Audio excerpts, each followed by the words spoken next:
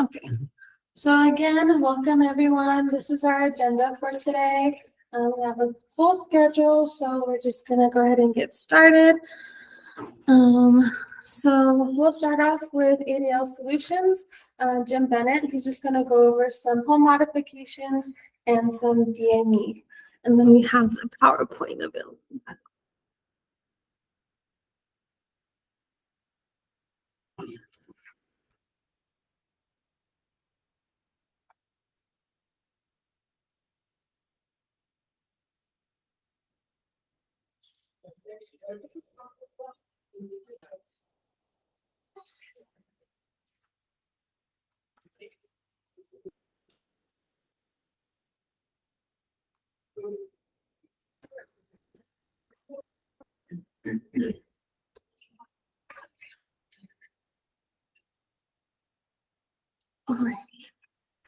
Okay. Well, first of all, thank you for having me come up here. And if you meet everybody, that's probably the coolest part is we deal with everybody on a daily basis, and we just never really get to meet the people. So this is for me, this is pretty phenomenal. And everybody here, all the work that you do is in my heart is phenomenal to help each and every one of the people. So I don't know if Sherry can hear me. Can you hear me, Sherry? Yeah, Jimmy, I can hear you. Todd and I are both here.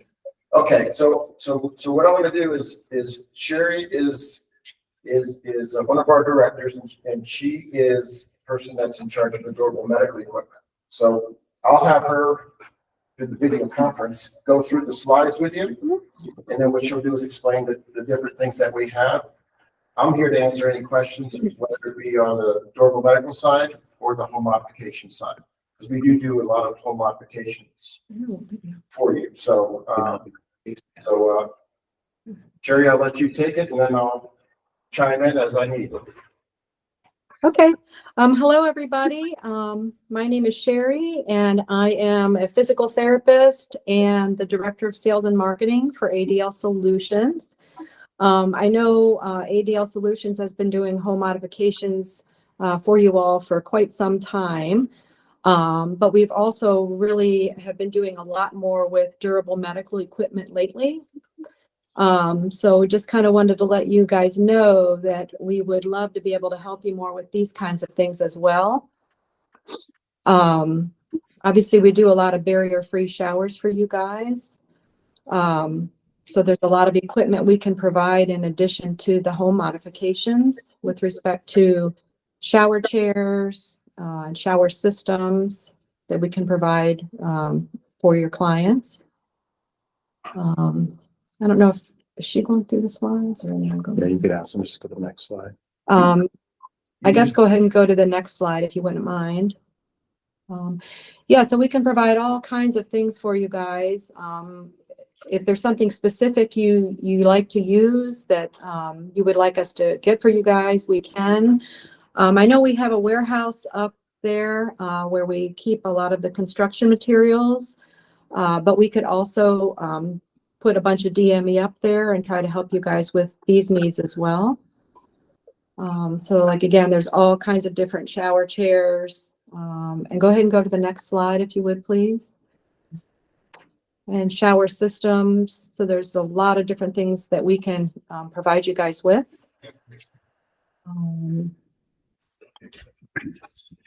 And then just miscellaneous bathroom equipment, just all kinds of different things that might be helpful for you guys up there. And then wheelchairs. I know we've been asked about wheelchairs and wheelchair repairs, but we can definitely provide you guys with wheelchairs, manual chairs, transport chairs. If you want to go to the next slide, if you need a reclining chair. So yeah, manual, all those different ones. The wheelchair repairs, I know we were asked about that, and we would love to be able to help you guys with that.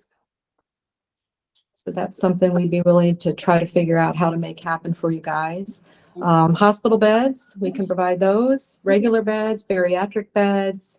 We can provide pressure reducing mattresses and overlays, bedside tables, and then obviously floor lifts. We've got all kinds of different floor lifts that we can help your clients with, including freestanding lifts.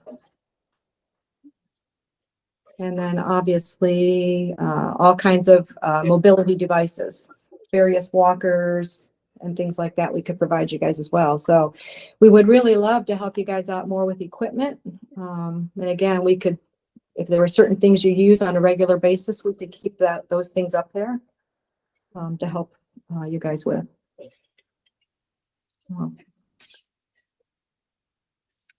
You want to say something? Yeah. Hello, my name's Todd. I'm Jimmy's business partner with ADL.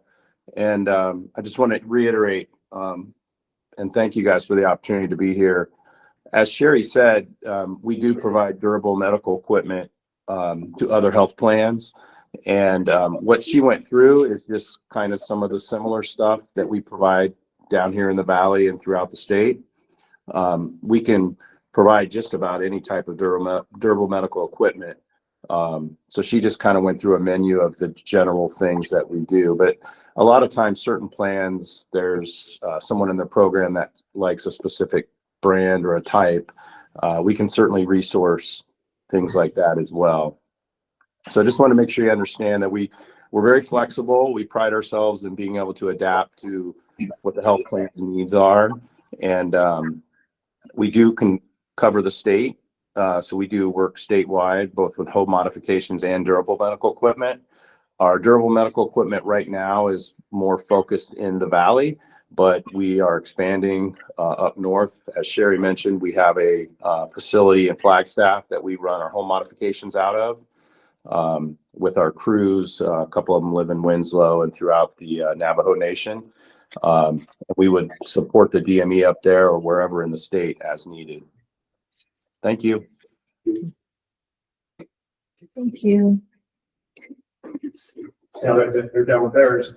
So is there any questions? We'll open this up to the floor for any questions on the durable medical equipment, anything that you had in home modifications that you always wanted to ask but never got the answer. You deliver on to the reservation and then put the beds together. Yes. Yes. So that's actually a great point. So a lot of durable medical equipment companies go out there and they'll provide the equipment, but they won't assemble it. For example, grab bars are a durable medical equipment piece. So like if somebody came to the ALTCS program and said, hey, we just need grab bars, that would be considered durable medical only. So they would actually deliver it, but they wouldn't install it. So then maybe 3 or 4 years later, we come into play, and maybe we're doing a modification on the shower, and they say, well, we had these grab bars under our bed because, the durable medical equipment company dropped them off. Same thing with beds and such. We've been there before where, a person was given a high-low bed, for example. They did not use it because they didn't know how to put it together. It was just dropped off. Anything that we deliver, we will put together for you. So for us, it's really important that we really service the client. It's not all about just making the sale. It's not like, oh, let's make the sale and get the money and we and then go on to the next one. If they can't use it, because in a lot of cases we'll bring a piece of durable medical equipment and they'll say, this isn't really working for us. So at that point, we can actually go back to the managers, to the nurses, and say, hey, this isn't really working for the client. Maybe we suggest this instead.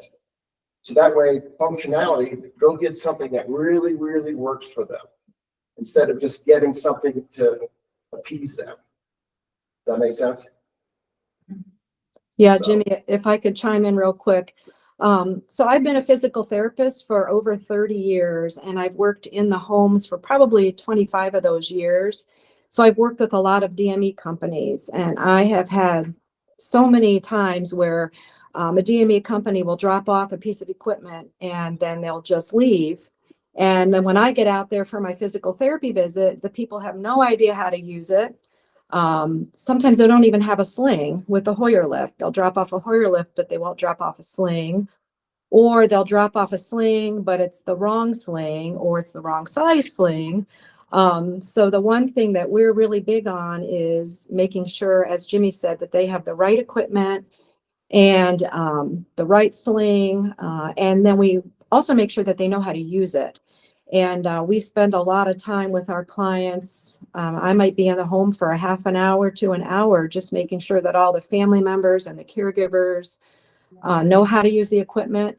They're safe using it and they're comfortable using it, because if they're not, it'll just sit there and they won't use it. So we're really big on training and educating the families, which kind of sets us apart from some other DME companies, because we have physical therapists and occupational therapists on staff. So our clients actually get a little bit of free PT and OT while we're out there too, which is a benefit.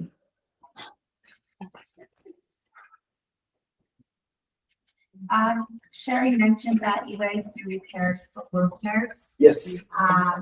What type of repairs? Well, it's for basically all repairs. I mean, it's, the big thing is sometimes the use of the chair has exceeded its, it's basically expired. When I say that, it's when we fix a part on a wheelchair, it's going to be stronger than the other part that it's working with, and then that's going to break. Okay. So it's best to get a new one. But we will try to fix it first. Before we make that suggestion. But I just wanted to make that clear, just for the fact that it's sometimes when you put a new part on something, it weakens all the other parts because they've already been fatigued. Okay, so, but yes, we do just about every and any wheelchair repair that you can think of. So.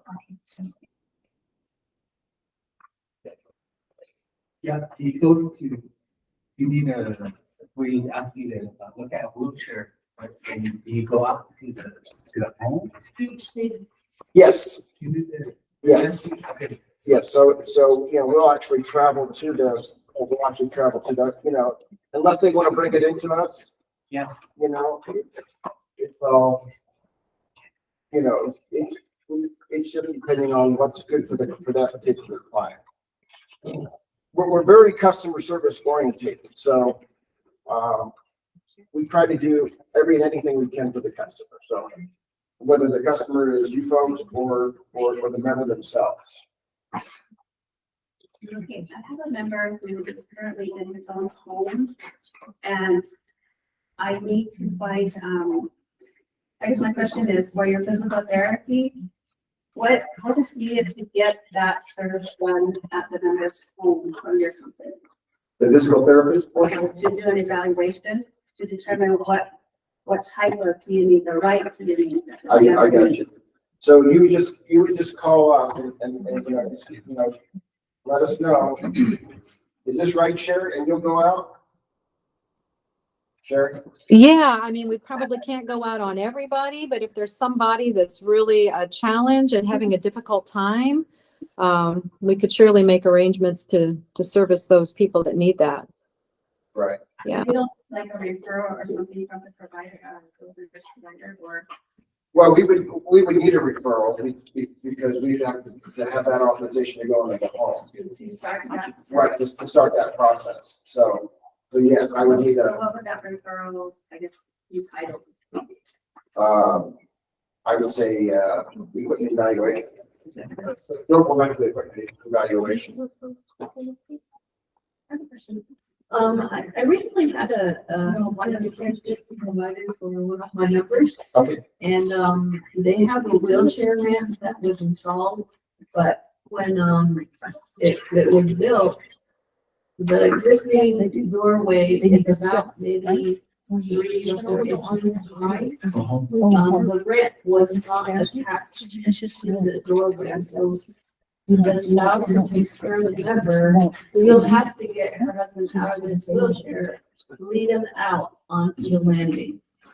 Okay, that, so if you'll give me that person's name, we'll go out there. It should be a level threshold. Every time Yeah. every time we put a ramp in, it should be a level threshold. So anytime that there's something like that, just give us a call, or you guys can even call the ALTCS department. They'll get a hold of us, but Yeah. you have you have our phone number on. I have Terry's number. Yeah, just tell, well, you have my number? Yes, you do have my number. I'm Jim Bennett. Okay. So you call me, let me know who the client, You guys are working on oh, we're already working on it. it. We've been in contact. I went Oh. there, yeah, I went there last week, there was still nothing done. Okay, I'll make sure. Yeah, Christine's working on getting.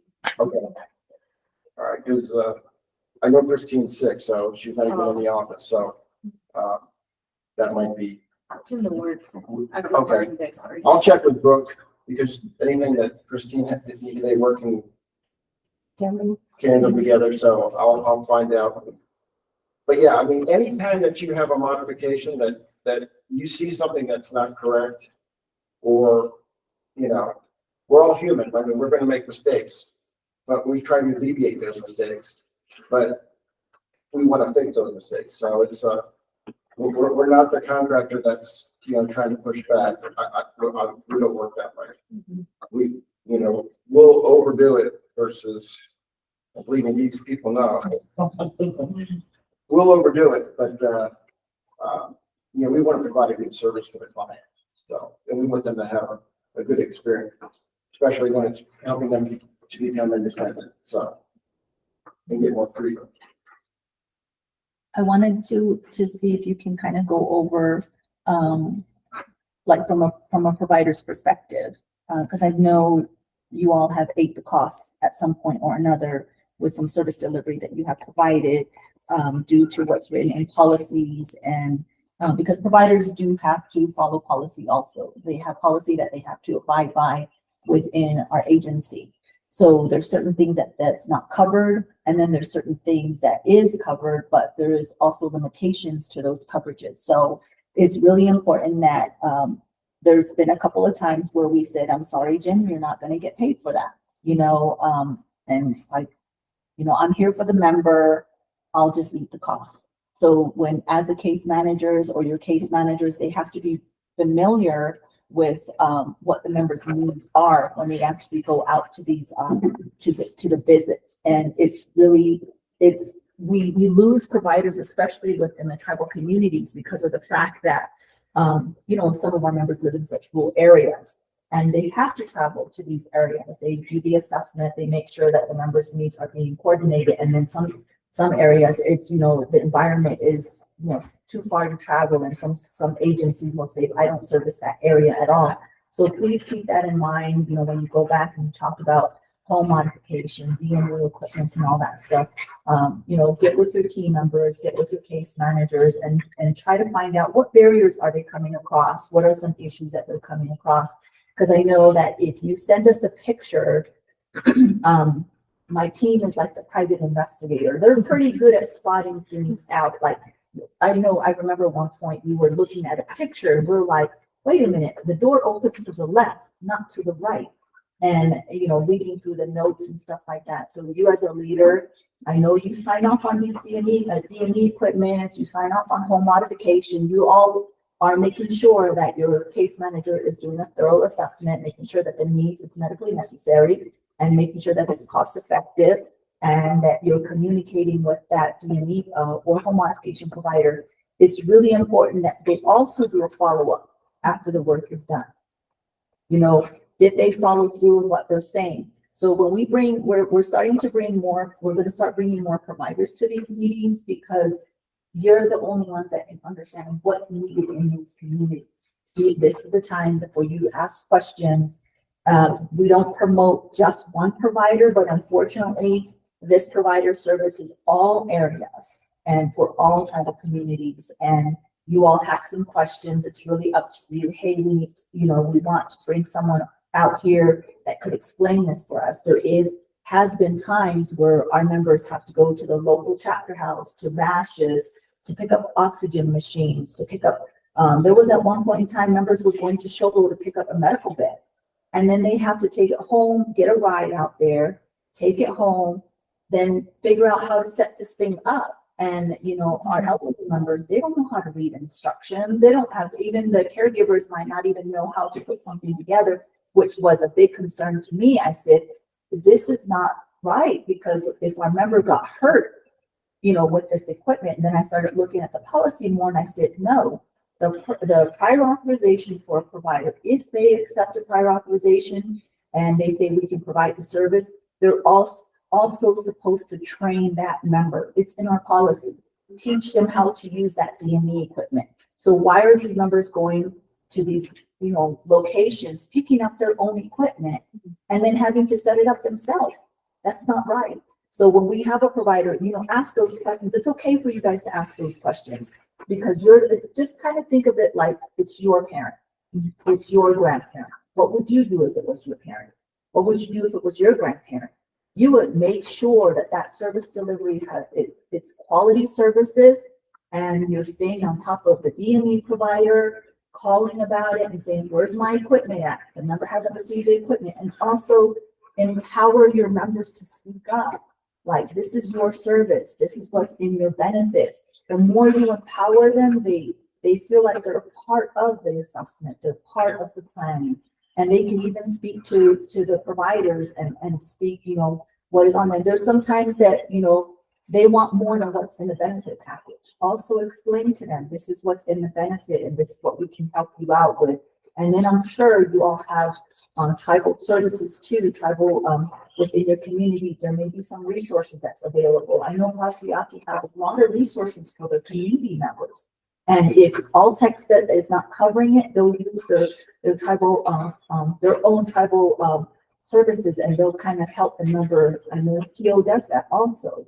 So, you all have to find out what's in your resource area, and when you do have a provider like this that's, presenting, and this is the time to ask those questions, what other challenges have you heard from your case managers? For me, if I'm going to bring a provider to you all, they're going to follow through. They're going to need to follow through on the prior authorization. They need to deliver services timely. They need to ensure that they're member specific, and they're also culturally sensitive to our members in the community, because it can be, it can catch you off guard if you don't understand someone coming into the community. And also knowing a provider that knows the service areas too, that's also a good thing. So this is your time to please ask as much questions as you can, because I want to make sure that there is service delivery happening to the members in the community, and that they're being provided timely. So please ask those questions. A question back to the home PT eval, if that was done by your company, would prior authorization accept that? Prior authorization is required for therapy, so you guys would just, or the case managers would just add it to your service plan, and then ADL could do the therapy eval. I'm not sure if you guys or the case management would need a script to add it to the service plan. That's not my area as far as like. PT and OT doesn't require prior authorization. So you just need to get it through your PCP, their PCP. For any medical equipment, to get the member properly measured, so the member receives the proper equipment that fits the member, including the home, Right.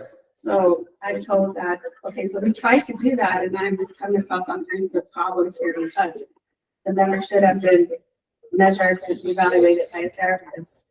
Right. So the nice part that we have is like we indicated before, we have people that are in the, and we call it the flag staff there. It's the Northern Arizona. We have the Central Phoenix, and then we have the Tucson aspect. So for us, it's not, as far as the you know, I'm sure in order to get, you know, like about a piece of durable magnet, you're gonna need a script from a PCP, so you're gonna wanna, you know, work with you can work with our OT or PT that's actually measuring for that equipment and say, okay, you know, they need this or this. And then get the doctor's script and then we can present it to ALTCS. Yeah, because the initial script just said, you know, Mary wheelchair, the height Yeah. and weight. But that wasn't enough because when that Mary wheelchair was provided, I am not you know, a DME. You know, I don't know what size it's supposed to be and all that. Right. But when it was provided, it did not fit. So now I'm running into like, okay, I think this person really needs to be seen by someone who does this, you know, to measure the sitting position, Right, all that. right. So, Because it's, I mean, what you're bringing up is a huge point, especially not only for the durable medical equipment, but for the home occupations. And so when we're looking at what we're going to do for the client, we've got to see the motions. It's not what is your disability, what are your abilities also. We've got to figure those things in and say, okay, what can you do, and then work with that. A lot of times when you're dealing with a case, that's why I handed out my card. Jim, I've got a situation here where I'm trying to get somebody to transfer, whether it's for durable medical piece or for a home occupation piece. You know, I'm a great sounding board. You know, what would you do in this situation? And I'll give you what I think is the best process for us to go through in order to do it. I would say, hey, let me run up to the client's house and I'll work with them and just see what we're going to do. I can have Sherry go up on the durable medical equipment piece and do that. Todd can do the same thing. I was gonna say, Vanessa, I think you have the answer for this. So usually what I see that comes in is the member will go to their PCP.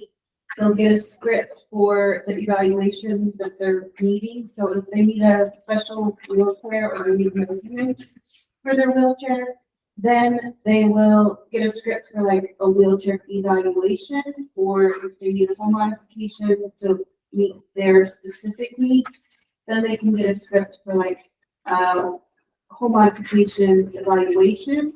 So that way, the person that's trained to do the service, like if you need a specialty chair, the company the durable medical equipment will come in and do their evaluation.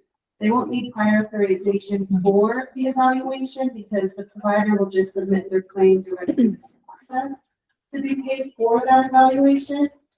But once they do their evaluation, that eval will get submitted with your PA for the durable medical. So they'll be able to give you guys the codes, the measurements, what their evaluation all entailed, and then we would authorize the equipment. I have a response to that. For our area, I had a situation with a member where I was trying to order a wheelchair. It's a high back wheelchair, and I went through the local hospitals. Nobody had anybody in their physical therapy department that could do a wheelchair evaluation. So, and they didn't have a form. So we were about to sit down and try and devise a form to see like what measurements would go into this care. But lucky enough, somebody had another idea, so we went with that. But sometimes IHS doesn't even have the specialized people who do the wheelchair evaluations. I have been in contact with some of the case management team at IHS. There's Dale over in, I think he's in White Rivers, and they'll send the referrals to the provider that you want them to send it to. So if you get the PCP to write it in their note as a prescription that they need the evaluation, then they'll fax the form to the provider, whether it's ADL, new motion, or the specific provider that you're wanting the equipment from. And then the member would just call that provider to set up their appointment to do the evaluation. Because some of those providers will do the evaluation at home, they'll do them in the clinic. It really just depends. There are some that take a couple weeks to get into the clinics, just because some of them do schedule out, 8 weeks, a few months back, they were like 3 months behind on getting the appointments in. But if they do write those prescriptions, they'll ask the members, where do you want us to send this? And the majority of the clinics do have the contact numbers to send those referrals to them. Or they can just say, can you share it with my case manager, and they can send it to which provider they're sending it to for the member. So I have a question on that, Vanessa. So when a case manager, it starts from the member. They go to the PCP, and if the PCP prescribes them a customized chair, it's going to be a custom chair, right? Then really the case manager will get that referral or the script. Then they'll find out which provider can provide this type of equipment. The majority of providers, DME providers, they, correct me if I'm wrong, most of the providers who provide customized equipment, they have a specialist that's able to do the evaluation piece of it and say, this is the type of, say if it was a customized wheelchair. They'll do the measurements, they'll make sure that they can provide that particular services, because the customized could mean it's anything with a chair. So they are specialized in that type of chair. So they'll do the evaluation and they submit, the quotes and everything to you to tell you this was done, right? They'll send their evaluation or what they decide best meets the member. They'll send that back to the PCP to sign. Okay. And then the PCP will send it back to them signed, whether it's physically signed or electronically signed. And then the provider will send it back to you to submit to us. So there's a kind of a back and forth for a second, and then it eventually gets sent back to us. So the majority of DME providers who provide customized equipment, they usually have someone on staff that will be able to do the measurements, do the evaluation based on what the script says. It really does start from the script. If the member's PCP says you're going to need this, because they know what equipment the members are going to need based on the condition of that member, they'll provide that and then get it over to the provider that they're going to do the evaluation with, right? Mm-hmm. Then once they sign off everything, this is what they have, this is what they can do, this is what's available to the member, then they'll send it back to the PCP, have them sign off on it. Once they sign off on it, they'll get it back to the case manager, and then it gets submitted. Mm-hmm. Does that answer your question? Yeah. Yeah, but I'm also thinking about what if you require a second bid? We did away with the second bid across the board. We did away with the second bid. I'm gonna say a year and a half ago. About a year and a half. So you're behind. We had said we didn't, there are times where we do get bids or quotes where there's unlisted codes. We have been in contact with a lot of the providers to have them kind of get an explanation for those codes, and we have met with a lot of the providers internally to go over their quotes, because there was a time where all of the codes were by report prices, but now they're more so maybe 2 or 3 of the codes that don't have prices, but we haven't really had any issues with quotes recently.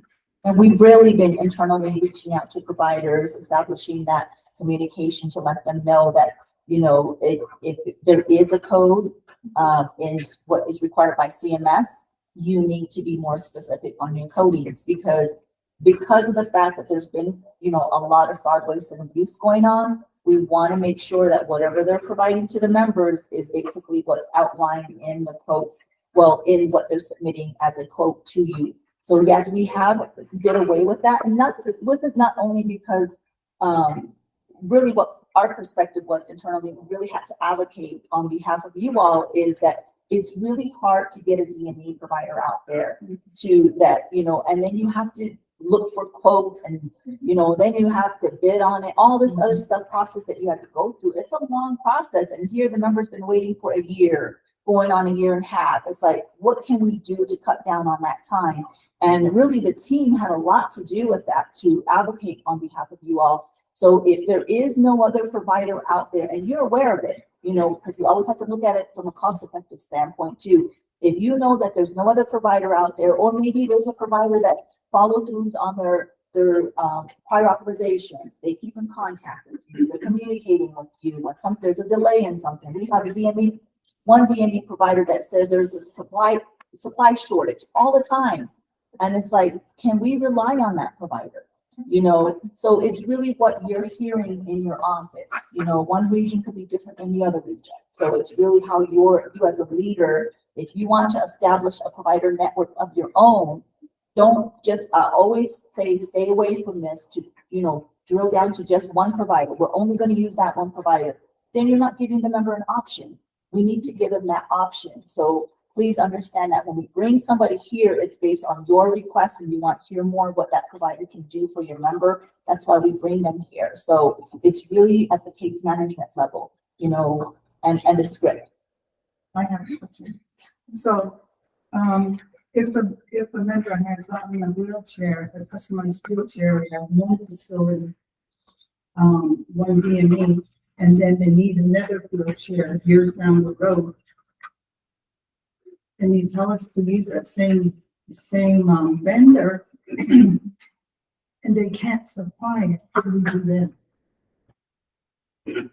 You want to answer that, Vanessa?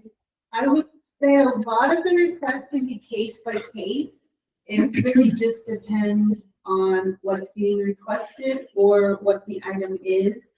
Just because some of the codes do have limitations as far as if the wheelchair has a warranty that lasts so long, or if a part or a HIC code has a limitation, then that kind of makes the request a little bit more case specific.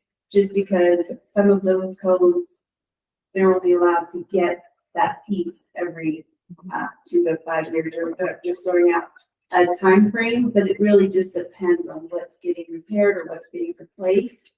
And then some of the requests, if that is the only vendor, or if there is a possibility that it's covered under warranty, we do have to go off of the least cost item. So if it does fall under a warranty, then we do need to know there is no warranty available for that piece.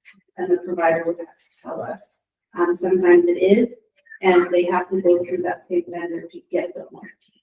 So we would have to have them repair that item through that warranty. So what if that vendor doesn't do that particular, doesn't deal with, the wheelchairs anymore?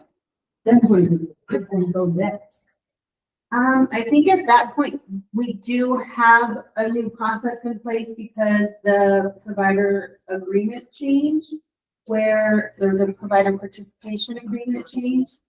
If there is a provider that's refusing to do a service that they do provide, that can be reported over to us, and then we can do our own internal investigations.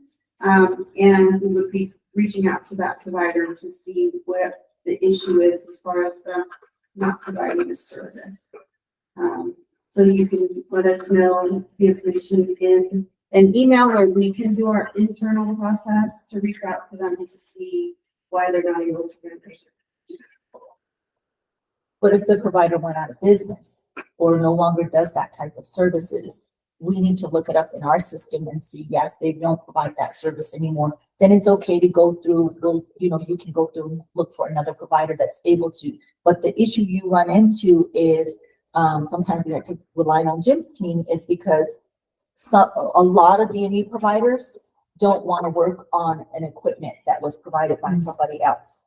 they don't want to because there's liability concerns or issues related to that equipment that was supplied by the other provider. So very rarely we do come across where we start helping the case managers to try to figure out, is there another provider out there? And I believe Jim has helped us with some issues before. Which that provider, there was a provider that helped us one time. We used, Ryder, I think. Ryder, yeah. They were able to do it. So there are providers that are able to do it, but a lot of them shy away from that. If somebody else supplied the equipment, we don't want to service it. So if you're running into that issue, then it's always good to reach out to my team and they'll be able to help you to find another one. We would always be available, you know, to help you with your client's needs. I mean, it's, it really comes down to the person, you know, to the actual people. That's what it's all about. A lot of companies won't fix somebody else's problem because once you touch it, you own it. But, you know, we'll take a look at it, you know, before we can evaluate, you know, because we might just say, hey, you know, this is not repairable. Instead of charging you monies for something that's not repairable, we would just tell you that, you know, this is not repairable, or we can get this fixed and it'll take X amount of time to get it done. You know, because it's like what I'm hearing here is that people need things, and then 6, 7, 8, 10, 12 months later that they'll get it. You know, we don't really work that way. I mean, it's we'll stay in communication with you and say, hey, you know, if it is a supply issue, right now we don't have any supply issues. So I don't know who's telling you there's supply issues. We don't have any supply issues right now. That's a thing in the past. There might be part issues, you know, maybe a manufacturer quit making a specific part. So then, you know, I mean, then we actually have to go and find that part used, so to speak. And then, you know, and then we can put it back together. But at least we'll let you know what's going on. And I think that's what I'm hearing is nobody communicates with you. Yeah. They just say, you know, okay, thanks. And we won't do anything until they contact us again. Oh, okay, we're working on it. It's a supply issue. I think it's not more or less a provider communication issue. It's sometimes the case manager communicating with the provider, or the provider's trying to reach the case manager and somebody not picking up the phone. And we all know the reason for that. Everybody's busy. They're on a caseload. They're doing home visits. It takes a while to get back to you know, to the provider and provide that feedback. But as long as their supervisors who are here, they communicate with their supervisor, then it just kind of opens that door to communication. We all have an open communication. There's a member with a high need or a need that really needs to be, you know, coordinated. They'll be the one to actually work with the provider if needed, if the case manager had a high caseload and is trying to keep up with their caseload. So it's a communication not only on the provider side, but it's also on the case management side also. Yeah. I know Sonia had a question, then Byron, and then Casey. In regards to the home modifications, when we submit the paperwork, Access sends it to different contractors, right, to get a different bid, or do we select our own? Are we able to select who we want? Because usually Barrier Free does all of mine. I've never worked with his company before, so I don't know. Where do you look at your? In Guadalupe. Oh, Guadalupe. Okay, that's probably why. We actually haven't. We've only seen one or two bids. So he lives in Phoenix, so he's going to be. He won't travel up north here or go down far south. So with our internal process, we do get the request from the case manager. Then we send them out to all the contractors that are Access registered.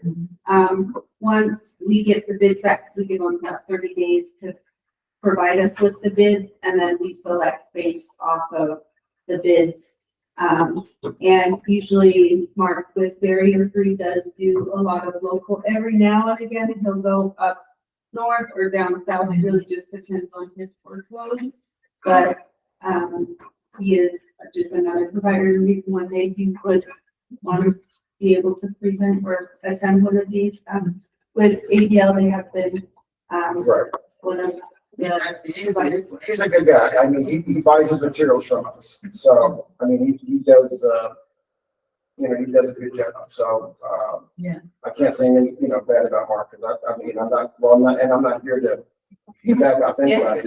I just didn't know we were able to select our own contractor or how that, It if it depends, changed or it anything. depends on your service area. So, yeah, like say within the urban setting, there's more, you know, home modification contractors out there.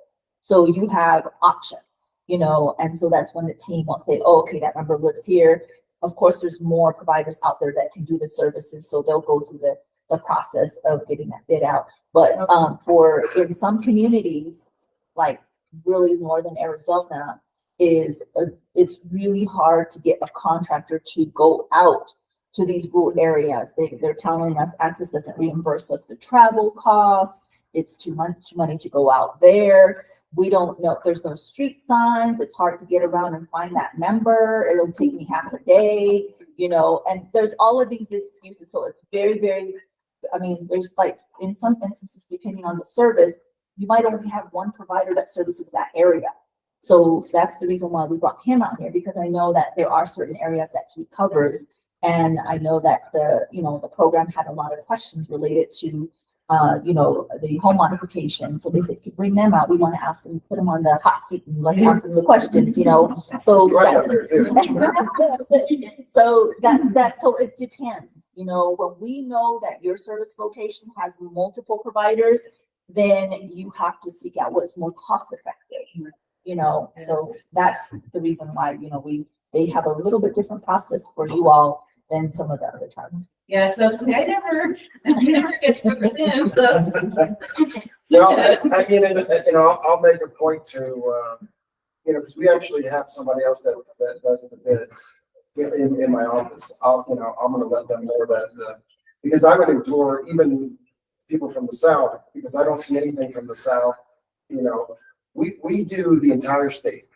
So, you know, we've invested in, you know, in vehicles to actually get to every place that, and be able to bring materials to every place in the state of Arizona.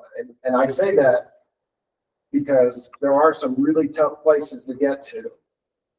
We have 4-wheel drives, we have big trailers, we have box trucks, we have special vans. I mean, whatever we need in order to get the customer their durable medical equipment or their home modification, you know, we've invested, only because I know it's very difficult. I mean, sometimes we're driving on the side of a mountain, down on a wash, and, you know, to get to somebody's place, but it's, you know, sometimes, and believe me, we've been on the side of the road, we pulled out ourselves, you know, because, you know, sometimes it's very difficult to get to the location, but we will get to the location and get to the member, so. You had a question? Yeah, we have donkey trails that we use out in the mountain. Well, you need, Brian, you need to give me those maps. The donkeys come in front of you, you can't get around. Well, so you were saying that, you know, she's right there. I mean, my old office used to be literally right down the street from there. So I mean, right off the Priest. So it was, you know, to do your evaluations would be very easy. My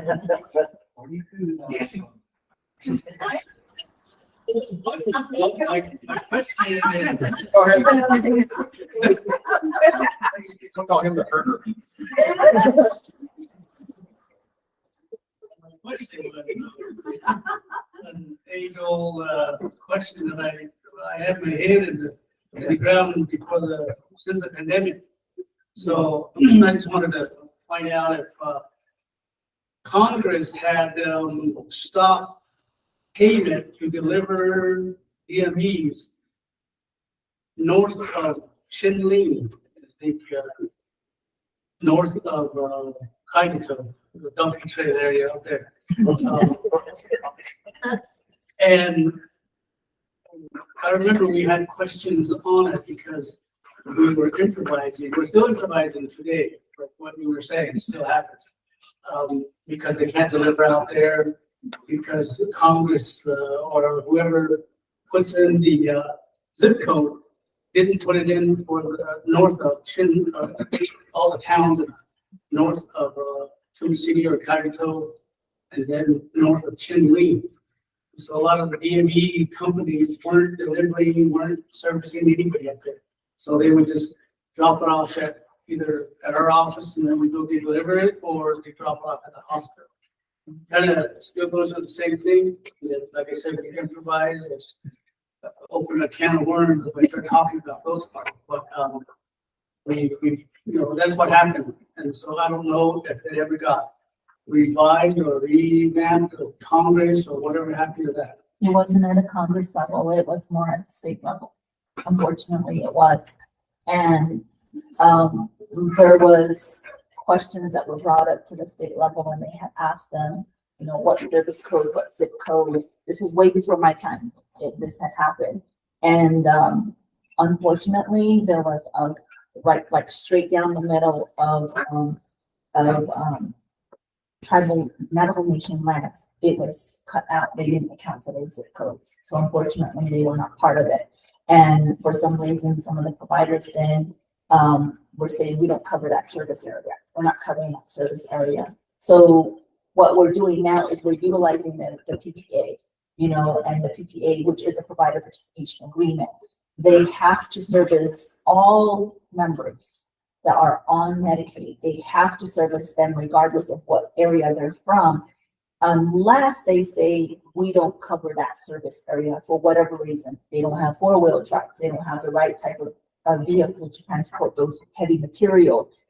They justify enough to say we don't cover that service area. That's why we're bringing him here. He's saying to all of us, we heard him say, we will provide services in those areas, so we do have someone. Unfortunately, I think oxygen is the next one that we're going to work on, because I think oxygen is still the same issue too. Yes. With some of the members, and that's a big problem. And I've already voiced that to our leadership internally. Unfortunately, I don't know who said or what was said, that they just totally cut that zip code down the middle of Navajo Nation. So that's still in conversation. They're still working on that piece of it. But on the back end, we're utilizing the PPA. And we're saying, if they tell us we don't cover that service area because, we don't have the right vehicles for it, it's hard to get to those areas, we don't have the bandwidth, we don't have enough of, employees to cover that service area, we won't make them, as long as they're servicing the other members. But if they're able to, provide services and they're coming to these types of events and they're saying, yes, we can service your member, but then all of a sudden they say, we don't want to do business with you no more, then that's a problem. Then we have to actually go through the process, which is brand new. I believe we have one provider going through this that we're dealing with, who's saying we're not going to service your members. We're actually going through we have a terminating process now. If they refuse to provide services and they're just saying we don't cover AHP or tribal ALTCS or any American Indian health plan, then we ask them why. You signed the agreement that you are going to service all American Indian, no matter what plan they're on, all Medicaid members. Why are you not servicing this member? If they say we don't contract with you, we don't do business with you, then we educate them. And if they still refuse to do it, then we actually go through the termination process with it. If you can't service our members, our American Indian members, you don't need to be in business with access. You need to understand that all Medicaid members have a right to the same services that the MCO members have. So we're pushing that through. And so right now, we did find out that there are some providers who don't know our tribal community. They'll get lost. It's like, oh, you get to that chapter house, go 2 miles down, you'll see a big old bush, and then you turn to your left, and then you go by the wash, and it's like they get lost, So we have to understand. That's why it's important for you all. Go back to your office, go down the list. What is a high need? You know, reach out to these providers before the need is needed and start working with them. Bring them out to your quarterly meetings. Have them introduce themselves. Let them know what they have available, what they can do for your community, and also test them. Do you know our community? You know, how well do you know the community? You know, do you know about our cultures? Do you know about the language? Or how many people do you employ that can speak the language? So our elders have a lot of questions. You know how my dad was, you know, and he'd be right there watching you. He'd be like the contractor himself, you know? So you think about it from that perspective, you know your members. So, you know, just, it's really your responsibility to make sure who can we bring? What services do we need? Let's start reaching out. Let's bring them in. Let's let them know and educate them, because reimbursement also is another issue. There's providers that say access isn't paid enough. You guys don't pay us enough. It's not even worth on, you know, our time to go out there and provide services. The rates are an issue. We can do something about that. You just got to tell us, and then we can really advocate and say, hey, there's a high need. There's only one provider willing to go out there, but they're asking for this. Can we do it? And then that's when we start working with our medical director, our AD, and let him know there's only one provider and that member needs that service. And we can work with you guys on that. So, but if we don't know, we don't know. Byron, if you ever need anybody that needs equipment and such, you just bring your donkeys and I'll go with you. All right. Casey got it. Casey got it? Casey got a canyon that when you get on top, it's an eagle way down there. So. But no, I really do get all your concerns and such, especially with the delivery aspect of it. So. I don't know if you would be able to help with this, but maybe Rachel, your team could assist with me for me. I have a member that's currently in the valley. She's unable to come back home because the ventilator that she uses, no one in the northern part of the state is able to service her machine. So she's basically held hostage in the valley, and they're wanting to come home, but that's the issue. It's that there's no one to service our machine.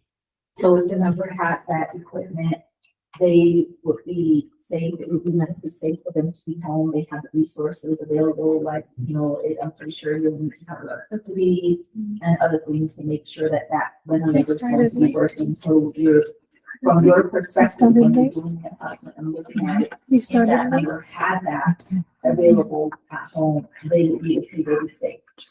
Well, not specifically because they need that machine serviced and no one to service the machine. And how often does it get serviced?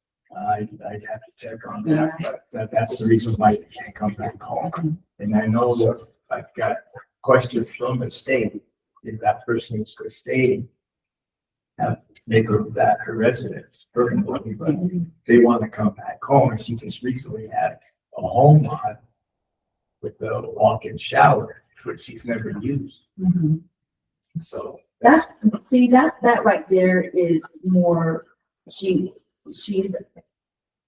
from your community, and she's culturally centered when she's in that community. She feels safe there, and that's her home, you know, and we need to do what we can to help you, but we also need to find a provider that will be able to service that member. So that's when you start reaching out to providers. Start going down that list. I know you all hate to go down that list, but go down that list. Start reaching out, and if they say we can service you, but or they might say to you, let's just look at it on the negative side, because that's what we hear a lot is we don't service that area.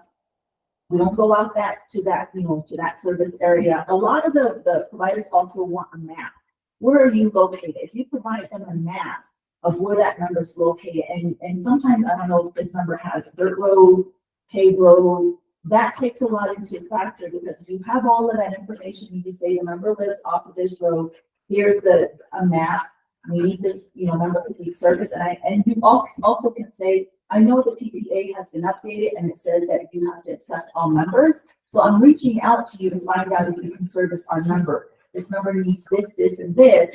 And then so you now have the power of understanding what's going on, and they know that they have to apply that PPA, then you'll be able to kind of be one step ahead and then start reaching out to them. And now if they tell you, I can't do that area because the reimbursement rate is so low, it's not even worth my time. But if the rates were okay, if they were good, are you able to accept the number? If they say yes, and what's the reasonable rate that you would charge? Then let them give that. Then you can provide that to us. You can say, I checked this person, this provider, and I only got one that's willing to do it. But this is the current rate. You told them what the rate was, but they don't want that because it's so low, but they can do it for this rate. Mind you, you have to be cost effective and let them know access is a cost effective, studies that need to be put in place. So if you do your research, I guarantee you can get more providers out there. A lot of them don't know about this. I've done that already. I've asked them, once they hear Hopi reservation, they say, we can't service out there. And did they say why? They just said, we have no one to come out there, but I haven't used your name, so I'll use your name. The majority of times that you change your mind, but now my team does a great job now. They actually put a script together, they go down the script, yes, no, and then we actually literally got, our legal team involved in this too now. So we have the support now. But I think Vanessa might know what I'm talking about, because she did reach out. We were having an issue when she first went down, because she had to go down because she got ill and she was swollen out from two PCH. And there was incentives she had to stay. Yeah. So I think the providers Los Niños, or that's who it was originally, but she wasn't on a vent initially. I think she had it as a backup. I'm going off memory here, but Los Niños likes to be within 3 hours of the residents. I know there is a new provider. I think they're out from Tuba, or they're kind of by the Cameron area. I could email you their Okay. contact information, Okay. but I know of one other provider that's newer up near the Flagstaff area, because there's a member out of your office that uses them for their vent supplies. But I can get you their contact. I don't know if they'll go out to you, but I would think they would be within that 3 hour radius, because that's usually what I hear from the providers. They like to be within 3 hours, because a vent's always a rental because they have to service it. But it's not really a rate issue. It's always, they just want their RT to be within a 3 hour radius. And then I have seen some of the members get a second vent in case they need more time to get out there. So that way the family can put them on a second one, in case there is an emergency and there's something wrong with the first one. But everything's case by case, and it would really just be if the PCP is comfortable sending them home with 2 vents as a backup. But Yeah, from your case, it looks like you have to really look at the medical case of that number. But like any situations you have on that, always reach out to the team.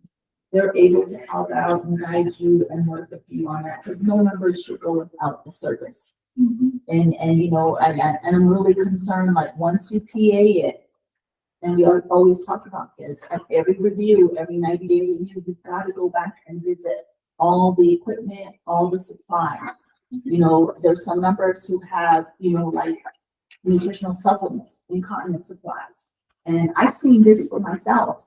And you go into the house and there's stacks of those incontinence supplies. I don't think you need this much anymore. You maybe don't need it anymore, and sometimes also the communication of some service delivery.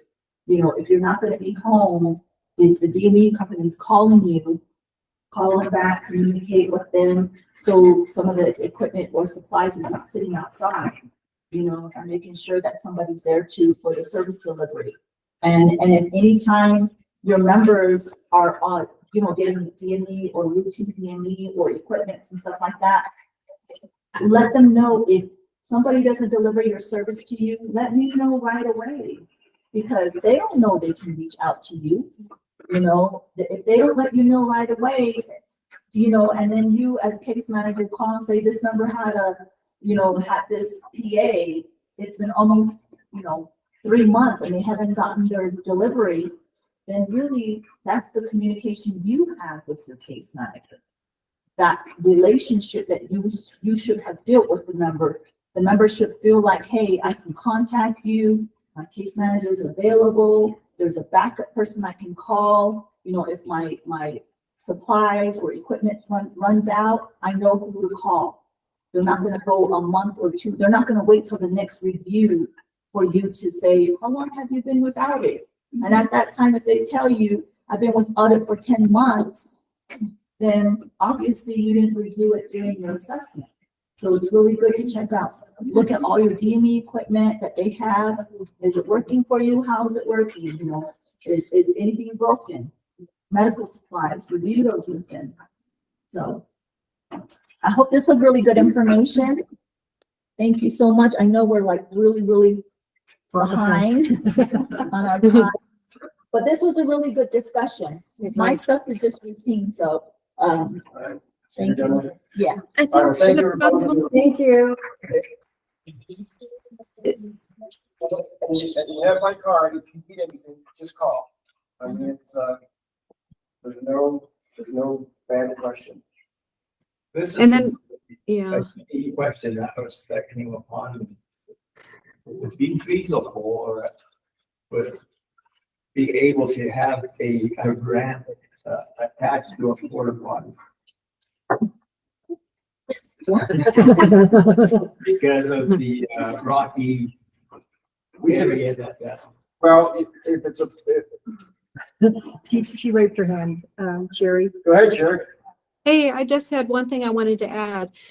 Since we have the facility up there and we have the crews up there and we have the vehicles and we know the area, is there, like I was mentioning before, we can stock DME up there. We can stock beds, we can stock wheelchairs, we can stock lifts. So is there certain equipment that you guys are needing a lot?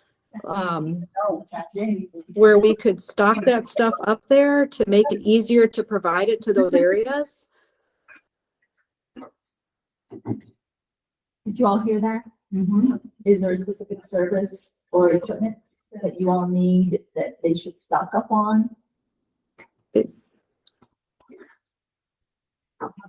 Is it hospital beds or wheelchairs? Because if there's certain things that you guys are needing a lot and you're having trouble getting, we could certainly, like I say, stock our facility up there so we have the equipment up there to be readily available for you guys, if we knew what.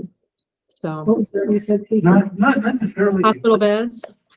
Yes, good morning. I was kind of late, but apologize. My name is Casey at City. I'm the supervisor for the city area navigation. So I cover the western area and Navajo Mountains, Watermont area. So it's kind of questioning why donkey trail over there. So, and we kind of we are in the remote areas and we communicate differently, so we kind of don't watch you around or bust your windows. So, Hi. Casey, no. Or shoot me.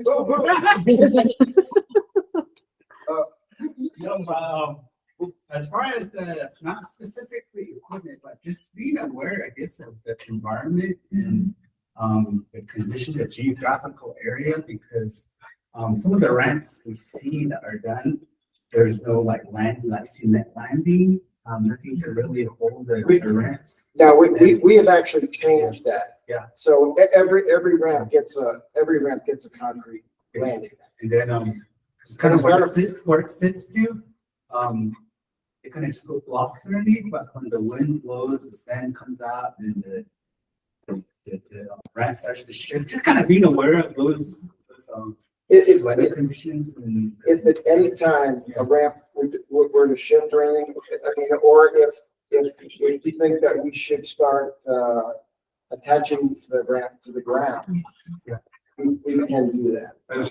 So it's, but I totally understand where you're coming from with, with sand and stuff. It's, that's why, actually Vanessa and I, went through the process of starting to add concrete because it just made more sense because we would put the ramp down and then eventually the dirt would, the sand would create another barrier.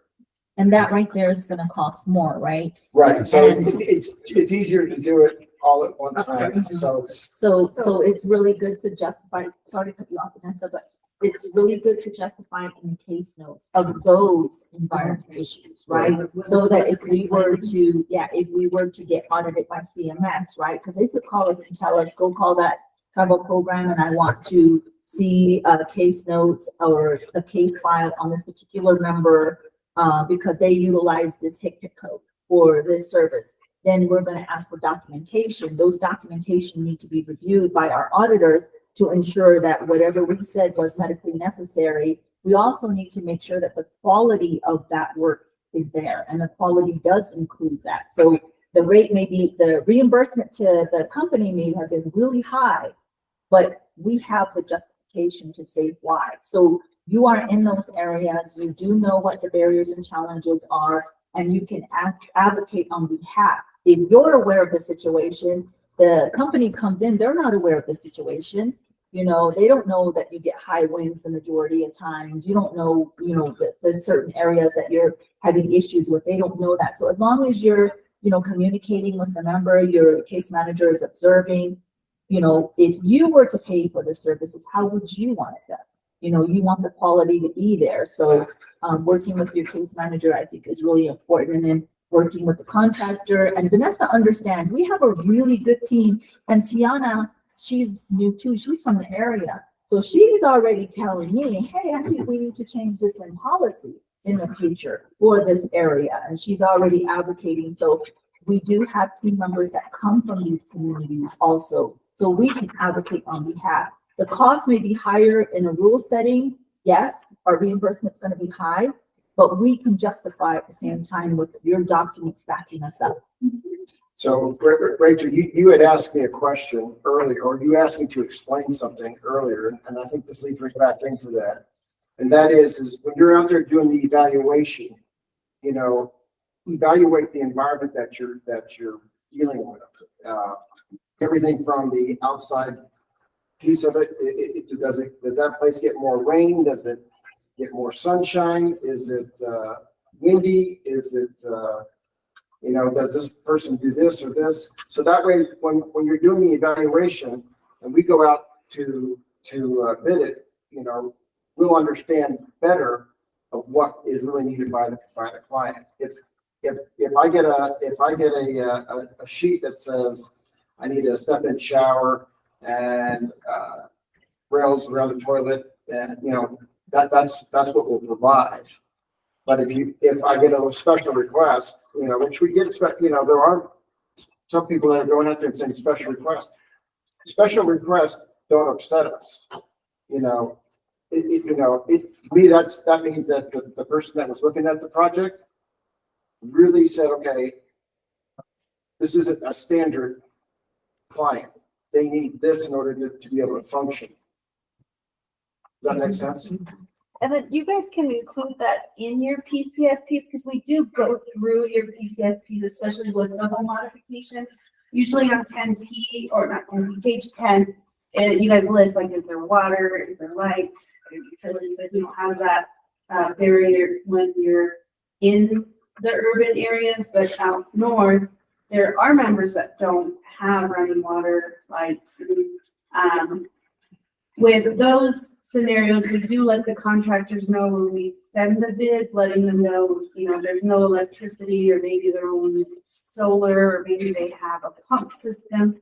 But at least that way, when the contractors go out, they can pre-cut their lumber, they can pre-cut their measurements, or they know to bring out tools that run on battery or extra batteries and maybe even a generator. But if there are homes where it is sandy, if you can put that in your PCSPs, like the member's home is on a hillside, there's a lot of wind.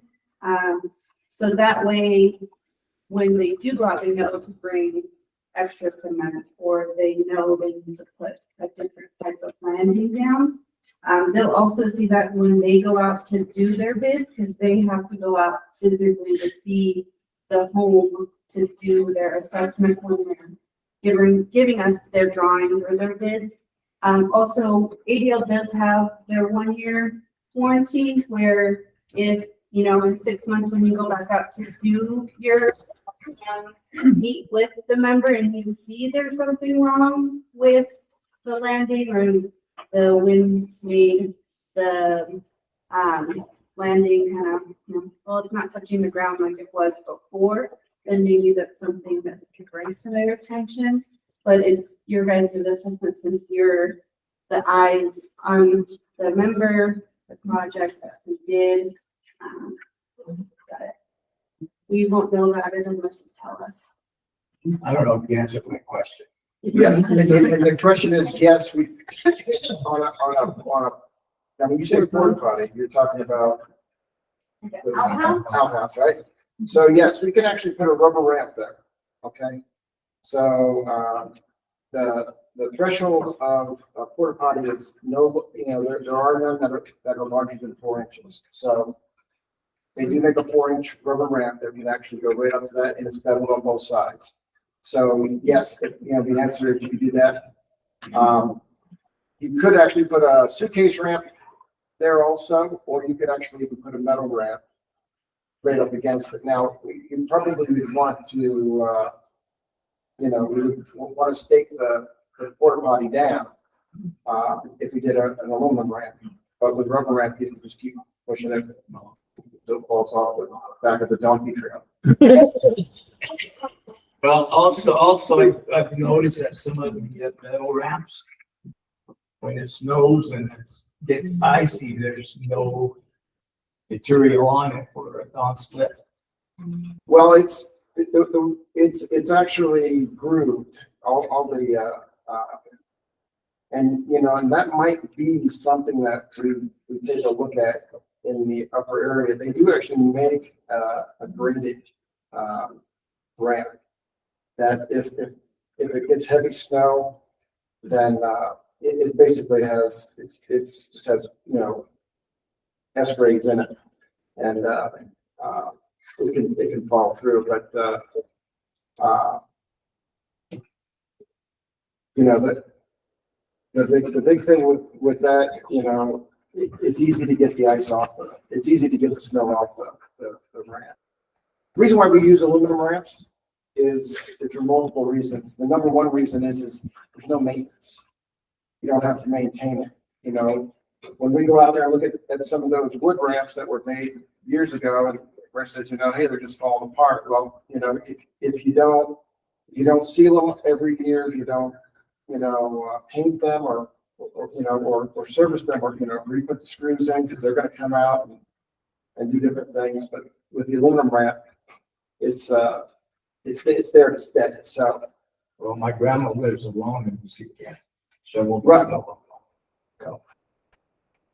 Well, then she has a really good grandson. That can come over.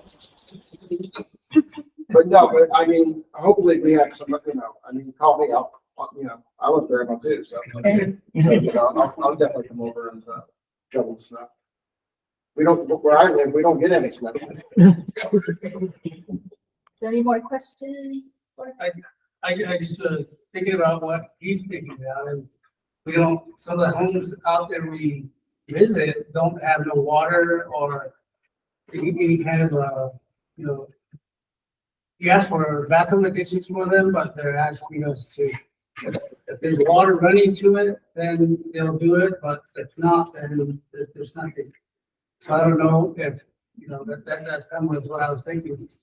How can we, you know, how can we help them with this home modification, or, you know, like, porta potty that he's talking about, could that be done or some other that could be put out there? Because some of these, homes have outhouses that are dilapidated, got holes in it, and so like, there's families not available. They just live like that out there. So I don't know if, if some way, the home modification or a DME that, could be modified so they could, take a bath, put a tub in there, put some sort of a bathroom additions, it's happening out there, but it's not going to the ones that don't have water out there in the reservation facilities. There's programs out there, but it's geared so that there's running water and all that stuff, but we don't have running water. So, I don't know, I just wanted to throw out there and see what can be done with it. Yeah, what you're talking about is very true, because in some areas, there isn't no running water. They have to have somebody haul water to them, and then they have the attendant caregiver that goes out and siphon the water out for them and just utilize in the home.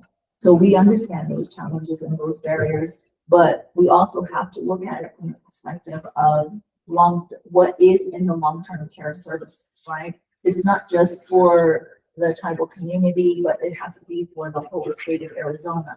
What can we provide as a state service to the member, and what's available to the member? So there has to be an existing, like for the showers, if there's an existing shower or a bathtub, how can it be modified so that the member can have a walk-in shower?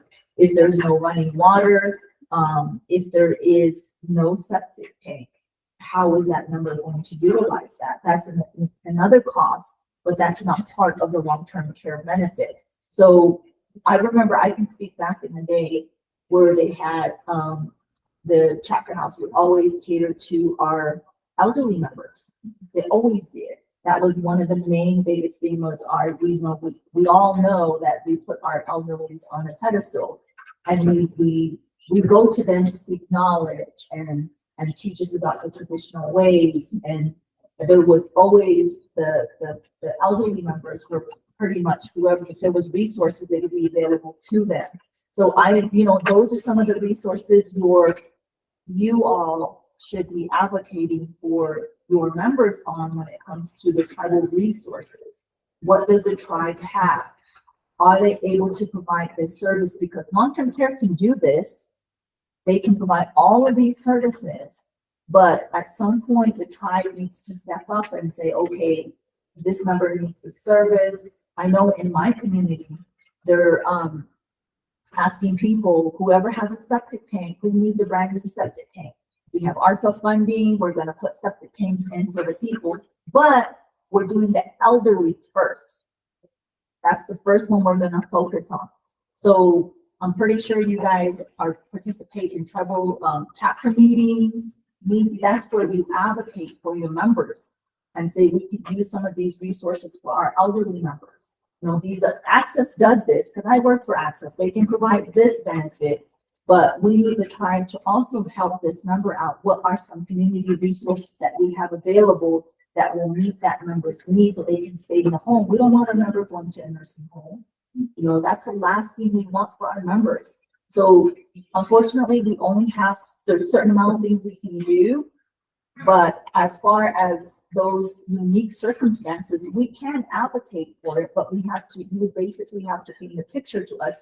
And that's why now I'm thinking after this meeting, our home modifications dollar amount's probably going to go up, because now you guys know what's available out there, right? It's going to go up, but then we can justify it. We can justify it with the case notes. We can justify it with the evaluation that is done on the home. We can say, this is where the unique circumstances are. No one really has painted a picture of how it is for our members in the communities, because you guys think it's just this and that's all it is. No, it's not. You're unique. You have very unique circumstances, unique environments that is way different from a member living in an urban setting. So it's really up to how you advocate for your members. I'm out of here. I'll hold my donkey and I'm out. Thank you. Okay, thank you, guys. Let's take a 10-minute break, everybody. So we're gonna take a 10-minute break. We're way behind.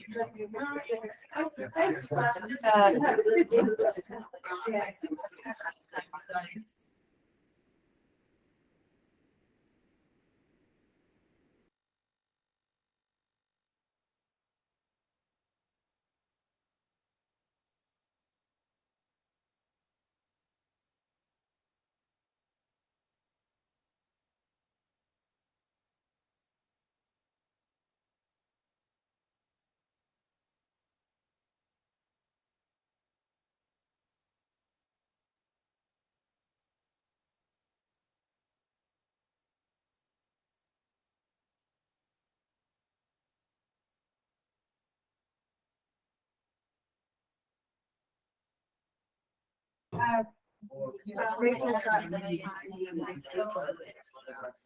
You kind of move it to it.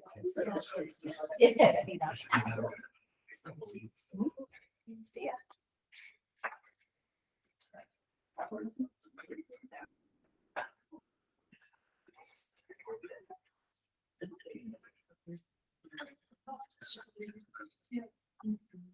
Okay, I think the majority of you all are back, so we'll go ahead and get started.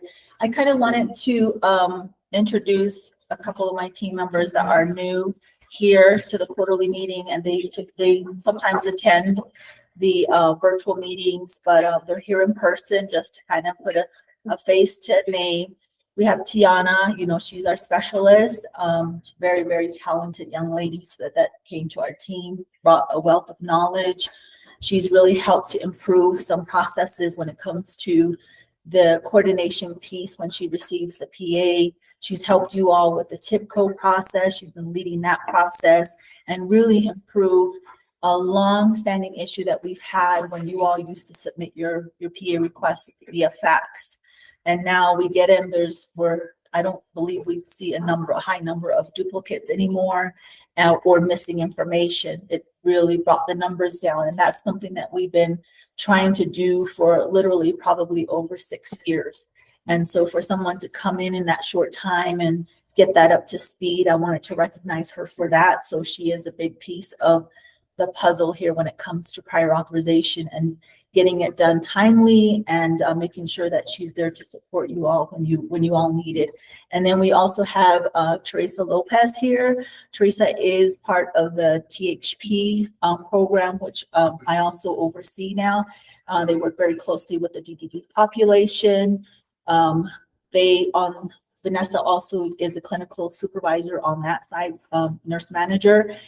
She oversees all of those acute care services. So she's on the vice versa on the other side, working with that population.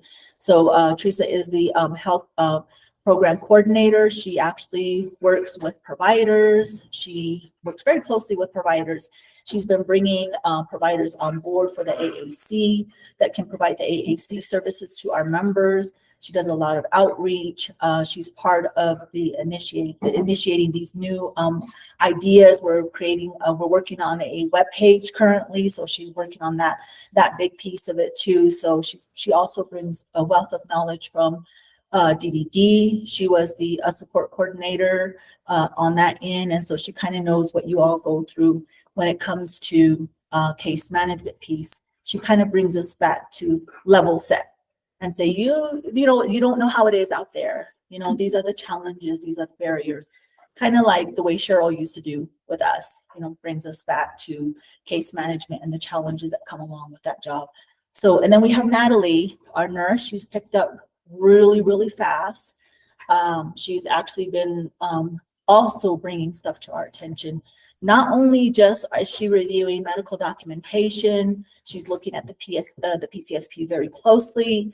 She's brought some quality of care issues to us, and we kind of reacted on that, submitted QOCs on behalf of those, working with our QOC team on that. So she is looking at those documents that you all submit to us. So we're wanting to improve the quality of care and services that our members get. So she's a really great addition to our team. We also have a special guest here, Farron Morgan. She works with DDD. And the reason why I brought her is to kind of brag about you guys. I always make you all an example. I always tell, no matter who I'm speaking to, I always say, we know where our members are at. We know what services our members are getting. They advocate for the members. They speak up. They talk about the challenges in the community. And what you guys did today, you showed a really good example. We hear you out. There's not that pushback of you don't understand. You know, there's always, what can we do to work together? What can we do to improve the service delivery to our members? You know, and then always giving member a choice. That's the biggest piece, is members having a choice, and having you all to explain that, you know, and advocate for our members, because you're the one, you and your team are the one that actually does the face-to-face. You do the visits. You go down those donkey trails and get to the members' home. You know, you do all of that. And that's a big piece of care coordination. So I wanted to bring her here and have her experience. This is how we do it. You know, this is how we work with our tribal members. This is how we coordinate. This is how we discuss. We make it member-centered. We make sure that we're providing these services, and we're making sure that it's done timely. And if there's any concerns related to timeliness, always bring it to our attention.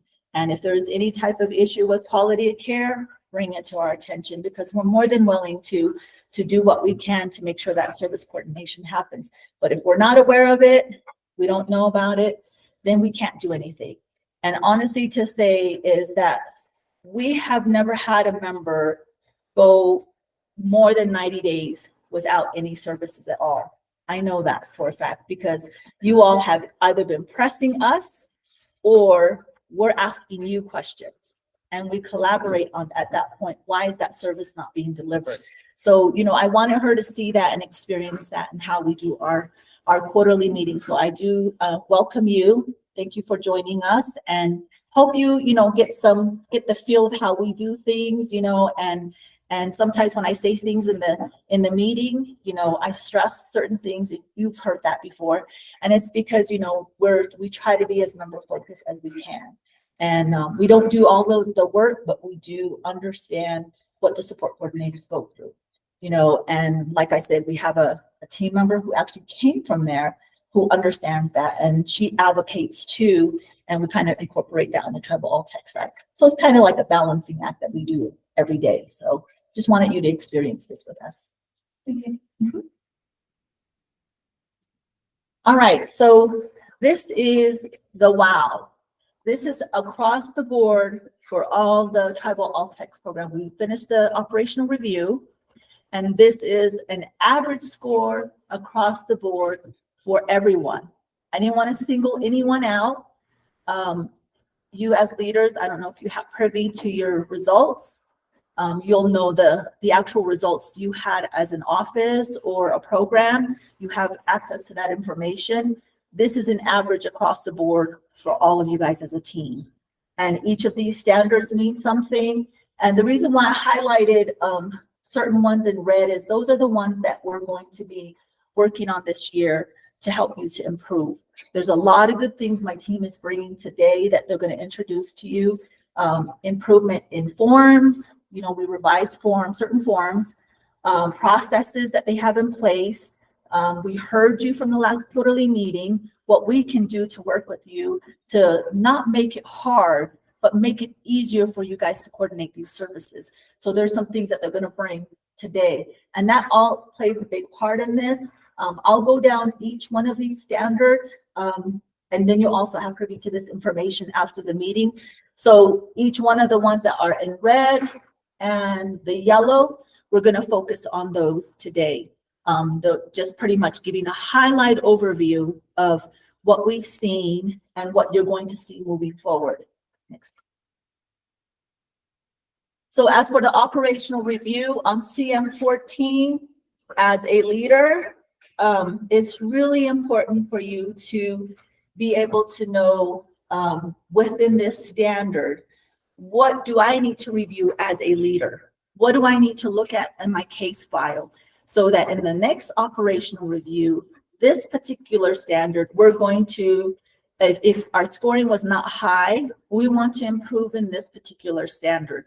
So these are some of the things that we kind of just wanted to bring to you. And this is all on your operational review. So if you want to go back and look at it and say, what are some of the requirements of where are the areas that we failed in or maybe having challenges in, let's go back and look at this. So overall, it could have been one program that brought everybody down, right? So this is our time here for the next year that we're going to focus on these areas so that we all have an understanding of what is required from us as a leader to review, and maybe we can help each other.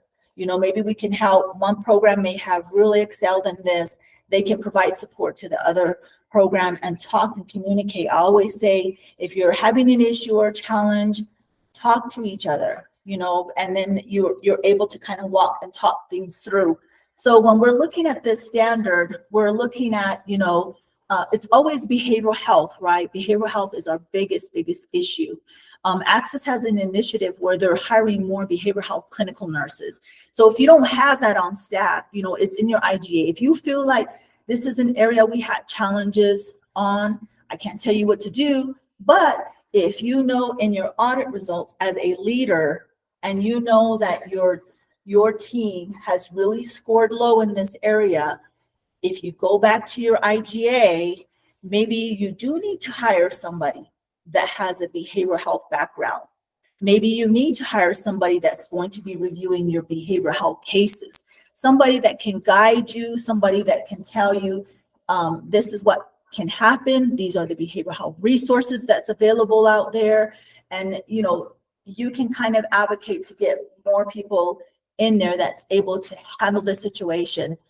I've been with a tribal ALTCS for about 4 audits now. And each and every time, this is the area that we fail in. I say we because we have to hold ourselves accountable to this too. So what can we do to help you all to ensure that we're providing these services? What can you do and what can we do to continue to make sure that our members have access to those behavioral health needs? And, you know, our members can go to any ALTCS registered provider. So some members may say, I don't want to go to, you know, that office down there, the counseling center down there, because I don't want everybody to know my business, right?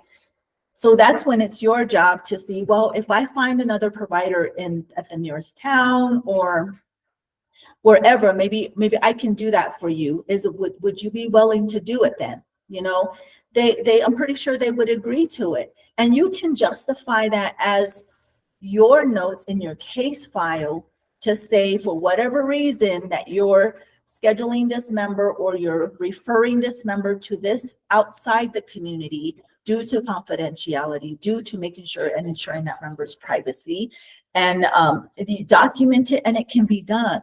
So there are specialists out there. We know our case managers are not behavioral health techs, they're not behavioral health professionals, but there are resources available. And at all else, when there's a really big issue or concern, it hasn't turned into an emergent situation or a crisis situation, you can always contact one of us, the nurse team.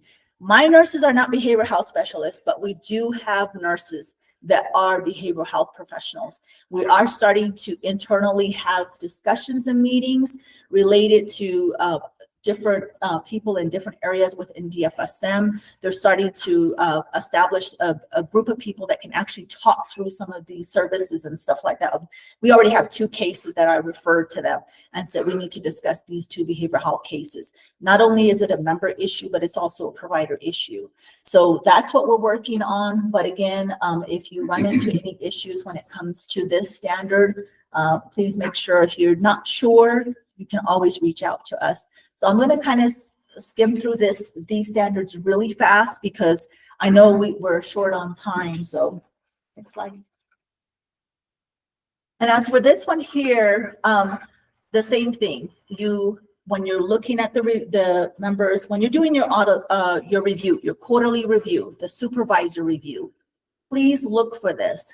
We know that in some of these cases, they were not on the audit report, right? On the quarterly audit questions, they were not on there. So you might not even have looked at this. But please know that it is in the policy. It is out there in our policy to ensure that, you know, your case managers are monitoring these urgent and emergent needs and making sure that they're, you know, whatever the PCSP is, they're looking at it, they're reviewing it with the member. If they identify something, make sure that they're documenting it, making sure that services are put in place for those members. If there's a special need that they have, you're able to coordinate those services and advocating for that member.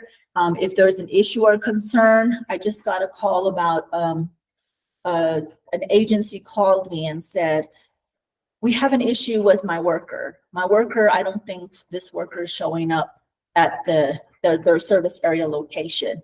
And I said, well, you have a policy where you are supposed to be making visits and you're responsible as a provider, that's your employee. You need to make sure that that provider is actually at that location using the EVV process, making sure they're clocking in. Don't just keep overriding their time, because the more you do that, you're putting yourself, your company in jeopardy. Because then if the member fell and something happened to that member, you're responsible for that. So if you need to be asking your employee these questions, why were you not there? How come you're not clocking in? The GPS is showing that you're clocking in at a different location. What were you doing over there? I need to know why you're not servicing this member, because according to my assessment or what was assessed, then, you know, what was provided to me by the case manager, you're supposed to be there at a certain time. So they monitor their workers also. So in this instances, you just have to make sure that, you know, if you hear of something, you know, and it's a worker, you can call the provider, whoever the provider is that you coordinated services with, and ask them those questions, you know, and let them know that, you know, you heard a concern, there's an issue. If there's issues with a DME item, you know, and if the member, you've really build that relationship with the member's not going to hesitate to contact you and say, hey, I haven't gotten something yet. So in that instance, you follow up with that. If it's an oxygen machine, if it's urgent, you need to get that out there. You really need to make sure that you're available to coordinate those services, making sure that those risks that you have identified or your case managers have identified, the needs are there in the event that there is an issue that could result in some type of health and safety issue. So those are the areas that we want to work on. And we always say documentation. Document the conversation. You know, we have a responsibility. Case managers have a responsibility. We have to be accountable for what we do, what services. Communication is really important. Member education is the biggest key, because members always have a choice. It's very important to educate the member about the services available, what's going on with their services. If there's going to be a delay, you've got to call, or if they get a call, let them know. If you ever run into anything, let me know. Communication is the key, and letting them know that you're available for them. Looking out for establishing a provider network.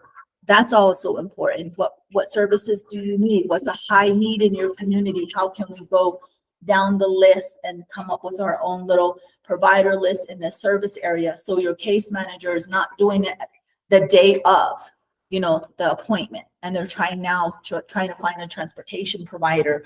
Do your research, put it together. We have the provider listing online. It takes some work, but someone needs to actually go through that list and educate these providers. Be proactive versus don't wait till it happens and the need is there, because the member might not make it to their appointment. And it might be a critical service that needs to be coordinated. So please make sure that you're identifying that. And then also, you know, always asking that member, are you okay? Is everything okay? You know, and that's just being person-centered, making sure that they're happy with their services that they're getting in the community. The next one is CM Standard 13. Again, the same thing. It's a lot like re-looking at everything, but it's like as they're having that conversation with the member, they'll get a lot of information from the member. If it's not written in the PCSP, it's going to be put in the case notes. And as a supervisor, you're auditing these cases on a quarterly basis. It's not just a checkoff. You know, my team goes through, they can feel your pain, because they sometimes go through hundreds of pages. just to approve a service, you know, and they have to read everything, and they look through the PCSP, and they look through even the facilities notes. They're looking at it and reading it. Has there been any progress? Has there been any changes? They want to make sure that everything is, you know, coordinated appropriately based on the need of that member. So making sure, again, it's always behavioral health. And I really hope that we get someone that's able to come in and help us even more. And we do have some behavioral health specialists here. You know, I always look up to Claude. Claude has a behavioral health background.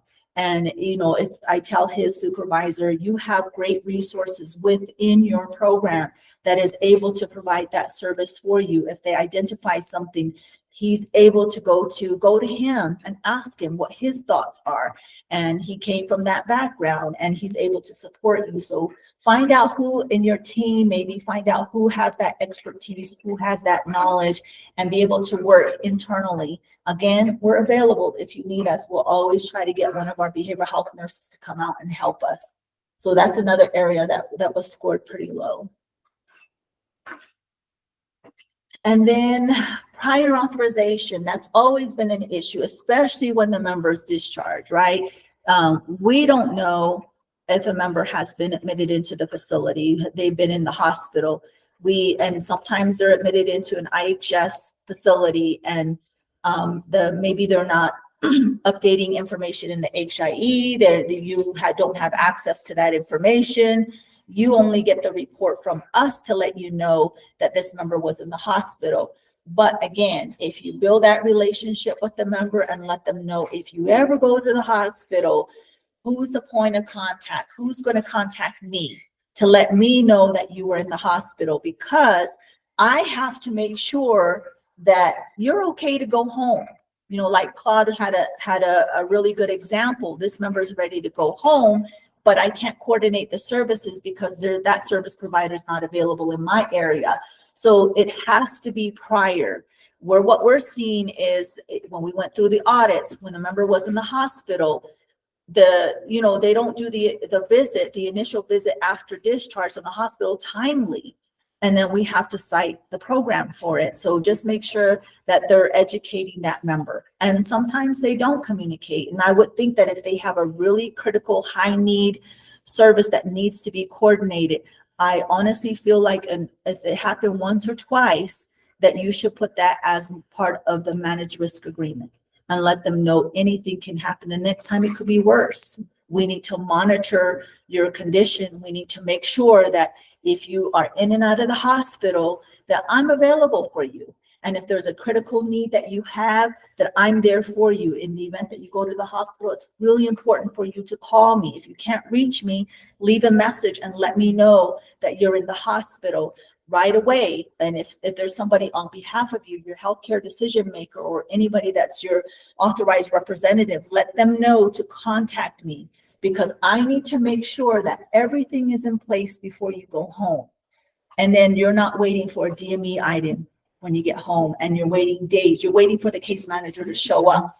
You know, you shouldn't do that. You know, and we have policies that are put in place that anytime a member goes into in a hospital, and they're in and out of the hospital, the member's health is declining. They're going to need more services. They may need a new DME equipment. They may need something else coordinated, but if they're not part of that discharge planning, they will not know what is needed prior to discharge of that member. And if you don't know of when the member was in the hospital, don't just move on. Document when you were notified that member was in the hospital. So when we go out to audit, you won't be cited in this area. You know, receive a call on such and such day that member was in the hospital, and educated the member, educated the family to contact Access the next time right away when they are not Access, but you all right away, so that I can provide and coordinate services prior to discharge. So that way we don't constantly see it. And if you know that your member's in and out of the hospital all the time, have those conversations with them. So this really does help you all when you're coordinating services, being proactive, establishing that network. Services are available for that member, whether they're in a hospital or if they're in a SNF. And what I'm seeing is members are placed in a SNF, and because the review is done every 6 months, who's checking on that member? What, during the assessment, has the member told you, I miss home, I miss my kids, I miss, just going out and just being free. I don't know what this person is saying to me. They only speak English. I don't understand them. I miss my food at home. I miss my grandkids. Listen to them and then follow through and try to figure out, how can I get this member home? Like that complicated case you were talking about. We can try to make that happen, but we can't make it happen if you're not communicating. So that's a lot of concerns that a lot of our members have, is they don't want to be there. They don't want to be in that facility. But if it's going to affect them medically, yes, of course, explain to them until you get this part, until you reach this goal, until this happens, then you're able to go home. So let's work on that. What can we do? What can I do to help you to get home?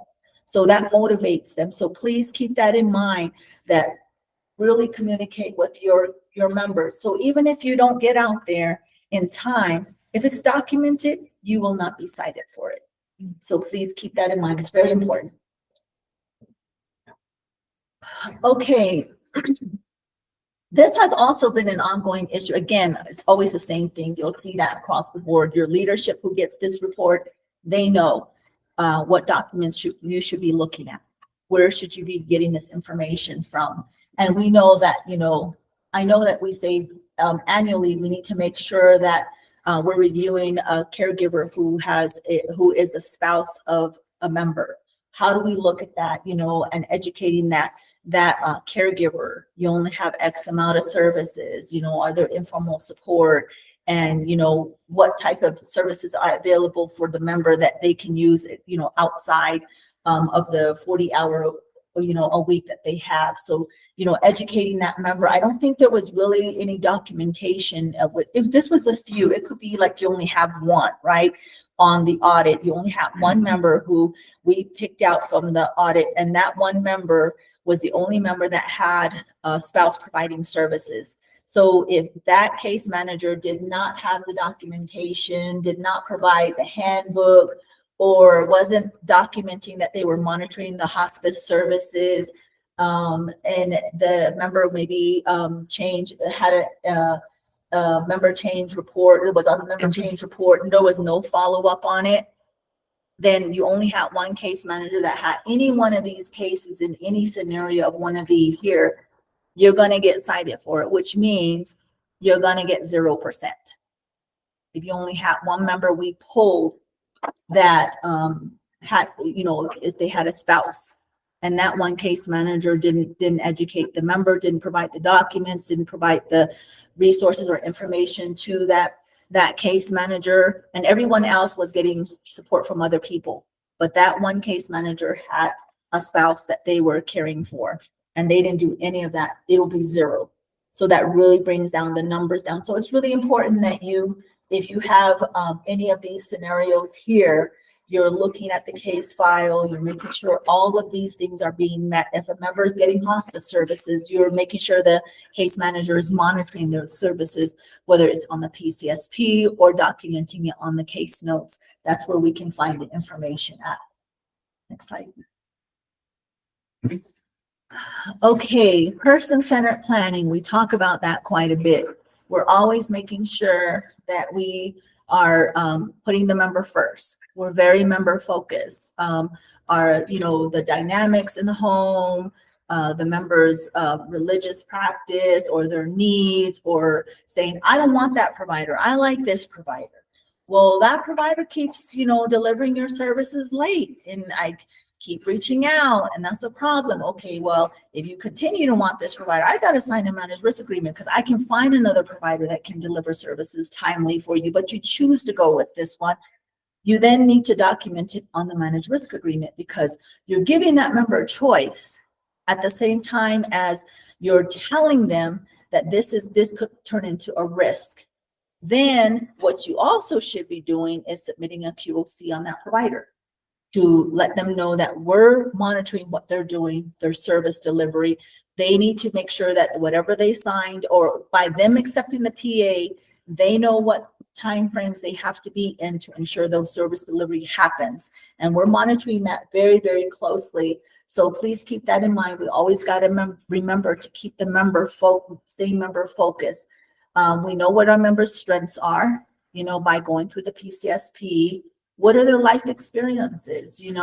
What do they want in life? What are they expecting out of life?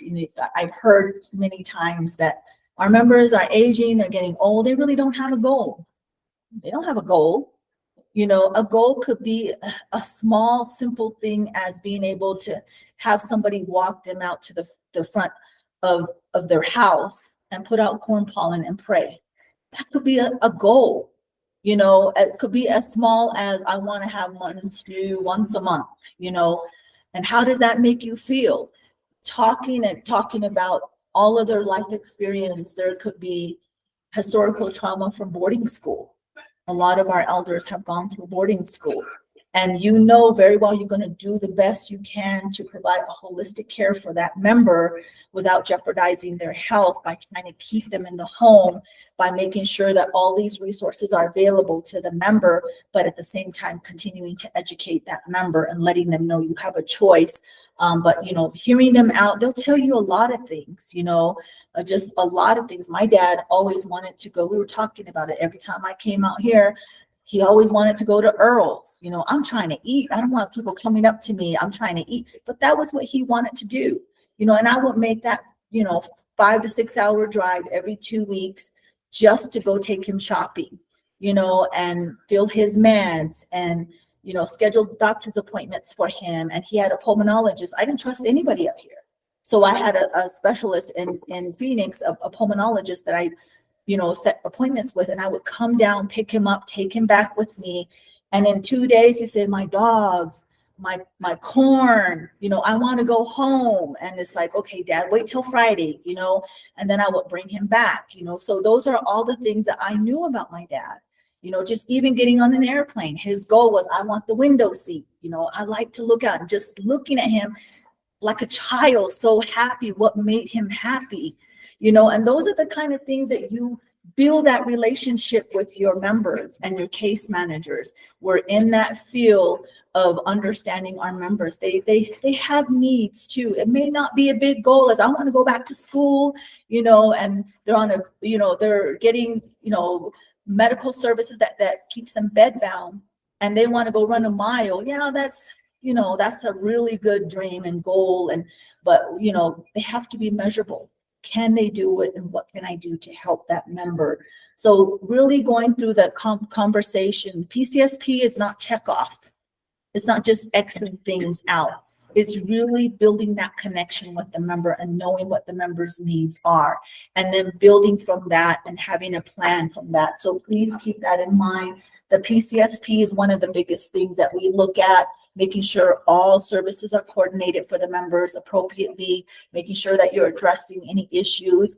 If there are risks that for what they're telling you, if there's a risk involved, document that, because that doesn't count against you. If they have told you that they're going through a behavioral health issue and you discuss it, document it, provide resources, and they say, I don't want to do it. I just wanted to tell somebody. Okay, there's risk. Now I know about it. I want to try to help you with this. But if you don't want it, I respect you. And, but I have to document this, and that we have this conversation, and that I provided these resources to you. So please keep that in mind. It really needs to be consistent. We'll go further deep into that later on, but everything needs to match the UAT, HMT, the PCSP, and the case notes. They're all very important. If you say one thing, member had a behavioral health crisis moment, they said they were suicidal, on your case notes, there better be something in the PCSP to cover that area, to say how you addressed it, where you identified it, when did it happen, what triggered them, what resources was available, how can you help them, the discussion happen. It's documented somewhere. So just please keep that in mind. It has to be consistent. Yeah, my 13. Okay, and then the next one is that we've already talked about this. It's more or less about pretty much the same thing, the PCSP, HET, making sure that that's all aligned together. The goals, what are the ambitions? What are the dreams of the member? Were there measures? How are you measuring it? What is the schedule? Like we were talking about it on the way over, and I said, well, sometimes informal supports want to do this. Sometimes it could take the help of the facility staff to bring the facility out and to do their morning blessings or whatever. And then, like I said, I have a really good team and I'm very open to them. I never shut them down. Teresa said, well, you can't really put that responsibility on someone. You can't. Just because you document it doesn't mean that person has to do it. You still got to have that communication with that person. Is that person available? Can they do it on that day? Have their buy-in. You don't just assign people and assume that somebody's going to take responsibility of that member, because there could be family dynamics that hasn't really been told to you, so making sure that whoever is part of meeting that goal, they also agree to it. And then and let them know too, you're accountable. Once you say you're going to do this, I'm holding you to it, because the next time I come out, I want to hear where the progress is. What were the challenges? What were the barriers? If there's a challenge, a barrier, don't wait till 90 days. If you want to call me and you want me to help you, let me know. And of course, the phones are ringing and there's so much things going on, but then you don't return the member's phone call. Then the member feels like they don't care. They just come to do their job. They just get paid for it and then go home, So, we really want to make sure that there's a plan in place, making sure that you're working with the member, making sure that they're meeting their successes. It could be a small thing that's to you, but it could be a big thing to them. So really being mindful of and being person-centered. Next slide. Okay, timeliness is an issue. I think we're going to really hit home on this one here. There's concerns that I have. I don't look at the reporting at the level that you all do, not even at the level of my team members. I've more recently started going back and looking at the level that I used to do when I was doing CESs and helping out with CESs and collaborating, making sure that all services are cost effective. Recently, I don't know how many of you know that something happened to the CES reports. How many of you supervisors identified that there was something going on with the CES reports? What did you see? Some of the rates were not correct on some of ours, and it was like, what's going on? And then they were not on the list anymore. And we're wondering what happened. And you? The CES percentage shot up when you added additional services to the CA stream, and then when the rates changed, it also affected the percentage greatly. So, to me, the calculations didn't make sense. Just like write the unit rate cheaper, but then the percentage jumped over. Exactly. That's what happened to one of the case managers. He goes, "You are still authorized 94%." And I said, "Well, you assess for that. Now you have to do the packet. Just do the packet." And I said, "Something's going on." Yes. And you know who caught it? Her. She caught it in January. And she was saying something's going on with the reports. And I kept hearing that something's going on with the reports. And then, but I'm seeing, oh, they're doing, a great job. There's nobody on the report. And I'm like, wait a minute, this doesn't sound right to me. So I literally had to dive in, go back to where I used to review CESs and go back to my policy and say, wait a minute, something happened. And then Sony got involved and she said, the share of cost is missing.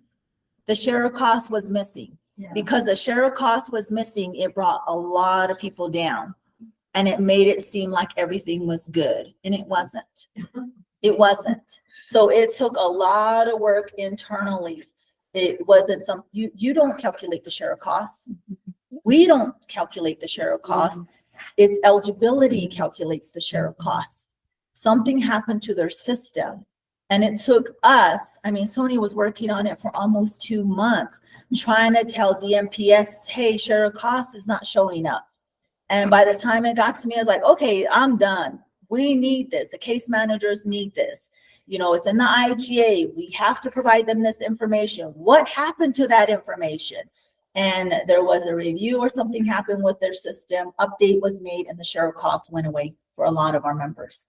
So, but with the case managers that knew, there's very few case managers. I would say maybe 3 case managers that knew that member has always had a CES.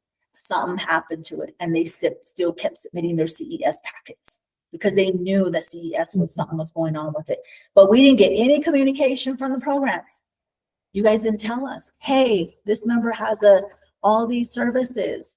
The share of costs is gone. What happened to the share of costs? You know, I had to go back. I mean, literally, I went through the whole backup spreadsheet and I checked share of costs. Amber and I started going in there looking at the past assessment. Is the share of costs in there? Yes. We were validating so many reports, looking at it. Sony came back and said, Sony, this is a mess, you know, and she's coming back and looking at it too. And it took a teamwork and just to get it all together. And within, I would say 3 days after I notified DMPS, all of them was updated. So now the share of costs is updated. So in the future, we're like, you know, we're human, we make mistakes. There was a mistake that happened on DMPS side. So if you're aware of something, hey, Access, PMMIS is not working. Hey, Access, I'm trying to put this in there and it's not working. It's our system you use. So if you see an issue with that, let us know right away. We can research it. We can find out what's happening because that's exactly what happened. And now I know my team's going to cover it, but from now on, like moving forward, do you go back and submit a CES for October when the rates change? Do you go back to January and do the rate and submit a packet for that? Because now the share of cost is in there, right? And I said, why are we going to do that to them? It's not their fault. It's not their fault. It's our fault. It's our system's fault. So let's move forward from here. If there is a share of cost that if there was a rate change, update those for January. Make sure that October is updated. Rate changes, all updated. January, make sure they're all updated. But then I'm pretty sure if they're in the next CBS setting, there was a review done again more recently. From the most recent assessment, they need to make sure that they submit a packet. If you don't see a packet for them to access, make sure they submit a packet to access moving forward. You know, we want to make sure that that happens. So all those other ones were, I told my team, when we go out to audit, we cannot cite them for it because it was our system issue. So if I'm here at that time, then we'll let you guys have a slide there. But yeah, so those are some of the things that we kind of seen with the CESs. We'll go more into that. Okay. I think I only have a few slides on this one, so we can kind of just go through it really quick. CESs, this is what we were talking about. So.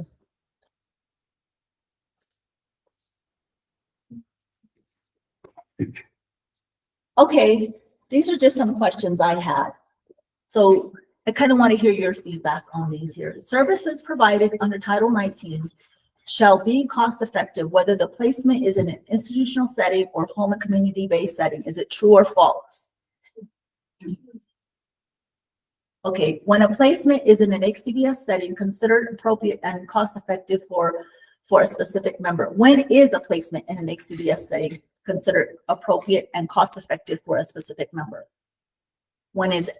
When is it considered cost effective?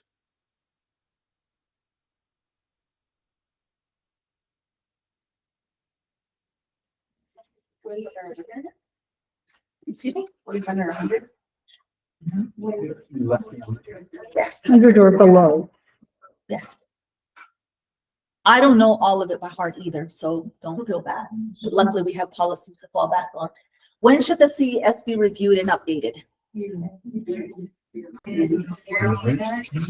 days, the CES will change.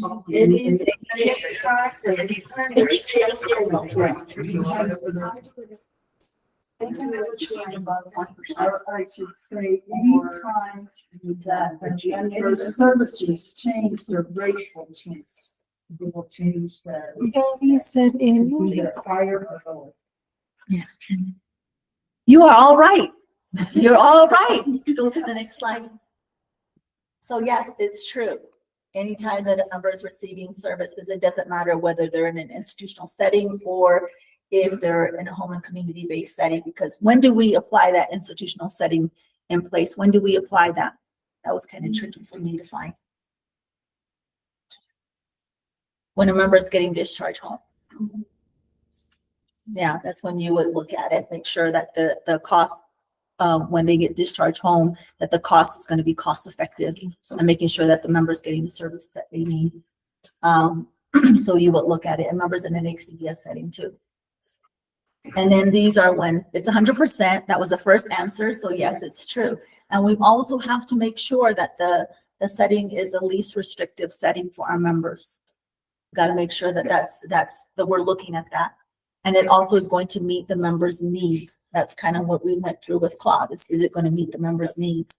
So we need to make sure that those services all included is going to be not only cost effective, but also making sure that it's going to meet the members' needs and that it doesn't restrict the member from doing anything that they need to do to make sure that they have a quality of life. And then CESs to be reviewed and updated is prior to placement in an HCBS setting. If they were going from a SNF to home, make sure that you know there's wraparound services for that member, and you're not going to discharge a member to an area where you know there's a challenge with oxygen delivery when that's a need that they have. You're going to make sure that that's in place before making sure that you're making sure all the services are needed and updated too. That doesn't necessarily have to be on the CES, but you just need to make sure that all those coordination is happening annually for certain members, that if there's no changes. But when there is a change, when the member's medical condition changes, when you're authorizing services and you realize the services have increased, you're going to make sure that you're creating a new CES. So, because we're matching the authorized letter, the percentage, to the actual services that are being authorized. So please keep that in mind. And then also when the service rates change or the share of costs, please look at the share of costs. Have your case managers look at the share of costs from last time. If it doesn't show up, please start waving the flag and say, hey, come on, you guys, something happened here again. So typically those changes happen in October and January. So even if like the percentage didn't change extremely, as long as they update the CES, the new rates are in there, the share of cost is showing in there. As long as that's updated, we're fine. So everyone should have a new CES January 1st annually, because that's when the share of cost changes, the rates are increased, where they should always have one, whether you submit a new packet or not.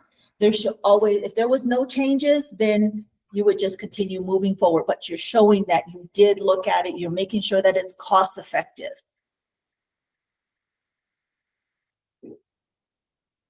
Okay, this is where all the pieces of the puzzles go together. This is a big piece. I mean, it's like a jigsaw puzzle right now. The way I'm seeing it is like a jigsaw puzzle. We're trying to figure out, where did we go wrong? What happened? How are we going to fix this?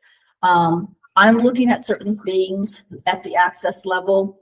We have members who have very high needs, behavioral health needs. And what we recently gone back through the policy and making sure, okay, do the case manager have all the tools they need to make an appropriate assessment? Do they have all the tools they need? Do you have access to services, service rates for certain members with a specific diagnosis or with a specific behavior or challenges? Do we have all the information we need to make sure that if this member was going to, if Minnie Mouse was going to go to a skilled nursing facility, and what type of service would they get? You all know that level 1, level 2, level 3, right? The majority of them can provide what can be provided in level 1, what can be provided in level 2, what kind of support they get as a level 3. So when you're doing your H&T, UAT, and you're looking at all those services when they're in the home, you always compare it to, if the member was going to be institutionalized, what would they get at that level of care?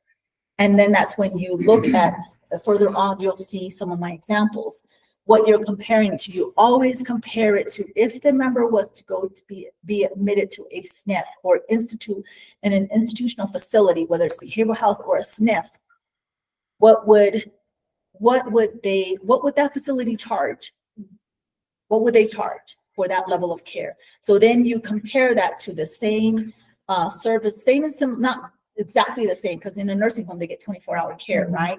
But if they were at a level 1, they wouldn't really get that one-to-one assistant. There's not somebody waiting on them all. They can still do things. They can probably get up and go to the shower on their own and bathe themselves. There's different levels. So it's really important to look at your UAT, H&T, and compare. If this member were to go to a SNF, what level would that SNF charge, and what do they provide? So always compare that. We'll go deeper into it regarding the higher level of care. But these are some things, and please continue to look at it, go to the policy, make sure that when you're reviewing it as a supervisor, you're looking at all of those documents along with what's being set up in the system. Because if you put the wrong institutional rate in there, what's going to happen? It's going to skyrocket. If the member had a level 3 and you're putting a level 1 rate in there, it's going to make it seem like this is not cost effective. It's not cost effective. And then what's going to happen? Sorry, member, and we're going to have to talk about skilled nursing facility admission. And that brings back the trauma. I don't want you to take me away. I'll do without my services. I don't want to do this anymore. So yeah, we're going to cover that. But yeah, so please keep in mind that when you're looking at these documents as a leader, when you're doing your quarterly reviews, keep in mind that all the documents need to align with whatever they enter into the system, taking into consideration the service needs of that member. Not everyone's the same. So keeping that in mind. So I put it there, I think I mentioned it a couple of times, but comparing both institutional costs and HCBS, comparing the costs and outcomes of interventions. If it's not cost effective, if it's going to cost more to get that service to the member, we really need to make sure that what other interventions can I provide for that member? So please keep that in mind. And then, really going through the value of some of these interventions, keeping the member, making it member focused, making sure that the member has a buy-in in all of these service coordination that you provide to the member. Okay, what 3 factors should the case manager assess to determine the cost effectiveness care for a specific member? So these are the things when you look at, I'm giving you the tools you need so you can go back. Please, this is straight from policy. I just made it look a little bit pretty, but just please go back to this. This is what you need to look at.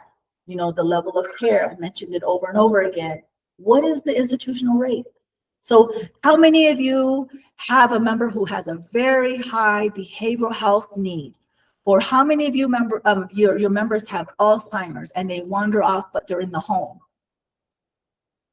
A lot of you.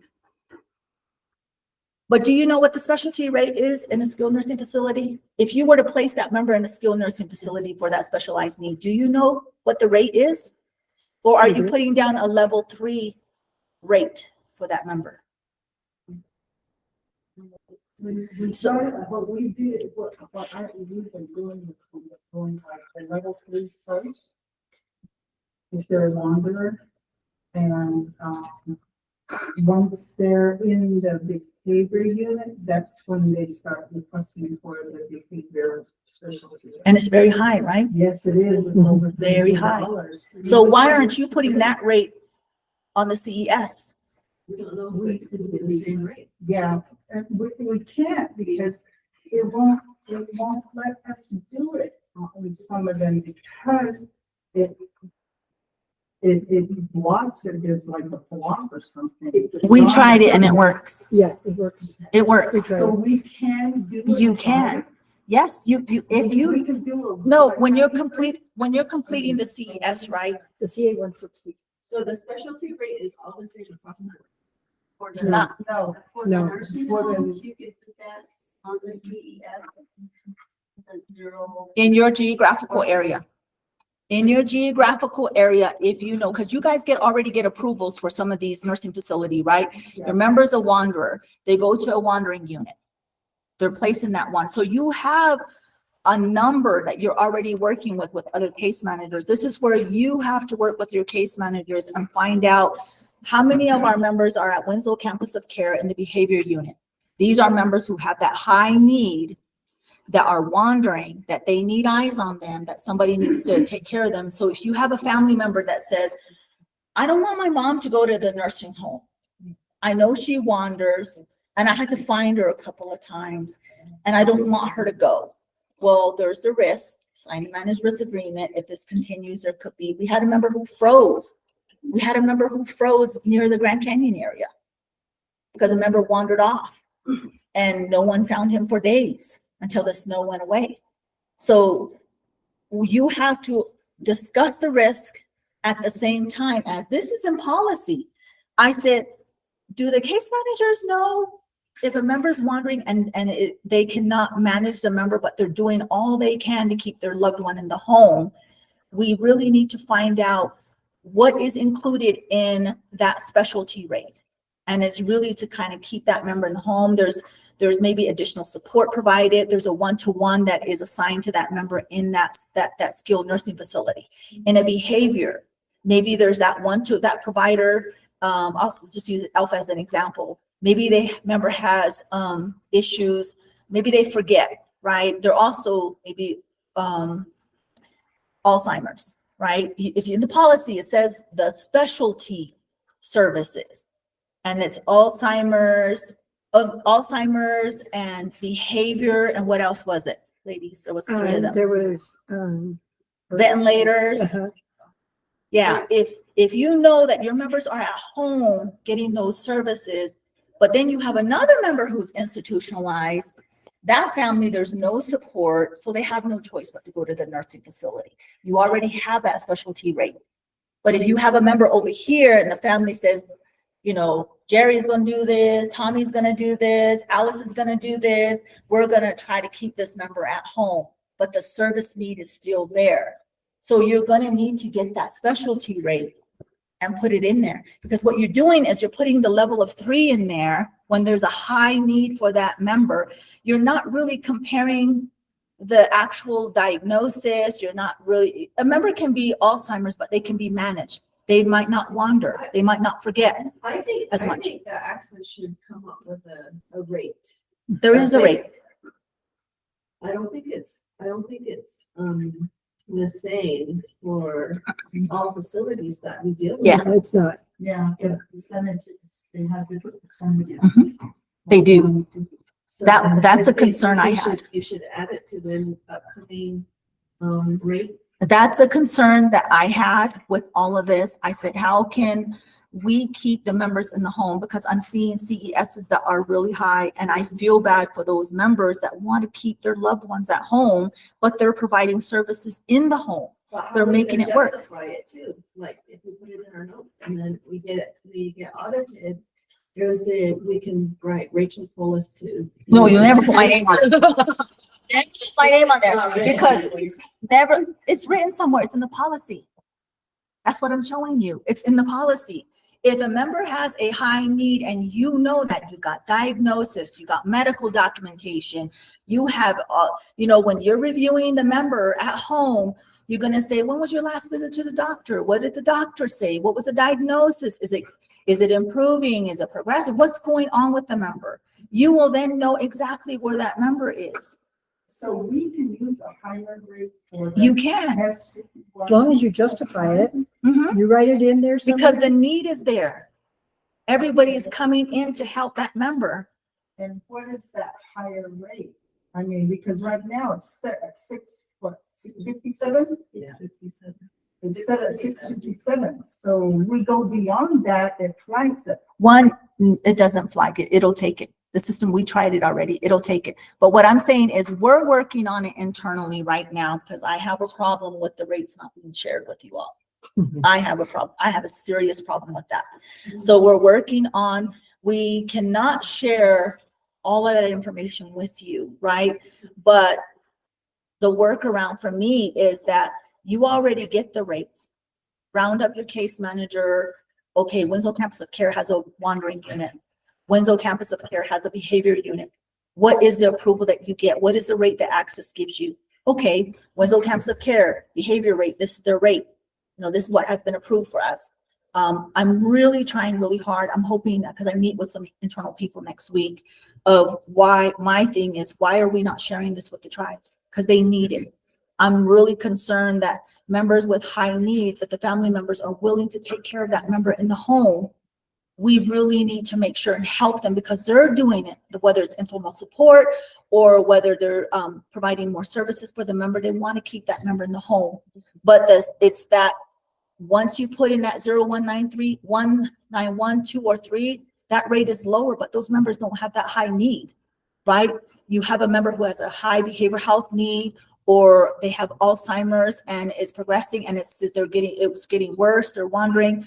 Those are the needs that you really need to look at. So, but you need to document it in the case file, HMT, PCSP, document that the high need, and make sure you ask for medical documentation if you have to justify why you're putting that institutional cost rate in there.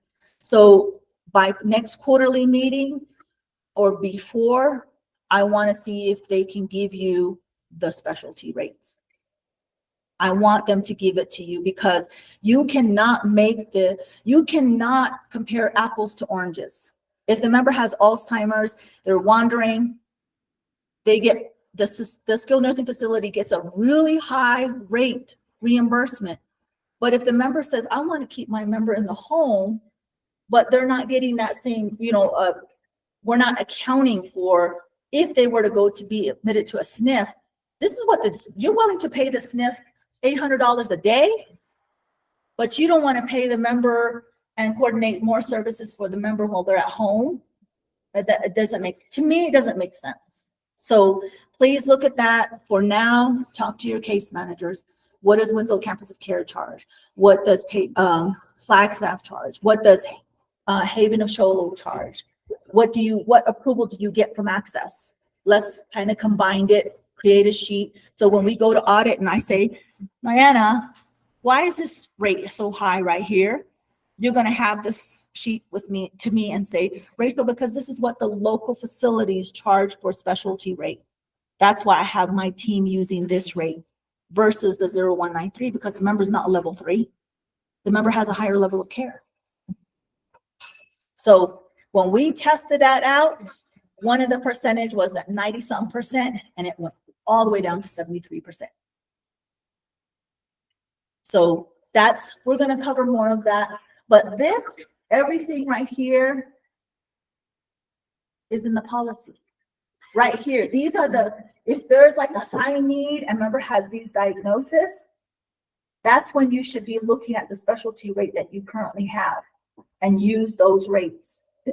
It's 1620C and it's 4 and A. I just showed Frida where it is. She had pulled it up. So that was my finding. Every time I find something new, because all this craziness happened with CES, I started looking at it. And my concern was one of the leaders said, why is the CES so high? Why it doesn't make sense to her. And at the same time, this happened and we kind of dug deeper into it. So read the policy. It's really good to read it, get familiar with it. You want to try to keep the members in the home. So anytime I present, I don't put my own words in here because I don't want to hear in your case notes, Rachel said, Rachel did this, Or Sonny did this. I always refer you back to the policy. Or if it's not detailed in policy, the policy will have a state rule in there. It will have some sort of policy driven or rule driven reason why. It's not because I say so.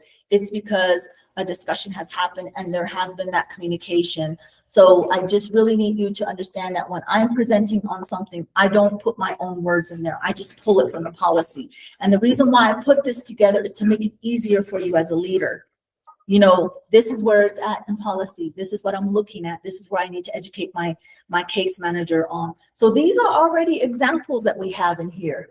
So for a member who has a very high need, if they were in here, if they were to go to a nursing home, because these are members in HCBS setting, if they were to go to a nursing home, that nursing home would charge me this, they would charge the program this much money to have that member to get that level of care that this member needs.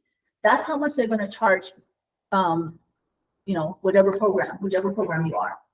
And then what is the member share of costs? You know, that's already in there. That's what DMPS puts in there. We don't put that in there. So the system will automatically generate the cost and what you put in as your service needs, what you put in there as a services, picnic codes. And then it'll drill it down to, it'll give you a percentage. But again, if you don't know the level of care based on the QAT, H&T, you will not know what cost to put in there. That's really what the case manager puts in there. So there's a comparison between the two of them there. Next slide. So this is what we're seeing after all that craziness that happened. This is what I'm seeing. These are real life scenarios too. So it's not something I made up. The CES entry does not match SNF admission identified on the service plan. You're telling me you changed the CES, member was admitted on 4/10/24. But yet there's 0 right there because that's how I know it's a SNF. But then yet over here is 4/25 SNF admission. This is something you need to be looking out for. Please make sure as leaders, when you're looking at the CES packets, you're checking these screens to make sure everything is lining up. When something changes in your service plan, they need to align with all of these screens. That's how I know that we're being cost effective. Next slide. The same thing here. Remember, CS dated 2/2 does not match the service date on CA 165. CS date 2/2, S5125, 868, 868, 868. 10/1, it started S5125. I mean, not 10/1, 2/1, but you have 2/2 up here. How can you tell that's the right date? What happened from 2/1? What happened to that date? It's there, but it's not here. There's no CES for 2/1. So all of this is supposed to align together. Whenever something changes, the services changes, where does it change happen first? The service plan. The service plan changes. When something changes on the service plan, you need to make those changes here if it's part of those categories that need to be updated for CES. And that date needs to align with, whenever the start date is, needs to align with this here, that service line. So that would be a citing right there. So I'm looking over here at the MD, and the incident on 1/10/24. But over here, the 2/21/24 is listed. But over here in the CES, it's a day late. That's digging deeper into it. That's digging deeper into it. Yeah, you're supposed to look at when the need was identified. That MNDD is when it was determined, your case manager determined that service was needed for that member. Should have been all of that, should have been reflected that day. Yeah. But sometimes it doesn't though. Remember, it has to be prior, right? They did the visit probably 1/10. And then 1/10, they said, because that's when services started for S5125. They determined for the next 3 months. This is when I determined, based on my assessment, this is when I determined the needs were there. Now, if they would have made that 2/15 on the MNDD, it would have gave you an error because the services have to be after. It has to be authorized prior to the service initiation. So that date always is supposed to be ahead of the service line. So that's what we're seeing. That's what I see.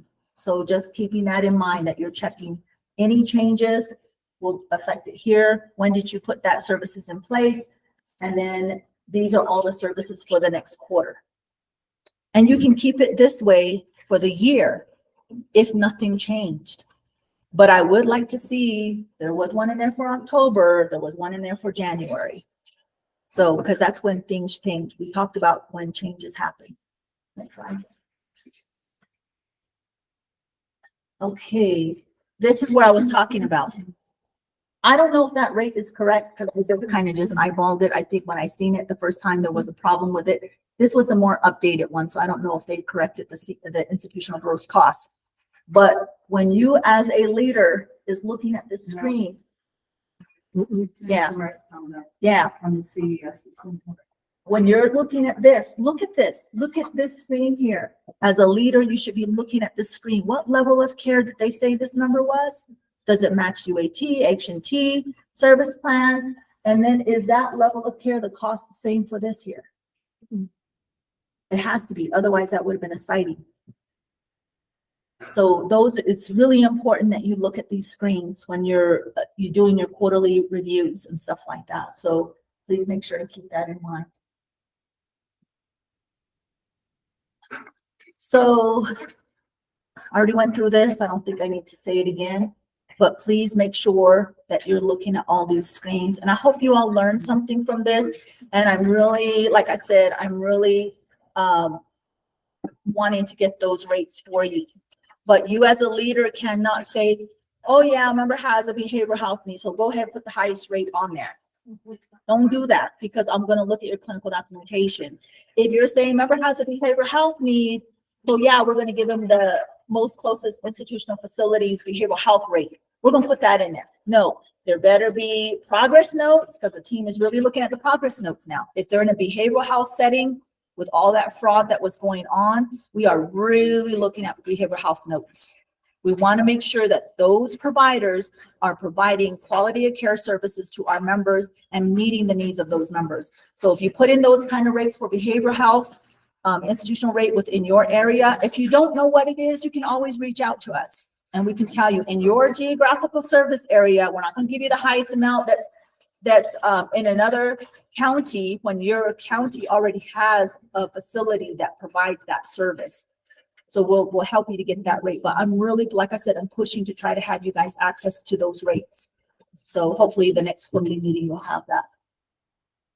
But that's the, I'm done with my presentation. I know somebody, you had a question, Sonia? Oh, okay. Thank you. So I hope this was helpful. So if we were to indicate that the person at home has Alzheimer's, is a wanderer, has episodes with behavior, and the home care agency that has a provider coming into the homes. If we enter the specialty rate for home care, will the provider The units are going to be more because they need more services. Yeah. Right. But you're not going to put the SNF rate on there because that's the members in the home. You're just comparing it. You're just using the, if the member were to go to a SNF, this is what it would be to get that treatment. That's all you're doing, and taking that dollar amount and using that and kind of, you know, seeing if they were to go to SNF, they would be at this level of care. Because we noticed that if a member goes to Winslow Campus of Care, immediately they're going to ask for a higher rate. Immediately. And it's sad that we have to pack up grandma's bag and tell her you got to go to the nursing facility because it's too expensive to keep you at home. And that's not, to me, that's not right, because the SNF will get, you rather pay a SNF more than pay the family caregiver here? It's in the policy. Nobody ever brought it up. Nobody said nothing. Nobody did. But the MCOs, they have privy to that information. So if the MCOs have privy to that information, why shouldn't you? I've tried to enter a quality care issue on the website, but after I do the whole form and I enter it, it's I would say save it in a Word document. If it doesn't take it, you can always email it to Sony and the team, and then they can kind of help to follow up with it for you. But I would say save it, try it, and then maybe they can go online and do like a, do like a Google Meet with you and help you to submit it too. Because it's better, it comes from you, not from my team.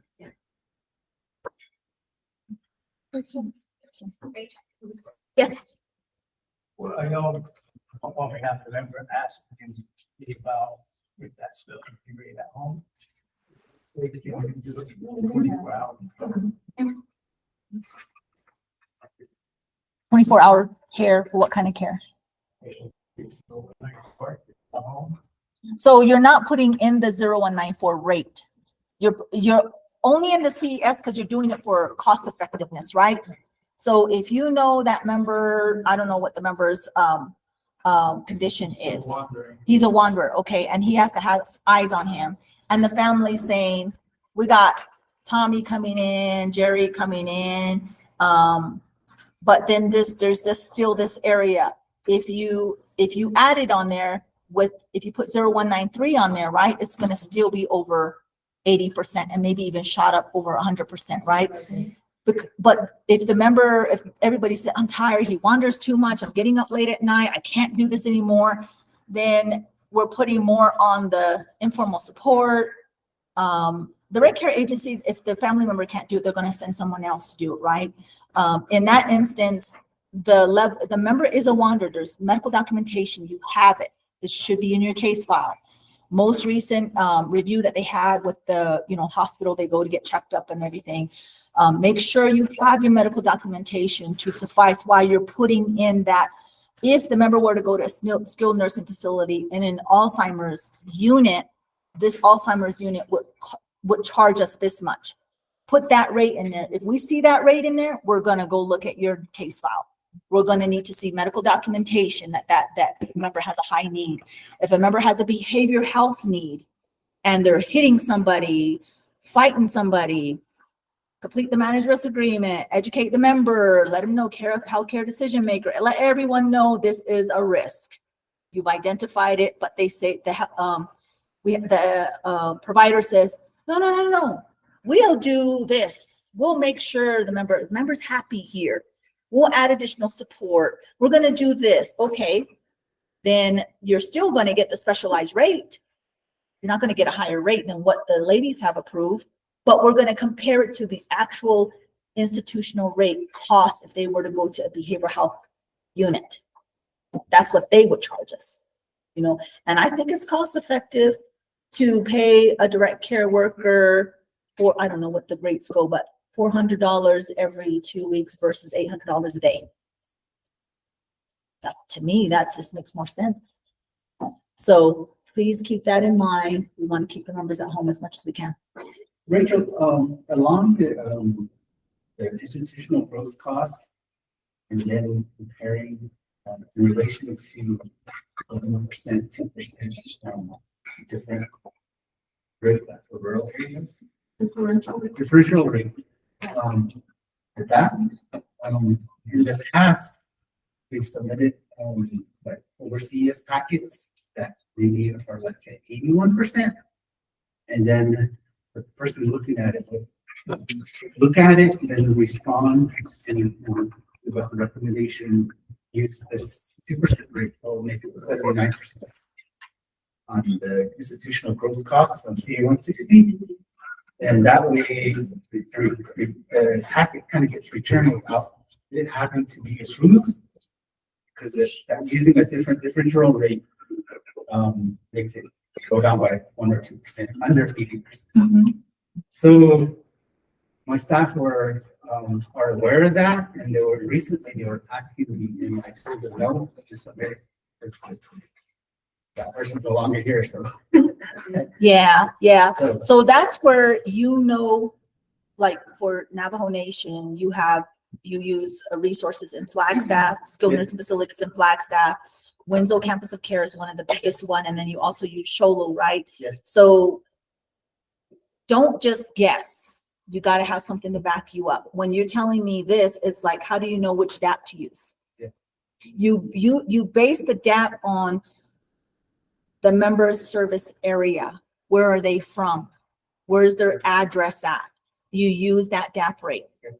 Can't guess just so it could go down.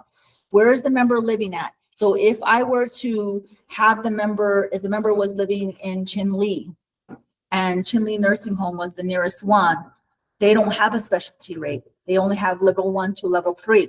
But what's the next closest one? Maybe it's Sholo. Okay, Sholo has a behavior unit. What does Sholo charge for this type of diagnosis, for this type of behavior, for this type of, issue that this member has? It's going to be a specialty rate, right? And what do they usually charge? Okay, so if they charge $800 a day, and you have case, the nurses have already reviewed another case similar to it, same diagnosis, wandering, whatever. What did they give you the approval for? Okay, we're going to use that, but come up with a sheet that asks your case managers, what has Access approved so far? For what type of behavior, for what kind of diagnosis, and come up with a sheet. So when we come to audit, I'm going to say, where did you get that rate from? Well, Access, you provided that to me based on the level of care this member had. So you provided it to me. Then we can go back to ask the team and say, oh, okay, is this the right rate for that facility for this type of service? And they're going to say yes. Then you'll be given that rate. So you're always comparing, if the member was institutionalized, how much would it cost to get that service in a SNF compared to how much does it cost to keep that member in the home? And it's way cheaper. It's just we were looking at it the wrong way. And I'll take accountability for that too. It's until all this happened, I was like, wait a minute, something's going on here. So please keep that in mind. That's why we teach each other these things. So I think I'll talk way longer than I'm supposed to. So I'll hand it off to Sony and Amber. Okay. Yeah, all right. So come on over here, Amber. So Amber and I are going to, come on over here. We're going to, oh, no, I'm teasing. No, I'm teasing. So anyway, but we are going to do a goal setting now, an actual exercise. So you were given a number, and whatever that number is, this one over here is team 3. If you have a 3, come over where Frida is. If you have a 1, go over where Claude is. If you have a 2, please go over to where Danelle is. And if you need to take a chair, just grab some chairs, move them over there.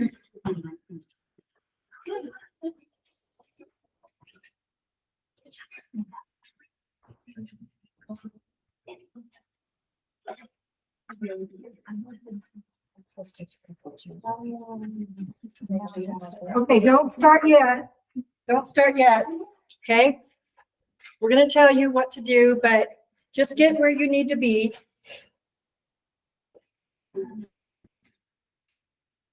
Okay, I think I had 6 on. I think I had 6 on number 3 or 2 and 1, 6 on 2 and 5 on number 3. So, all right, go ahead and move forward. Okay, so based on that, like I said, when you each came in, you were provided a number. We now moved you to your table. So next. So then, you guys will each on the wall, you have a blank sheet on the wall for you to write on. And as a group, you'll need to discuss the various health, behavioral, and personal issues the member is experiencing. And then you're going to assign one person on your team to write on that blank piece of paper, okay? And you're going to assign one person on your team as a leader and one person to be the spokesman. So go ahead. Okay, and then you'll all have 10 minutes to determine what you believe the person-centered goals for the member should be and have an idea of the reasons and how each goal can be accomplished. Every member should have at least one goal, whether they're in a SNF institution or in a HCBS setting. Okay, and the last thing is remember, pay attention to what the member has told you. And these scenarios are just one we made up, but we're gonna pretend that the member told you this, okay? They told you this, and that some goals may be health related, but also consider how the member is feeling. And some goals may need to be simplified, and they definitely need to be person-centered. So what time is it now? I said a time, I'll set a time. Set a timer, okay, so we're gonna set it now, starting now. Which needs markers? So we work for, you guys work as a team. Spokesperson has been right. Oh, somebody's coming around with the markers. Writers.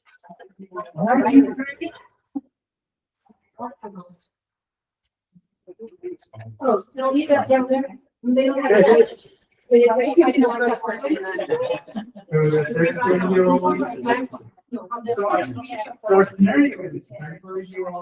Thank you.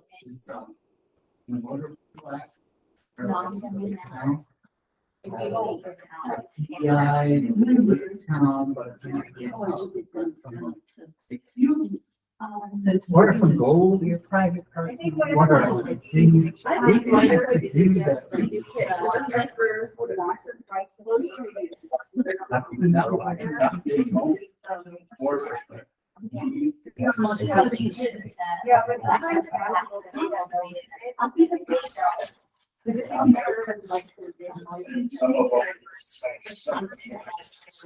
It's hard to believe.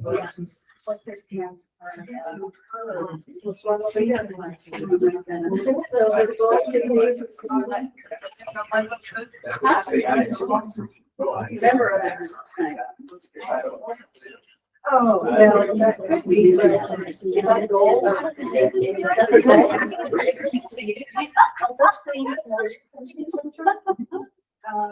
Yeah, that could be one goal. I could say that. That's not good. That's what they can't do anything about. Your doors help. Yeah. There you go. Write it down. Right. Just like that.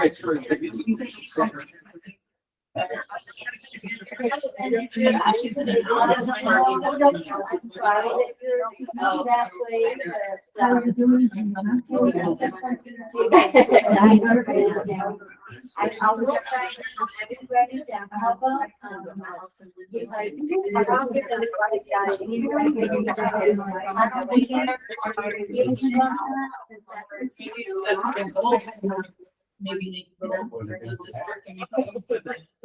As a case manager, I'm supposed to come acknowledging you with them, and is there right or because that's something that There's mind you.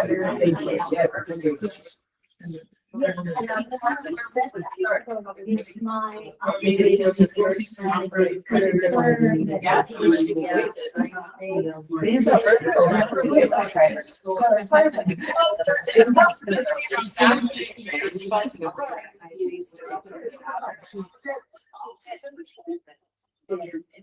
I probably got it. Well, personally, you can offer them on. What do you say this is like? I'll get that.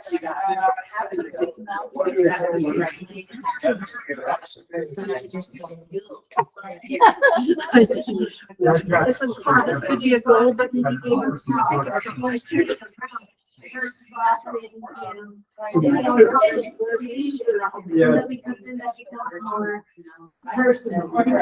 How much time we have left? 6 minutes. Okay, we're at 6 minutes. You guys have got 6 minutes on it. I gave the people online something too. Okay. 6 minutes left. Well, thank you.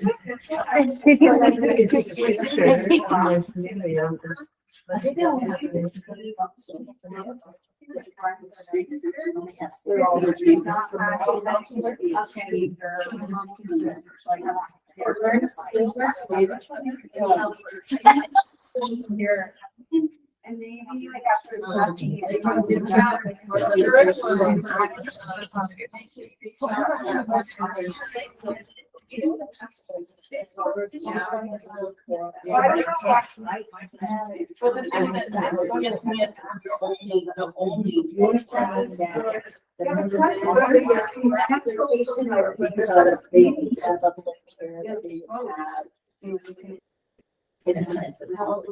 They fight about it. They beat the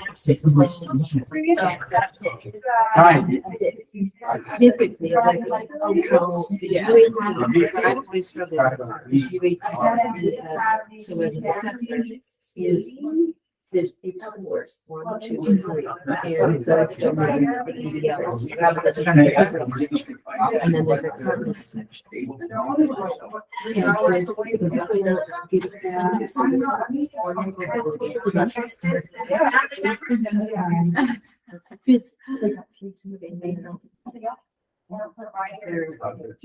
Standby assistant supervision.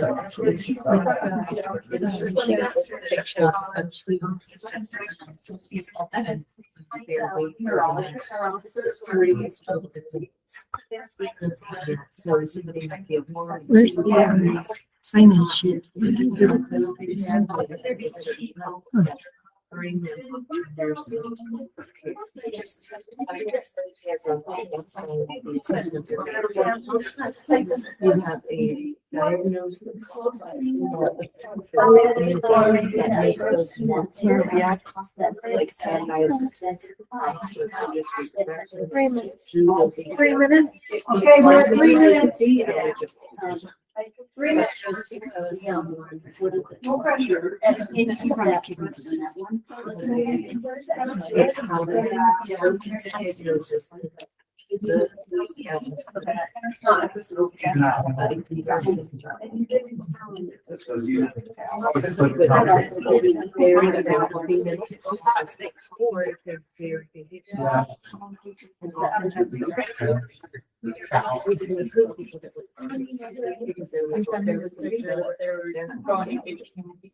Really have to look at other factors. Is it,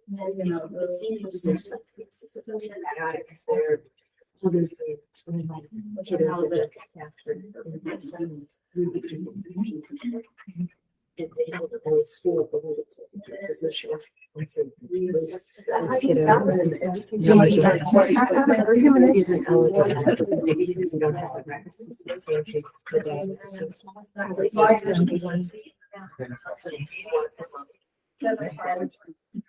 What those, what that assistance. But they would not be known for that. That were non-DDD and we wanted it to be eligible for all tests. And there are a significant impact on the MBOs. You can, I was writing like I was doing a DPP assessment. Is just the child. There's no visible, has it.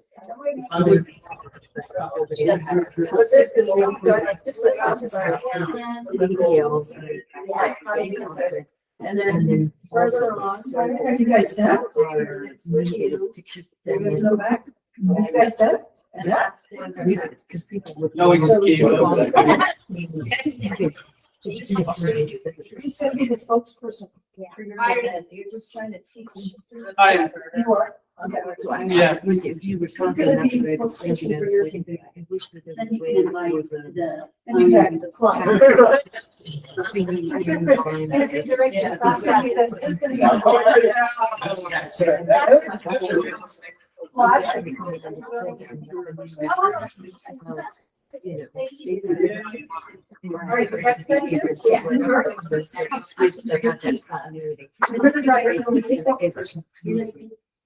You are to be able to go back. You are.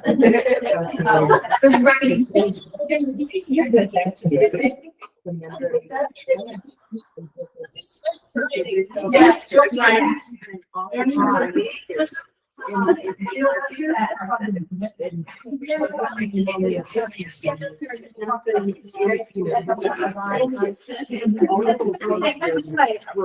Good, everybody, stay in your teams right there, 'cause we're gonna talk.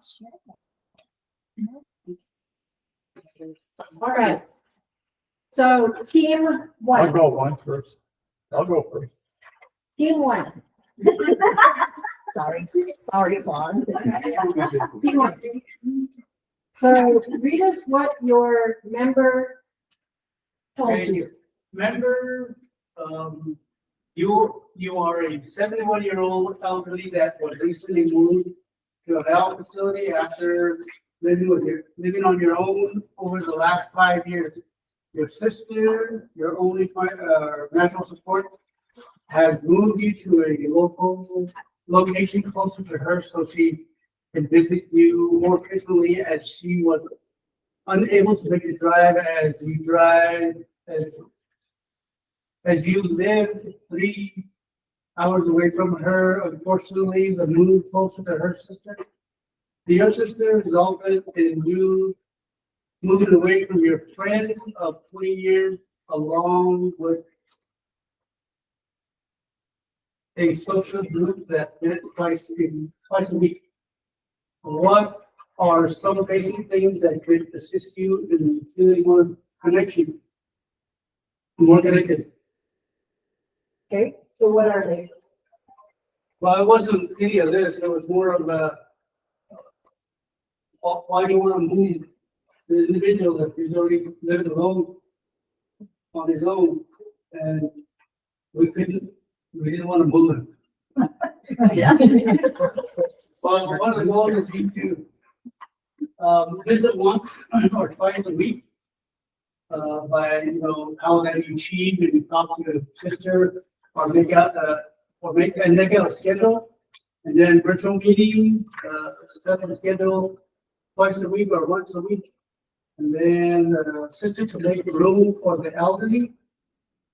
Have sister make the room, and then take it to the senior center and meet new members, connect to resources, and then reassess his situation prior to moving in.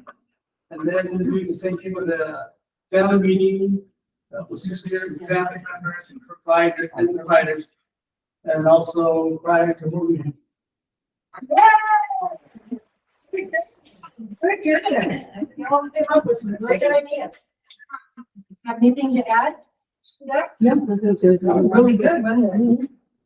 Okay, who's up for team two? Okay, for team two, we had, you are a 48-year-old person recently had an unexpected medical emergency that resulted in a month of hospitalization and 30 days in the SIP. You live alone and are on short-term disability from work for the next 90 days.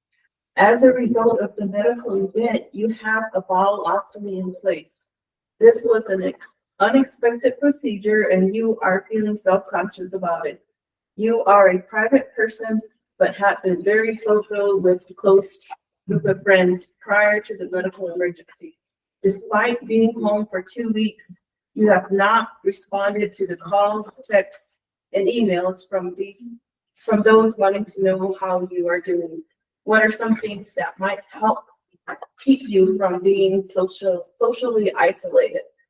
So, our goal is to help the client identify one person they would feel comfortable talking to, but also, and how can we achieve that goal is just to communicate with the client and having her talk with maybe who she thinks she can talk to about, what's going on. And then the other thing is to be considerate about where is the client in accepting the medical need change, because she's still trying to adapt to the ostomy, what's required, and having all these apparatus attached. So we will try to provide nursing support, education for the client to where she may feel more comfortable going out in public. And then just providing resources, counseling, community health, nursing, and then, like education, like I said, for support. Not really trying to push them out there, but just little steps at a time. I love great. that. I love the same things we thought of. So, okay. Three. You were a 34-year-old person, you had an automobile accident and are paralyzed from the waist down. Have a TBI and you live in town but cannot get out unless someone takes you. What are some goals? What are some things you'd like to do that you took for granted before your accident left you paralyzed? Me personally, I took a different thought on this because we don't live in the perfect world. And coming from the behavioral background, you get people to where they would just give up on themselves if they were in this condition. But I mentioned this to them and they didn't agree with what I was saying. They started saying, well, why are you thinking like that? You know, why do you want to give up? I mean, you're going to have scenarios like that. You got elderly people that say, I feel sorry for my family of taking care of me. I would just rather go because I'm a burden. I mean, you know, as people that help our elderly, you got to also think, how do they feel in your scenario? How would you feel if you were in their shoes? So, you know, that's what I brought up, but they had disagreed with how I was thinking. But anyway, they came up with this. Wants to go to the movies, learn to manage my new condition with a goal to return to work, find a neurologist, evaluation. What is my support system? Feel the DME needs. Find out what the field DME needs. How can it be achieved? Identify someone to assist you with DSW. I don't know. DCW. Direct care worker. Direct care. You already would have a direct care worker. It would be you, right? Wouldn't it? If it's where you're. The caregiver. Possibly. Yeah. Resources, training, support groups, provide listing, engage family, friends, etc. Visit the PCP, possible evaluations. Very good. And you know what? You got a good point. Yes, the member may feel that way. What can you do to try to help them with that? So I do want to add, Claude, in some of the comments that you made, right? I know I can speak for Navajo because I'm Navajo, but I'm not a traditional expert here. But you know, with my father, we had a situation where in my family, where we had one of our family members who had a really high behavioral health need. Pretty much similar to some of the things that you described. Very young, you know, gave up on life, didn't care, didn't want to hear nothing from anybody, right? And the way my father approached the situation, him being elder, he would say I don't know about everyone's, you know, the way you all, you know, were taught, but we're the subject matter expert when it comes to our culture, our beliefs, our religion. And what he said to the family member was, you don't talk about yourself like that. You know, when you say things like that, you're affecting other people that you love. And so that's where the unique part of it is for us. Whatever your culture is, whatever it is, those case managers, they really don't take that cultural awareness classes, too many of them, because we already know what, you know, we match our members up that have that same religion, that culture, that belief, the language, who can understand them, who can relate to them. That's when you go in depth of having that conversation. Maybe they don't want to have it now, but they may have it later. But giving that cultural background and your rationale and your reason behind it opened those doors. And it did with the loved one that we had. It took some time, but eventually, you know, some things that you don't say, maybe just a coincidence, but some other thing happened afterwards. And it's like, oh my God, if I wouldn't have said that, maybe this, and no, it's not really your fault. You know, it's not your fault. Just be mindful that this is what we believe in. This is what we practice. So that's where you guys are an expert in. You know, if you have somebody that goes to church, doesn't believe the traditional ceremonies or events, you know, fill out your case manager. Who can actually build that relationship with that member, connect with that member, so that you can provide the services that member needs and they can open up to you. So that, I think that's a good example. You know, if you've never been there, you don't know, you're not gonna know how to approach it. You're gonna just be in the back of your mind like, oh my God, if something happens to that member, it's my fault. The case manager is gonna think that way. So having that, and then when you lose a member too, it's devastating. The case managers go through a grieving process also because they were so close to that member. So think about those things too. So don't just all else, just give up, you know, seek each other out, talk to each other, your case manager, and, you know, really talk about that because our member is very important. So only you all know that. I don't know everything about everyone's religious background and practices and stuff like that, but you all would know that.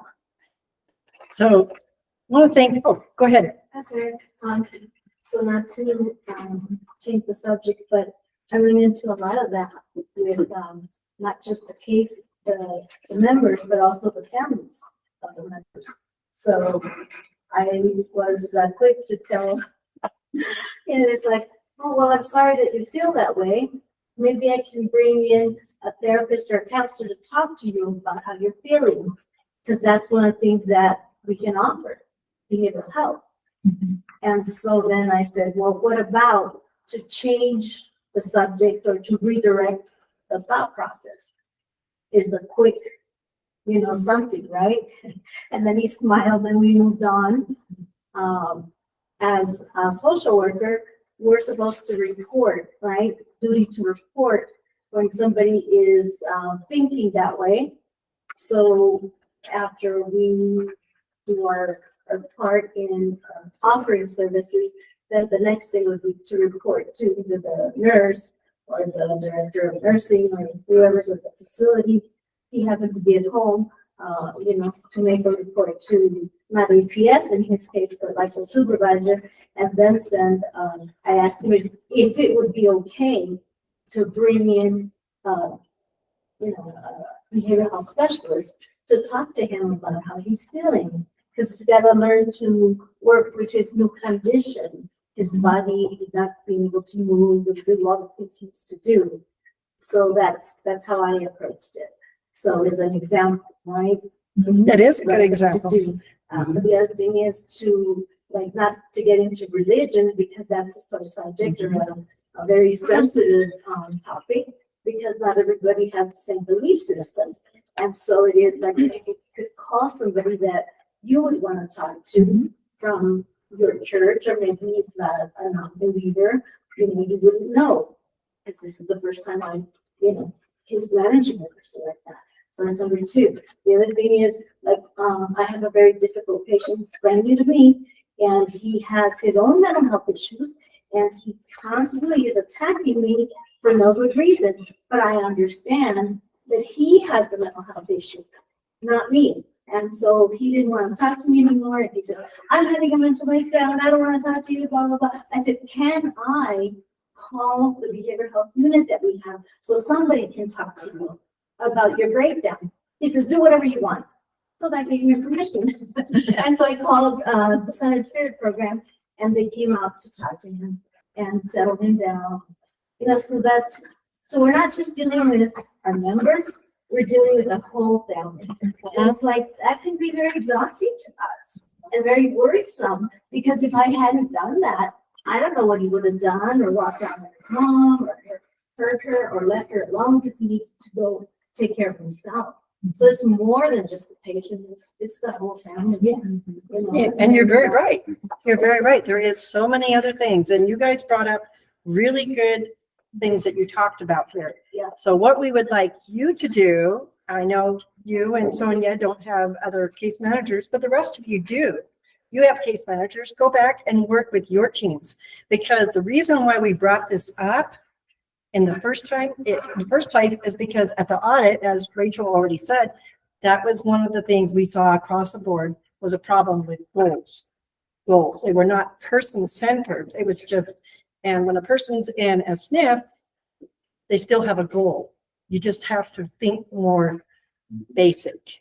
What do they want? So a person who's in a SNF in the valley, what do they not get every day? Food, traditional food, right? So why can't that be one goal? Once a month, get something like that, right? There's goals for a SNF. So anyway, everybody give yourself a hand of recognition. We really appreciate your hard work and thank you very much. We hope that you guys do take some of this back and train your case managers. You guys all learn together and say, hey, what would you do? And, you know, do this exercise with your own staff and see what they say. And on that traditional food goal, it's really interesting. I would say kudos to like Malcolm McCashy. I believe they were going out. I can't remember how often The ALTCS, they were right? going to. I think it was the ALTCS or the SNF. Eileen, is that right? Where they took traditional food. Was it the ALTCS To their and the SNFs? Yay! so there's a family out in the city that goes to the Haven Athletics and once a week and they feed the traditional food to all the members there that want it, especially the Navajo members sitting around. So you guys can use these, or you can think of your own, but just go back and help your team so that when we come out to audit next time, we don't cite you guys for not having very good person-centered goals. And if that's something that makes them happy, like you said, Diana, put it in the PCSP. That's very culturally centered right there. You know, it's they're probably happy and tell you, oh yeah, they came and ate traditional food. What did this happen? Who provided it for you? You know, and documenting it, because I dream that in the future that long-term care would be a little bit different for tribal members. It's not supposed to all be aligned with NCOs because our needs are different, right? Our needs and the environments our members live in, it's a little bit different. So, but we don't know that unless we see it, and whatever information you guys provide. There was pictures shared with me one year. I took it up to the AD. I said, these are the challenges, and everyone's jaw dropped. Like, I can't believe it. So please make sure that you're documenting these challenges, these barriers, these success stories. And if members share it with you, you know, it's important to them. That's why they're talking to you about it. Document it. What makes them happy, what doesn't make them happy. Right. So that's the end of ours. We're gonna go ahead and turn it back over to Tiana. So next, Vanessa and Natalie will go over ALF behavior health and home mods, and then the AACPA requests.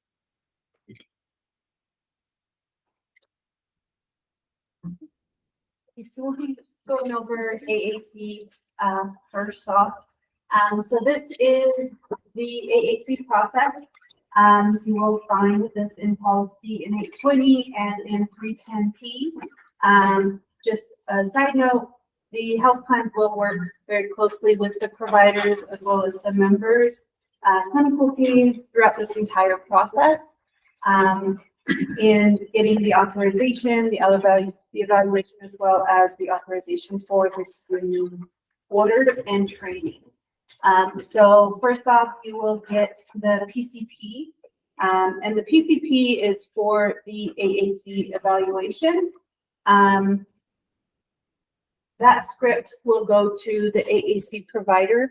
We do have a provider listing that we have shared in the past, and we can reshare it. We have NAU as well as PRC that does the eval of Sotillo. And they will go out and meet the member, whether they're at home, in an L, in a SNF, The evaluator does have to be an access registered provider. And then once they get the evaluation, they will send that over to a DME provider to get the DME item that was determined that would best meet the member's need. That DME provider will submit her PA over to Access, and then it will get fulfilled. For the AAC evaluation, as well as the AAC training, those do require prior authorization from us. So we can go to the next slide. So just to go over the first process, for the AAC evaluation, those are procedure codes 92607 and 92608. These are the codes that the AAC provider that's doing the evaluation will request, will authorize the units that they're requesting. The scripts will only have to say, member needs an AAC eval, or they need an AAC assessment. They can also include the training after. So typically they do apply these procedure codes to the script. Once you guys get the script, it will go to the AAC evaluator. They will provide the authorization as well as do the evaluation.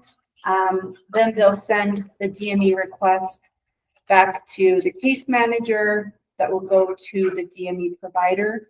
The DME provider will have the authorization sent back to us here at Access, and then we'll go to the next slide. The DME provider or the vendor will send us what DME item is being suggested by the evaluators. We will approve or deny if it is not medically necessary.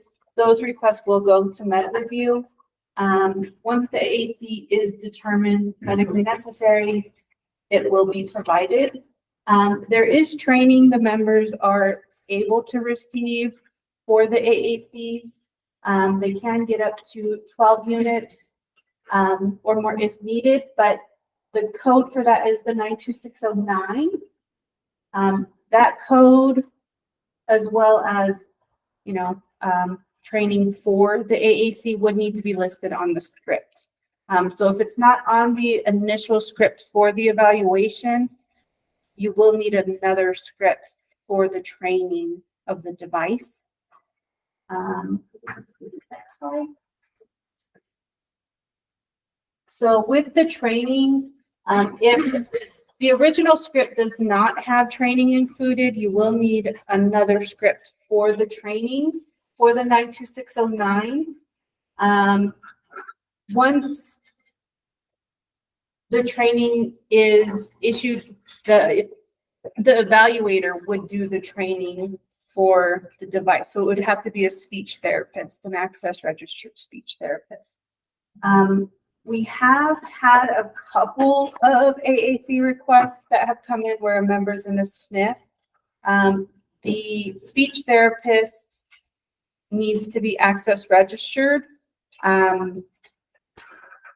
When a speech therapist at a SNF is doing the evaluation, they're doing it under the SNF's provider ID as the SNF's therapist.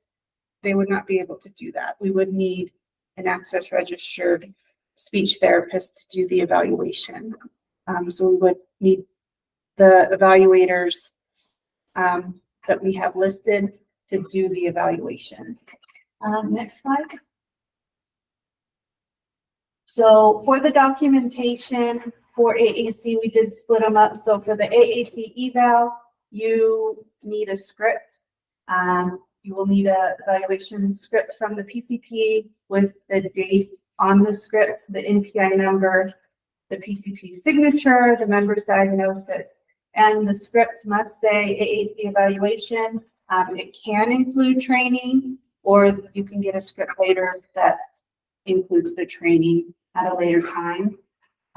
For the AAC DME, the documents, the DME agency will need to submit is the AAC evaluation that was rendered by the licensed access registered SLP.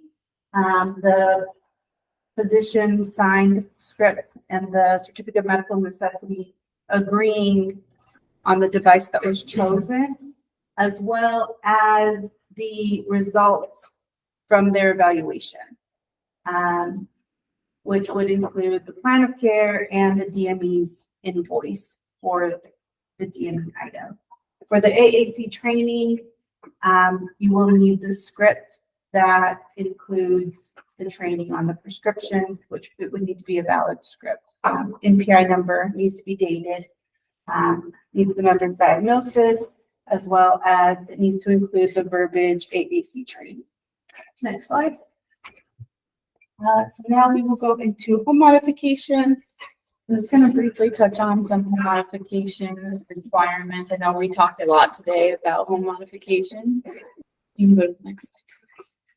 So one thing I did want to touch on is that when the member is not the homeowner, we do need a statement from the homeowner.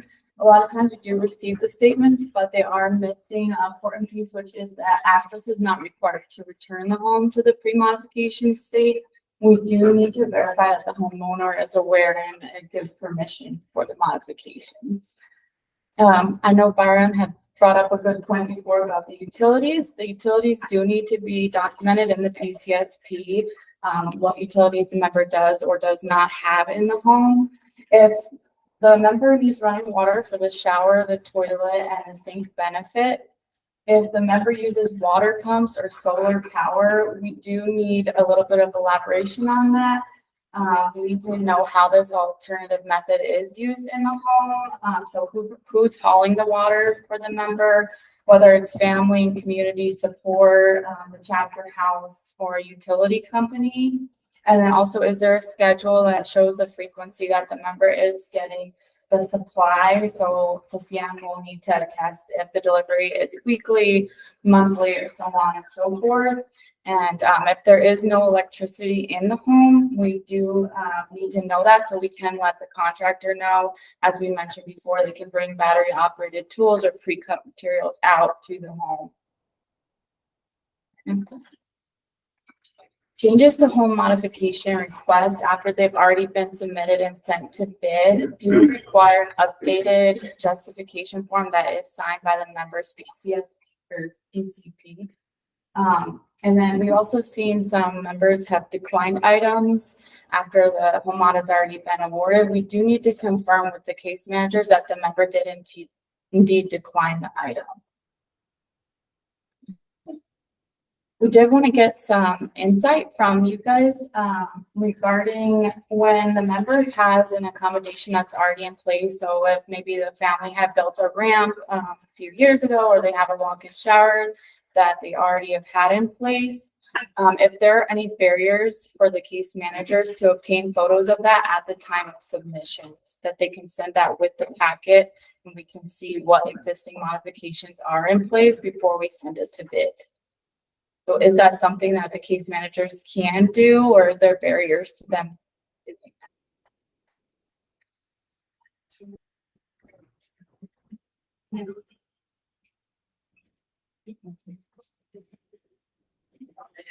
doing that? They can do that. Sometimes. Do they all have a phone that they can like get the photos with? Well, in our area, the case managers use pictures. Mhm. And then what they do is they'll send it to their email to navigation and then attach it to whatever they're going to send it to you guys. That's how I do it. Okay. So I in used terms to of have a camera, but it was where that camera went. oh, Blue lights. So if replacements of an existing accommodation are needed, we do need photos of that at the time of submission and explanation of why it needs to be replaced. And also, we have been having some miscommunication between the contractor, case manager, and the member. Confusion on where the placement is gonna be of the accommodation. So they maybe go out and assess the wrong door, the wrong doorway, the wrong bathroom. So we were wanting to get your thoughts on access confirming the bid plans and drawings with the case managers before we award the home modification. Yeah, I have one that, I was waiting for communication back from the packet I sent. And finally, my client told me that there was someone that called, don't know who, but it has to do with the ramp. That's it. So I asked, when they call again, get this information, or if you don't, you know. So, it would be good.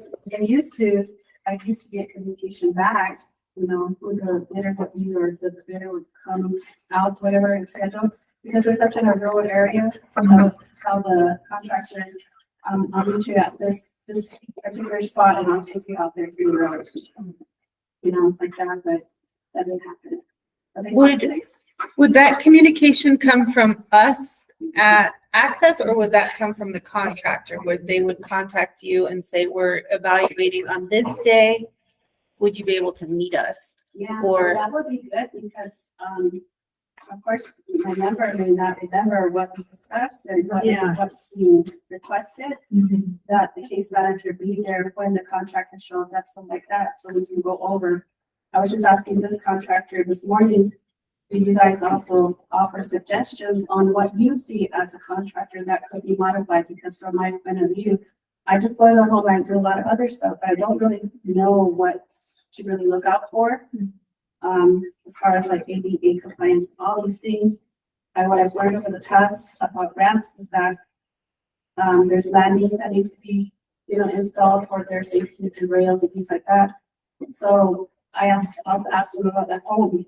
If it's a real traditional like home, adobe brick walls, you know, do you guys also work with those types of homes? Or how can you work around those types of structures? Just a lot of things like that. So it would be good if the case manager is there for the contractors to go over.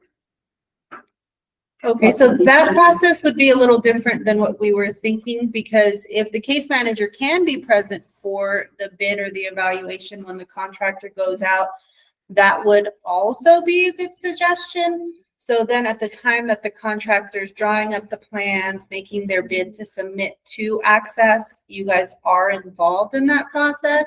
Because what we've seen is the request comes over to Access, it goes out to bid. When it goes out to bid, the contractors go out to the home, and it's not just one contractor that will visit the home. Sometimes they have multiple bids. So they'll see 2 or 3 different contractors. And when it comes to the bid, we're not sure if maybe the members changing the plan to where they decide, well, this contractor is going to come and widen this door, but you know what, maybe we want this door widened, and there's some miscommunication that happens. Sometimes they'll add other things to the request. Yes, Frida? I think definitely having a case manager there would, one, eliminate some of the miscommunication, because I actually had my grandmother on long-term care, and when the contractor came in, I wasn't there. So a lot of mistakes happened with her particular home modification, just because that language part of it, she speaks Navajo. So definitely that was a challenge. But the other part of that, if we're wanting the case manager to confirm the plans or drawings, that really puts a lot of responsibility on the case manager and liability. Because if they mess it up, they pick the wrong door, or they pick the wrong entryway, then it's the case manager's fault. So there really needs to be a collaboration between the case manager, the home modification contractor, as well as the family in the home.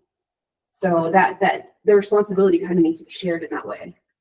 Yeah, so we'll have to reach back out to the contractors to see if that's a process that we can do where they can arrange the date to have the case manager available and present for those meets, but that would also go back to the case manager and the contractor communicating together to arrange a time, a date, so that everybody is there on site to do.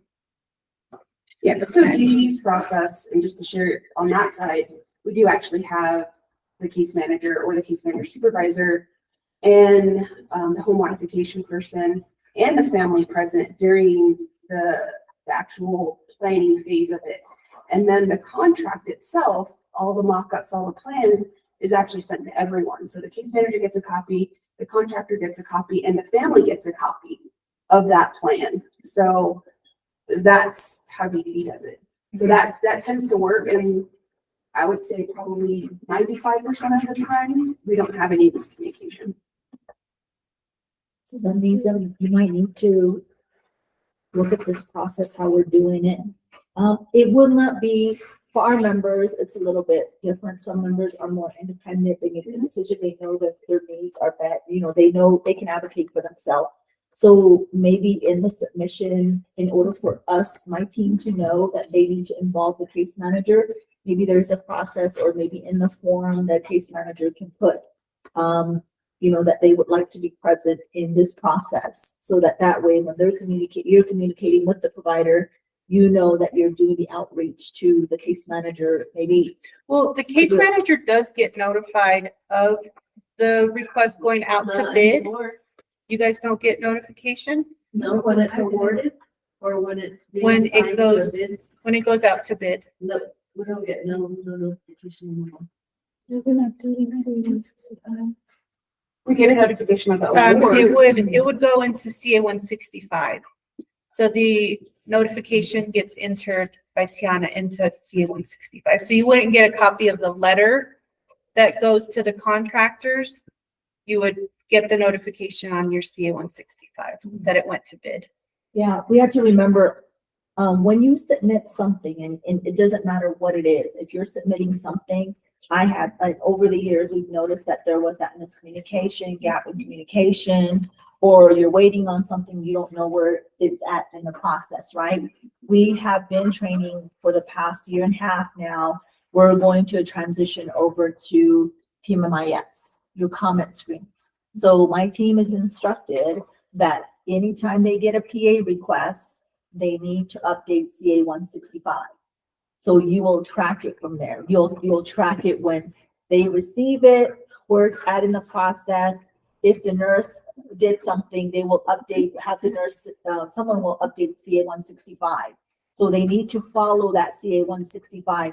Otherwise, we have emails going out constantly, and we have one central location where we all communicate, and that's CA 165. So look at those, any requests that they send in. If you don't see a comment on there, something happened, we never received it. So then you can call. Like I always say, give it 72 hours. If you don't see a comment in there within 72 hours, you are more than welcome to make that phone call and say, hey, I submitted a PA request. I don't see it. Did you guys get it? It could just say that it's under review, received and under review on such and such date. So follow up on it, and just don't just wait, because that was something that we agreed upon about a year and a half ago, that we're going to communicate through CA 165. This avoids any type of miscommunication. And that's also the way that your case managers can communicate to us. When we don't see comments, it gets us a little concerned, especially when there's no review and there's no comments, nothing. That gets a problem. I know we're going away from that, but that's tags on to what you were saying. So they're pretty good about it. If you're not seeing something, always reach out and let us know, let Vanessa know, or because they get so busy. We only have one nurse, right, to service all of the case managers. We only have one nurse. Please be mindful of that. We're now down to only one coordinator. We're told that there's no money to hire another coordinator. So we only have one coordinator that helps you all. So my other subject matter experts are all coming in. We're changing up, we're cross-training, we're doing backups, that we don't want to miss a service delivery for your members. So we're putting other processes in place to ensure that, you know, the team is available and responding to those PA requests. So, you know, just go back to your comment screens, look at it. And if you don't see a comment in there for a request you submitted for, let us know right away, because that all delays service delivery. Next slide. Just to briefly touch also on the out specialty rates, we've seen the packet submissions improving. The PCSP is a requirement with the submission. Like Rachel mentioned before, that really paints a picture of what's going on with the member, and we do really thoroughly go through those. Specifically for the behavioral health submissions is pages 5, 6, 18, 19, and 28. We also need the provider notes from whoever's managing their behavioral health conditions, so their behavioral health provider, psych provider. In the provider's plan, you'll see, are they going to be meeting with them monthly? If they're meeting with them monthly, we want that previous month's note. If they're meeting with them quarterly, we want that most recent quarterly note. And then additionally, we need the facility notes, the behavioral health caregiver notes from the out facility. If we identify a risk, then we will ask for a managed risk agreement to be on file. This is a new form that we came up with to hopefully make your guys' life easier. This is a durable medical equipment continued authorization request form.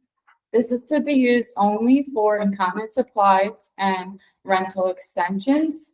So you'll submit the fax cover sheet and just this form if it is not the initial request. The form does need to be filled out in its entirety or it will be returned.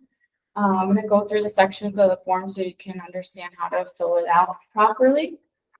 So the case manager is going to first verify that this is not the initial request. We do have a PA on file already, and they'll provide the PA number. If it is the initial request, then they're going to go back and submit a full packet. By submitting with this form, the case manager is attesting that there have been no clinical changes, that the PCSP is up to date, that the RX and the face-to-face are the most current and recent that they have previously submitted to access and that we already have on file. Next. The case manager will fill out the most current RX date, the provider's information, and the diagnosis code. They'll fill out the face-to-face date, and they'll test that there have been no changes to the provider's code. They'll fill this part out as usual. And they'll be signing just again to attesting there have been no changes with the member, and that the RX has not changed, the quote has not changed, and clinically the member is still the same as the previous submission that we have on file. We will be checking with our previous submission to make sure that all of the information is aligned, just hopefully making your guys' life easier and not having to submit all of those pages of the packets. And this is because a lot of the packets that we do receive for like the incontinence supplies and the rentals, those are the same packets that you submitted for like the full year. This will just give us that ability to extend your authorization for another 6 months. So if there are any changes with the members' DME items or quantities, or maybe the provider's price has increased or there's been a change with the provider, we do need that full packet again, just so that we have it on our side as far as like what that new information is. So with that form, it's just going to be 2 forms. It's going to be the access mandatory form for the cover sheet, and then the form that we just presented with filled out to where we can verify it on our side that it's just us extending it another 90 days. Does anybody have any questions on the form? Or be available. Has it been uploaded? We wanted input from you guys first, but it'll be available on the digital toolbox. So if you guys have any questions on it, how it's supposed to work. So I was hoping to hear celebration and jumping up and down and yay, we don't have to do that no more. It's just one. So you don't have to send us a whole packet anymore, just those 2 pages, if nothing has changed. It makes your life a lot easier. You just have to say nothing changed. And, you know, you're looking at the case, you're sitting down with your case manager and letting them know nothing has changed. Because I'm finding out anytime I tell my team, you can put my name on it. I need to make sure that it's correct. I need to make sure that that what you're saying is correct. And that if anybody were to come to me, I won't be like lost. I would know how to answer the question for my team members if it was me. So just make sure that, you know, this makes your life a whole lot easier. It's only 2 forms, no more all that same information you're constantly submitting over and every quarter. Now it's just reviewing the service, I'm testing nothing has changed, and then you should be fine. Are you gonna do that with the specialty rate too?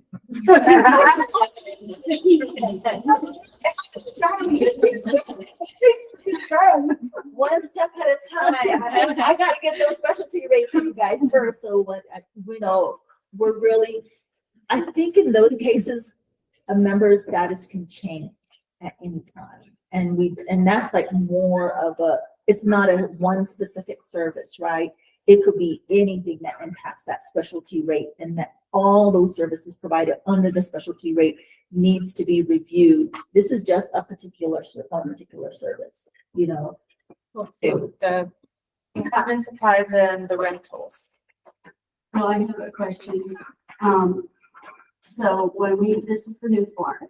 So with this form, do you want us to send a full packet? No. Or, starting from now, we're gonna send this, and So- then we're gonna just send this. So if you have, It's a continuing. yeah, if it's a continuing and you have a current PA on file, like you have an approval letter already, as long as your script's not expired, and that PA is only good for 1 year, you know, the PAs start from January to December, the next physical year, you will need to send in another full packet because your script might be expired, or if there's any changes, you could have a new face-to-face. But for, let's say, next physical year's extension, if your script is still current, you could submit this form for next physical year with your current, since your script is still current. But once your script expires, you're going to have to submit a new packet because your script's going to be new. Usually what I've seen is the provider's quotes might change in October, or they'll change at the beginning of the year. It really just matters on the DME provider if there are any price changes. But if there are any changes within your PA, then we will need a new packet. So if there was a rate change, they would need a new packet. Yeah, because we would need a new quote from the provider. If there's any changes at all with the current script, then or the needs change, you would need to do a whole new packet. But if nothing has changed, everything is still the same, and just because they have a script, but you notice the member, maybe you should go back to the doctor and get another follow-up and get a most updated script. Otherwise, you're going to keep running out of incontinence supplies, you know, making sure that you're kind of helping that member and guiding them. So if their needs are being met with the current script they have and nothing is changing, no rates change, nothing's been impacted, then you can complete the form and send it in with the 2 forms. You don't need to do all the packet, the same information. And then just be mindful of your refills. So some providers only write for 3 months, 6 months, a year. It really just depends on your length of your script. But once you get your full packet submitted, you get your PA number, we should just be able to extend it more smoothly for the year. Yes, ma'am. Is there a way that the physicians can work to where, because we have some members that are going to remain incompetent. We're going to stay that way. It's not going to be any changes. How can we do that so that we don't have to keep submitting it?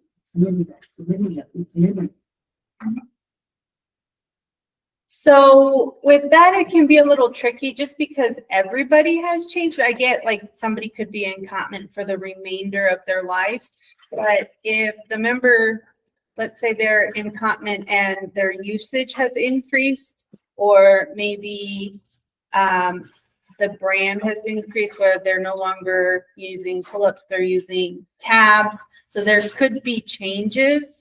I would say that their PCP visit for their new script should have that medical justification already in it, showing that, you know, maybe they have dementia that has caused incontinence supplies. So we do know it's a long-term thing, but we don't have scripts that last the rest of the members' life. Like we do need a new script every year.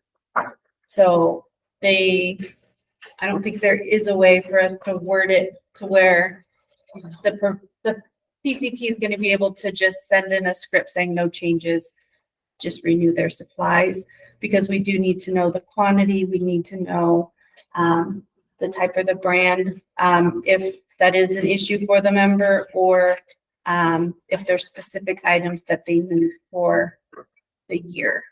I wouldn't even think that would be appropriate either, because there's a lot of risk involved when members using incontinence supplies. There's that risk of wounds, developing wounds. You know, the PCP needs to, that's why they need to review it all the time if the member's medical condition changed and, you know, they only have a short, you know, a small supply. And that's what the member feels like, that's all they have to work with, and they're running out. And they're trying to make this, you know, supply last longer by reusing it. It could develop some wounds, you know, so the PCP does have to review it, and it's based off the PCP's review and script. And then they can then go ahead and look, see if there's any changes, if the member's declining even more. Now we need to make sure that there's that coordination happens. And if the members don't have appointment, if it's just lifelong script, I would think there's concerns too that some of our members, they might not have the support that they need, the natural supports they need to go back to the doctor to see if there's been any changes. So the review has to happen. So it is required that they get the scripts annually. And that's a CMS requirement, is that the script has to be new every year. So we have some members that are kind of embarrassed about telling the PCP that they're being counseling and how many times that they wet themselves. There's a lot of the elderly that are like that. And so they downplay it. They downplay it. And this is something that some of the PCPs that are concerned. Why are they getting less incontinence supplies? And what I'm telling them, you know what? It's not us.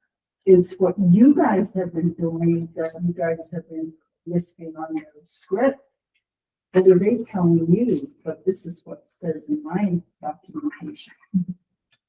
Yeah, I think it has a lot to do with a lot of our family, a lot of our members, right? I would say about 92% of our population is getting serviced by a care worker.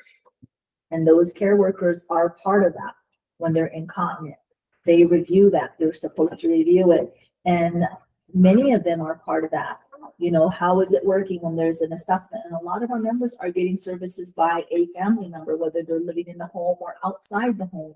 And that's something that you would need to communicate with the member on, and not the member, but the support that they get. And, you know, how is the incontinence supplies going? How is it working out? Yeah, they may tell you one thing, but how is it working? Because they're the ones that's delivering the services. You know, they're the one that's helping the member to change, and they're the one that's making sure that the member is, you know, changing and reminding the member if they're independent to change themselves, you know. So that's where you would need that feedback from the worker. There's somebody that has eyes on that member. There's very, very few members that don't want attendant care services. The majority of our members on our population do get attendant care services. Somebody is providing that service. So that might be a way of collaborating and then writing it in and then re-educating the member again, and then maybe even go as far as, who's your PCP? You know, maybe we need to reach out to them. That's where the coordination and communication happens to, of you advocating. I'm hearing from the worker this is happening. maybe there's a way to discuss this with the member, because I'm afraid, and they'll check to make sure that there's no wounds developing or any concerns that they have. You know, I have a lot of, I don't know, maybe I have too much faith in our providers, but you know, they're in our service area, they know the population, they, just as you all are, they should be culturally centered, they should be able to know the type of members that they work with. It's a team effort. You know, they might not tell you, but they might tell their care worker, they might have somebody that they trust, a healthcare decision maker, somebody knows something that's going on. Otherwise, you would have never known that somebody's embarrassed. You know, you wouldn't know that. You know, so they're telling somebody this, or you're seeing it yourself. And that's where your case manager, you or someone else, can help to support that member to be able to communicate with their PCP.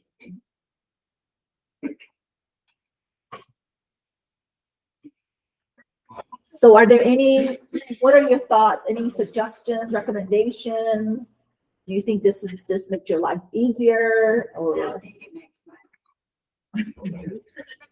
Yeah, you guys are gonna like this because we complain about the paperwork and prior authorizations and just the DMV supply. So this is going to cut back on a lot of time that they're filling out the PAs for DMV supply. So I like this a lot. It's very clear cut. I just had a question about assisted living home residents. Are they, for incumbent items, do we authorize those items to for them there, and we were allowed to do that? Yes, assisted living facilities are able to get DME items. They don't have a per diem. Remember, it's an HCBS setting. We look at it as an HCBS setting. So whenever you are submitting this, just remember to include the fax cover sheet as you originally would when submitting a whole packet. And then if you guys like it, it could be uploaded by the end of next week. So now's your chance to say something. You don't want to hear, we don't like it.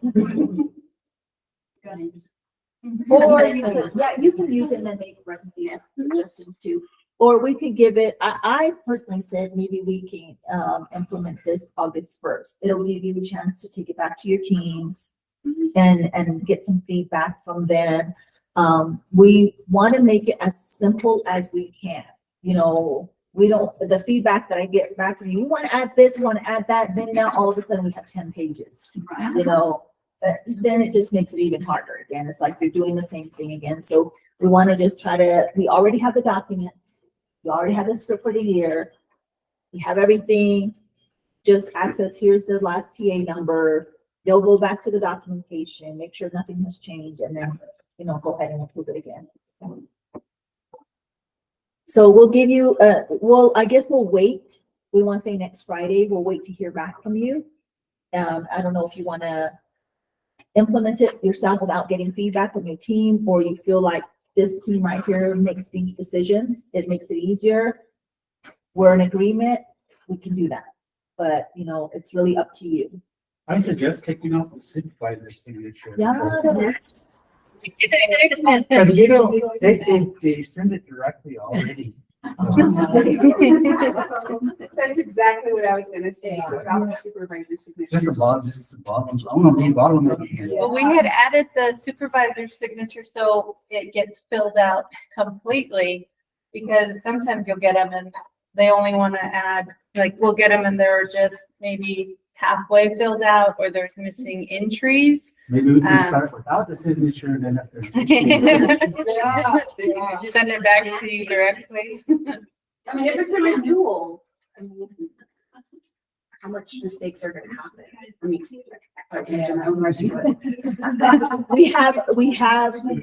we have received PA requests where there was a new script. And the only way we knew was because they were sending in that quarterly request with the whole new packet. Then they have seen, hey, there's a change in the script. And then they reach out to the case manager and says, the previous script says this, and now you have a new script. You need to submit a whole new packet. Well, we have seen that. We have seen quite a bit number of that. So that's why it's important that we have the supervisor sign off on it, but I can understand because you're not in the same office as some of your rural areas. You're not, you're far away from some of the rural areas. So that does, and that will affect you in some way. I have one way out in Mesa. Yeah, that's true. You have one in Mesa too, so you can't make it all the way down there. Yeah.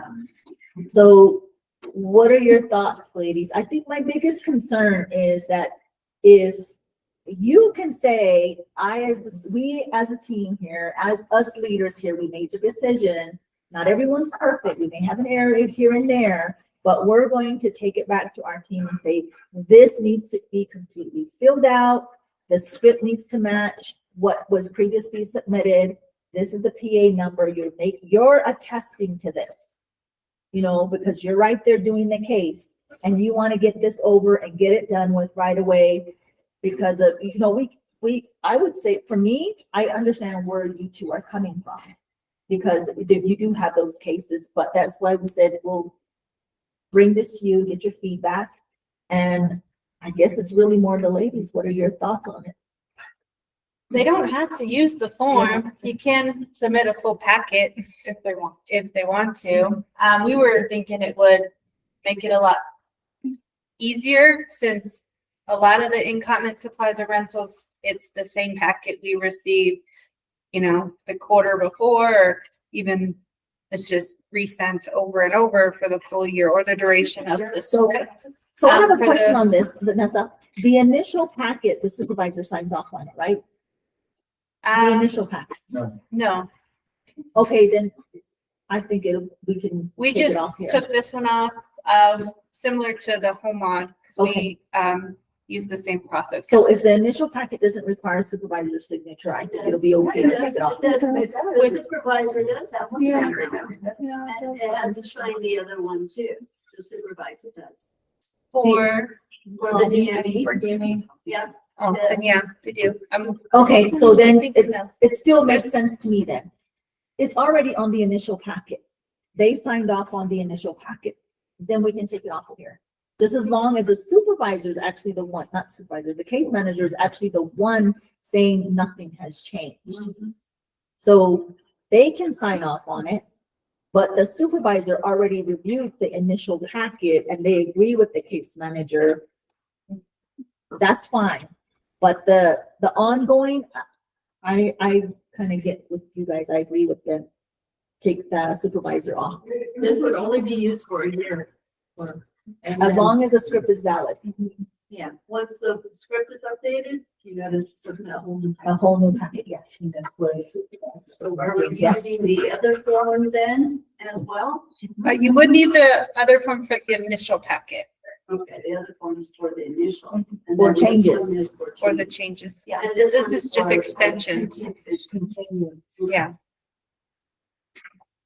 See, you got your way, Casey. So we'll take the supervisor off to make it easier for you. And the guy would agree with you. And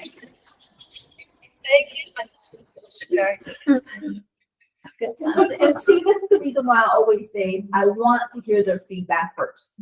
I want to see what they're wanting to do. I want to hear what they're wanting to do. And we want to make it easy, not hard, because when you're waiting for Casey with his 110% queso ratio, he's out on the field and he can't sign a form, it delays services for the member. Yeah. I'm just saying. He's the hardest working one here. But yeah, you know, I'm just trying to make an example. You know, that way, we just want to make it easy for you all. There's a way, but we still have to make sure that the quality of the service is there, and we want to make sure that it's medically necessary. All right. So August 1st. So August 1st, we take off the supervisor, or do you want it right sooner than that? Or do you want to get back with your team? August 1st. Those last lines. No supervisor. No supervisor. No supervisor August 1st. Okay, yeah, we'll take off the supervisor. Okay. So the road floods right here, everyone's stuck here for. Alright. Perfect, like a boat. Oh, my right, the back way. Okay, so for claims, any claims questions, the providers can contact claims directly. So this is claims contact information. Same with provider training. They can contact provider training. Sometimes you get it looped back over to you. If that happens, you can refer them over to us so that we can assist in having them redirected back to the correct entity. Next slide. For acute care services, this is just a repeat. For any acute care PA requests, those get faxed over to DFSM. They have to fax it over to the 602-256-9651. If you have any providers that get directed to you, please instruct the provider to fax the DFSM fax number, and just to ensure they put acute care service on the fax cover sheet. If the provider comes back, says they're redirected to the case manager, you can reach out to me and I will reach out to the. I'm still having this issue. You are still having that. Oh, really? Yes. If you can just get me the provider's contact information or have the provider contact me. For that one, I think they did fax it over to, this is for the both, like yeah. Okay, I'll reach out to DFSM on the acute side and see. Another one that I just submitted. For the same person? No. Okay, okay. I'll look into that one. To be somewhat like telling them that we provide prior authorization. Yeah.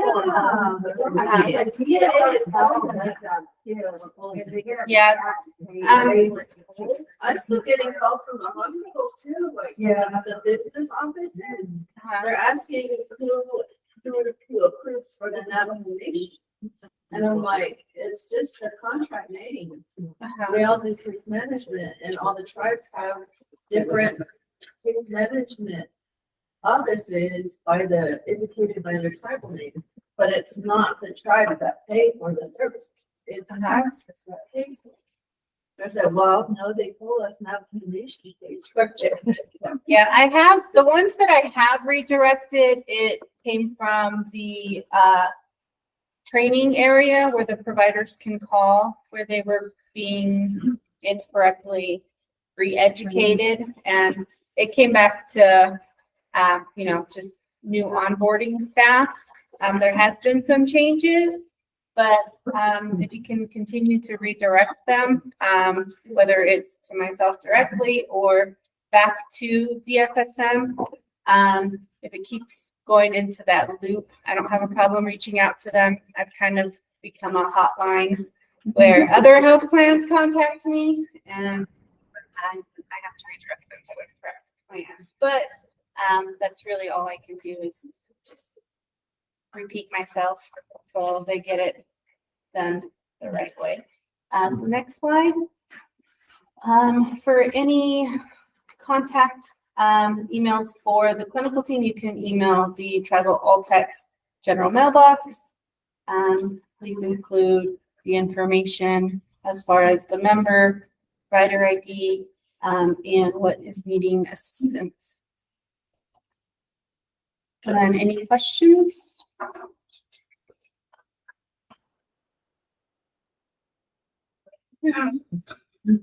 So next is going to be Sunny, and she's going to go over the supervisory audit tool. Okay, and the long-awaited supervisory audit tool. You guys have been talking about this for a long time, the supervisors. And yes, we did update it.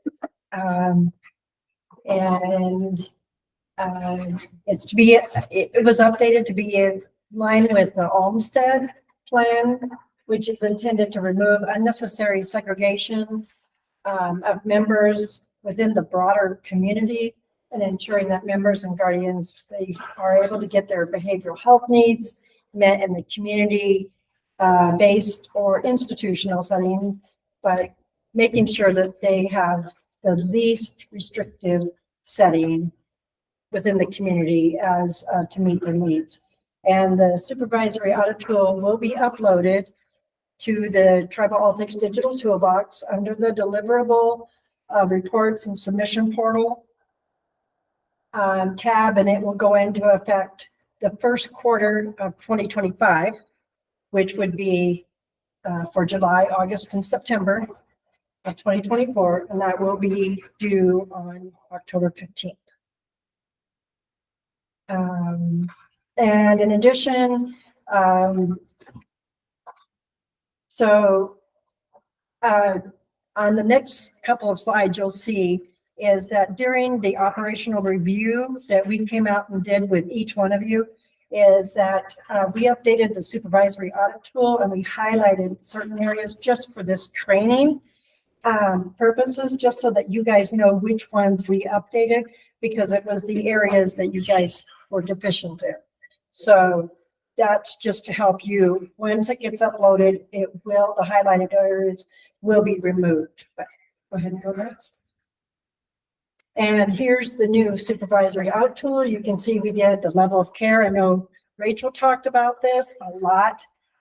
Is that the PCSP, the HMT, the UAT, all of those levels of care need to match, along with whatever's on CA 160 if it's in an HCBS setting. They all need to match. And we highlighted it here because those were deficiencies that we found when we came out to audit for all of you. I'm not going to go over this because we really are pretty limited, but you can kind of see, we talked about the hospitalization, and Rachel talked about that too. Is it supposed to be done within 10 business days for a member who's in an HCBS setting? They need to have a new review. Now, the only exception is if the member is in a SNF, goes to the hospital, goes back to the same SNF, then they do not need a new review. So that's the only exception. Everything else pretty much, you can go next. And you can see in this area is where we started with the Olmstead plan. And again, that's making sure that they are in the least restrictive setting, making sure that they have a voice and they're heard. That's what the Olmstead plan is, to make sure that they have a choice and a voice. So that's what, when you are auditing your case files, your members, your case managers' case files, and you look at it and you say, okay, did that member have a voice and a choice? Just look at it that way. Also, again, we talked about behavioral health. Rachel talked about that, how that behavioral health is a big deal. It always has been. Hopefully someday we get to the point where it's, where we all understand it a little better. And again, the UAT and the HMT, the notice of action, the NOA is, we've highlighted that because we updated that just a little bit, just changing wording. Maybe something is when a member doesn't agree or something happens, you need to do it NOA, right?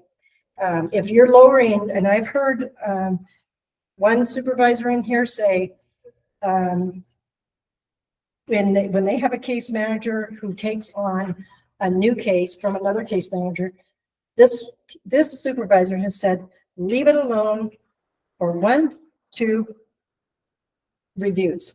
Don't touch it. Leave it the same level, even if you know it's less. But then on the third one, now you know that number. Now you say, okay, we are lowering your units because you don't need this much. Now you've actually gotten to know them. And if they disagree, then an NOA still needs to be done. But don't just say, oh, I got this. Oh, they need to be less. Pay attention to that. Okay, next. And then there's additional comments and the signature page. And that's it for me. Any questions? Go ahead. Okay. When are you gonna put it into the toolbox? When? When are you gonna put it in? It'll probably be in the next couple of weeks because it's not really gonna be there until August, but I know you guys need to start auditing right away, right? So we'll try to get it in there. I'll try to get it in there with the next week if we can, but give us 2 weeks for sure. All right? Okay, thank you. Next, Bandana is gonna go over EDV and open line requests. The open line request form, please use the drop down for select your program or office. Tab next to fill out the case manager name, member ID number, and member name. Next slide. In the table section, please fill out what changes needs to be made. For example, was informal support provided or member was hospitalized. Our goal is to make sure that all the open line requests are submitted within 30 days of service provided. Next slide. Please be mindful when approving the services. If you know your member has a critical medical condition, maybe it's not a good idea to approve for the whole month. An option is to set up the services weekly. You just never know when the member is in and out of the hospital, or maybe the caregiver did not clock in or clock out on time. Please provide an explanation as to why the line needs to be open. The provider needs to know when you are going to make any changes on the authorized services. It is really important that you communicate all this information with the provider.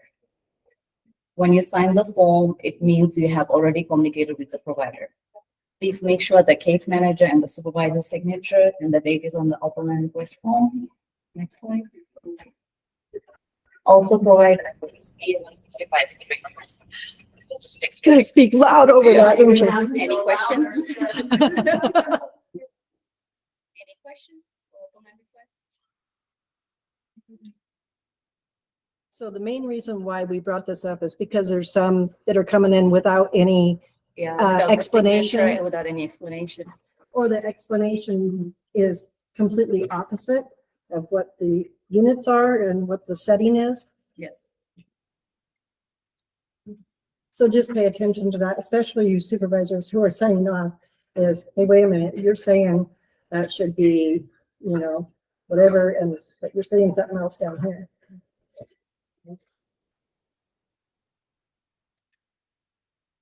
But the form hasn't changed, right?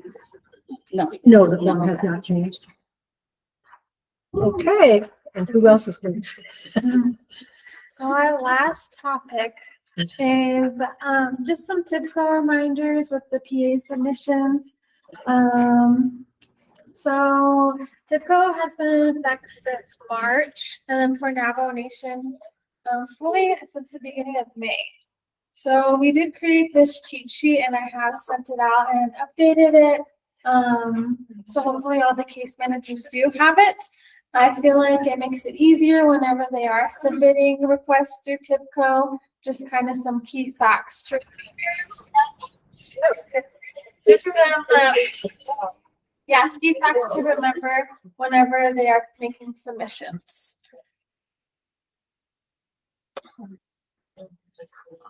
So this is a list of all of the requests that we are accepting through TIPCO with that payer claim and control number entry. So the list is as it's shown in the cheat sheet. And then just a reminder, if any TIPCO entries are incorrectly labeled or formatted, PA requests will be returned to the case manager and need to be resubmitted with correct entries, labeling, or formatting.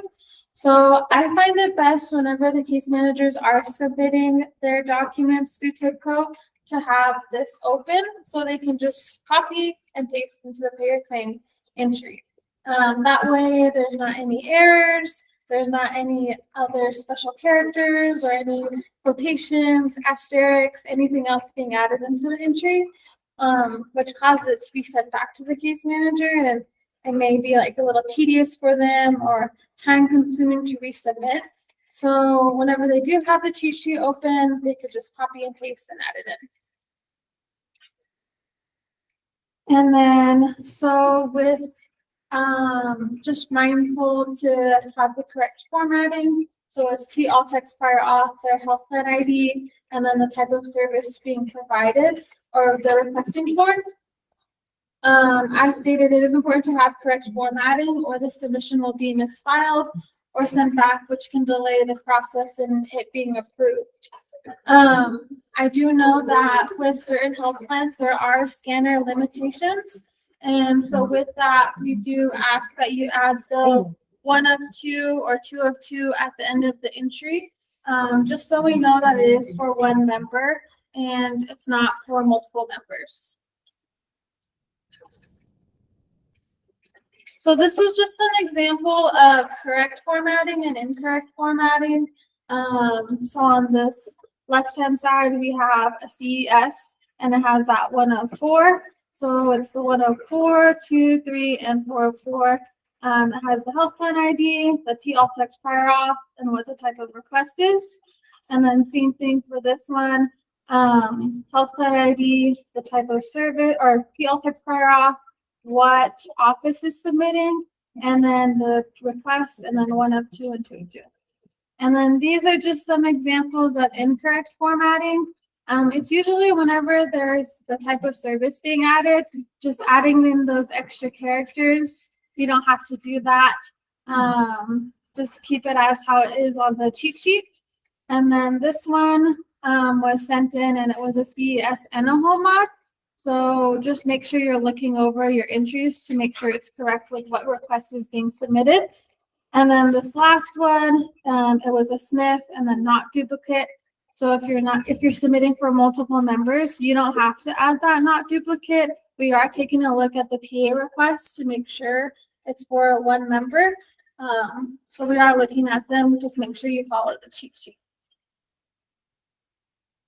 And then, so any errors with TIBCO, we do want to track that.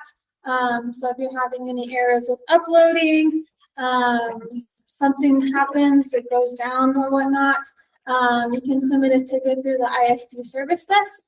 So you'll just go to the IT tab, application systems, and then other applications, and then you'll just fill out the request form and just put whatever issues you're having with TIBCO. That way we are keeping track of how many errors are happening within TIBCO and just knowing that errors are happening. And then I do receive a lot of emails about TIBCO password reset or being locked out of TIBCO. So this is where the case managers can go ahead and send an email to service desk and get their password reset or get unlocked out. And it may take 2 to 3 days for a response. If they need an immediate response, they can always give ISC a call and then the number is listed. Any questions? Yes. On the megabyte, are you guys ever gonna make it larger? No, it's still gonna be 64 megabytes. I have a Larger. I have a specialty rate. I need and it's the notes of 1,600. What is it, a SNF? Health? It's a How many pages? respiratory. Do they really need that many pages, Vanessa? No, for the specialty rates, that the members getting, we do get requests that, they have 100 pages, 300 pages, like 800-900 pages, probably 1,500. We just need the updated note showing that the member is still at that level of care. So if they're getting, let's say they're on a vent, we want the vent notes from the RT, maybe the nurses, the pulmonologist that going into the SNF to see the member, just showing that they're still at that clinical level to be able to receive that specialty rate. We don't need every document for the last 90 days when we saw the note showing that we're still at that level here. And it can be within the last 30 days of your request that you're extending out.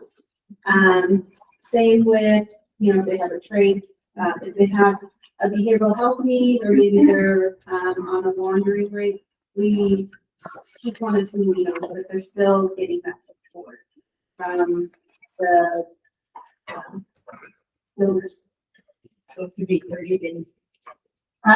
Yeah, 30 days prior. And then just write a memo to state that you received this many documents, and you cannot help but see that it's case manager have reviewed the care, you know, this is actually. So from that 1,000, as for the 1,000-page packet that you received, is that every day's notes? Because you kind of have to look at it as a set of 24 hours. Yeah, it's not every day. I was reading through it, it's like, there's a section for the nursing notes, the rest of the notes, and then the other. And then on the notes. So it's a little bit true, the rest of the origin, we would be the rest for notes and provide. But a lot of times I'm seeing kind of that long of like hundreds of pages, they'll have like the wound care notes, and notes. You don't necessarily need those included, you really just need that respiratory or it's the behavioral thing that we need, the behavioral notes, but we don't need all of it. And then sometimes those progress notes, it's like they're copy and paste type notes. So they sent me the whole file with emails, and I was just gonna download it and save it and then attach it in the zip codes. Or it's not, it's not gonna take. Yeah. I don't wanna print it out because that's like 2 pages of paper. I would, maybe you can ask them to, like, ask the SNP to kind of Condense it. down. To condense it to what they actually need to support their rate, because the SNP knows what they need to get their specialty rate. They know what. Just do it, just to. Well, actually, we're asking for like 90 days, so, you know, of chemicals. So they're sending us something. That's. Yeah, we just need the last 30 days and So just the most current ones, yeah. So that's better. Yeah, and that's just for the. yeah, if it is a retro, like, let's say the PA request is late, and they're saying they did render services for the last 90 days, we do need those notes because we do want to make sure that the member was at that level. Because sometimes what we have seen is if it's a retro, maybe the member wasn't on the vent that whole time and they went down to a break, or maybe they got decannulated, and they wouldn't continue to be on that higher trait rate. They would go down to, you know, maybe a level 3. But sometimes in those notes, when you read them, there are changes with the retro. So when it is a retro, you do want a full 90 days. So we should review to make sure there weren't any changes for that time frame. Just because if that were to happen, they have to document showing what level of care they provided. So it's good to stay on top of it, Annie, just stay on top of your review, stay on top of it. It's just sometimes, case managers are so busy that they don't go back and review the number until the next review, maybe 6 months if they're in a skilled nursing facility. So if you let the facility know if there's any changes, you need to let me know right away so that I can submit those changes to Access and keeps the PA updated. And then along with making sure that you're not having to, you know, have them ask for documents for the whole 6 months when all they're looking at is the current one. Is everything still the same? Are there any changes? So say if you were approved a certain rate, it was higher based on a ventilator, whatever, and now the member is now able to do, like, if the member's now at a lower level of care than what it was before, then you would ask, when did the change happen? You know, but if everything is still the same, yeah, I would just say ask for the 30 days and that's it. Is that just the, because mine is on a tray and later. So I would just need you. And the provider, do the provider now. Yeah. The least one, recent, no.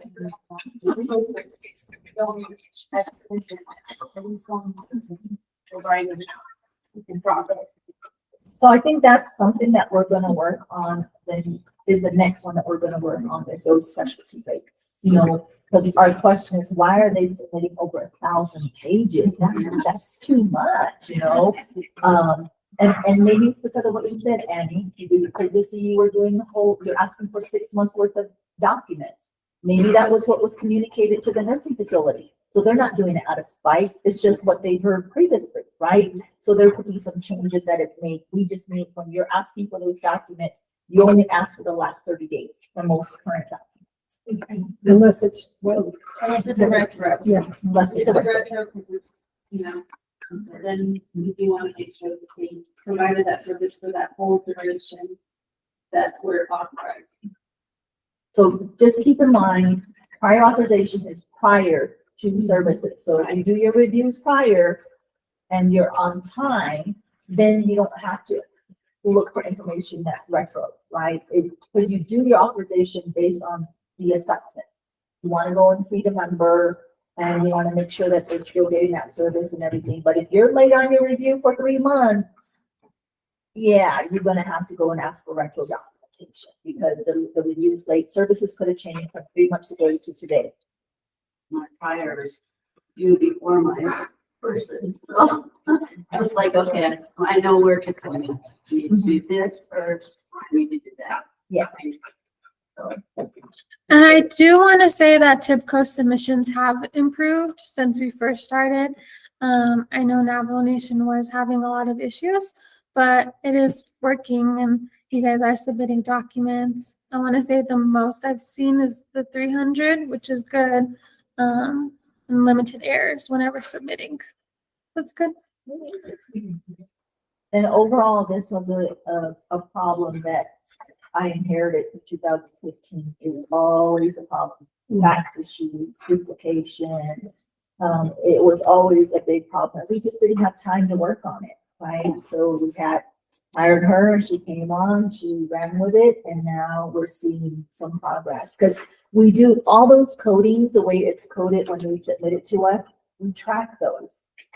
So when there's any deficiencies, any issues, any concerns, we have a data pool that runs that and lets us know which tribes are submitting a lot of duplicates, which tribe are telling us they have errors, missing information.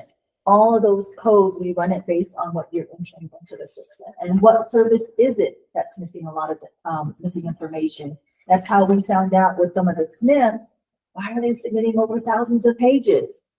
You know, so now you answered that question because you were going back asking for six months worth of documentation. Okay. I have something that has been an issue. I need you guys to know that.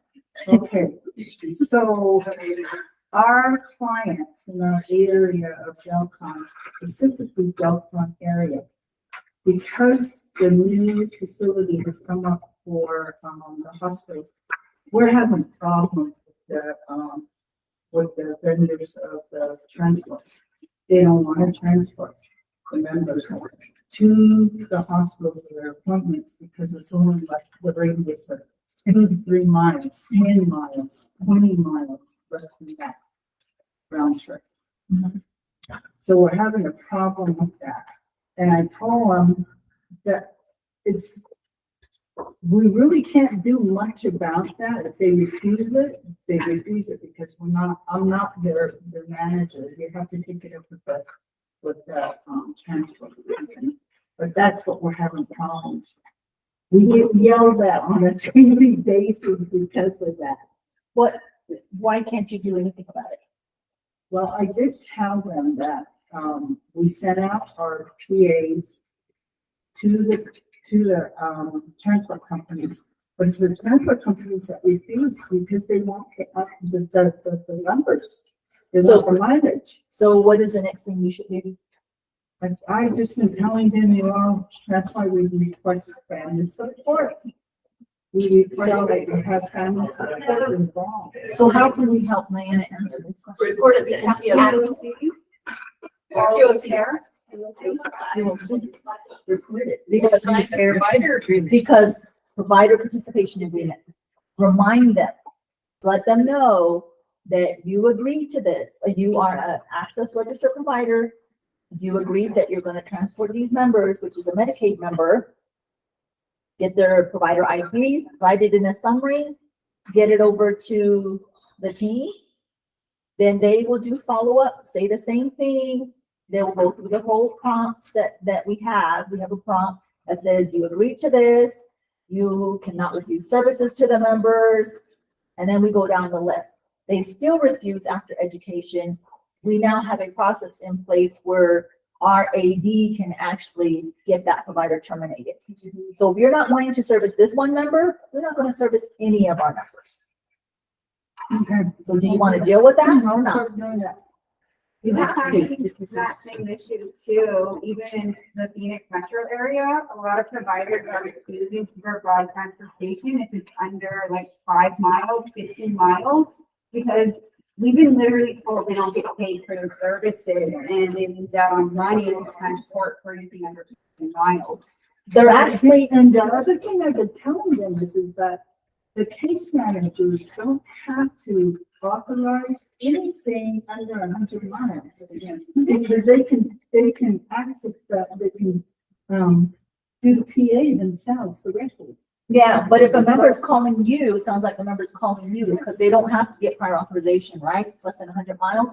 They're calling you and saying, I call this provider and they're telling they're telling me they can't transport me. So they're complaining to you about it, right? Right. So then you should submit that complaint that this is now what they're seeing, because QOC is documenting especially for behavioral health providers and transportation providers. They are really on them. They are really being watched now. They're being watched. So that could be the reason why that they're not wanting to deal with that. So if their members is telling you this, because all services should be available to that member. Any services that is under Medicaid should always be available to that member.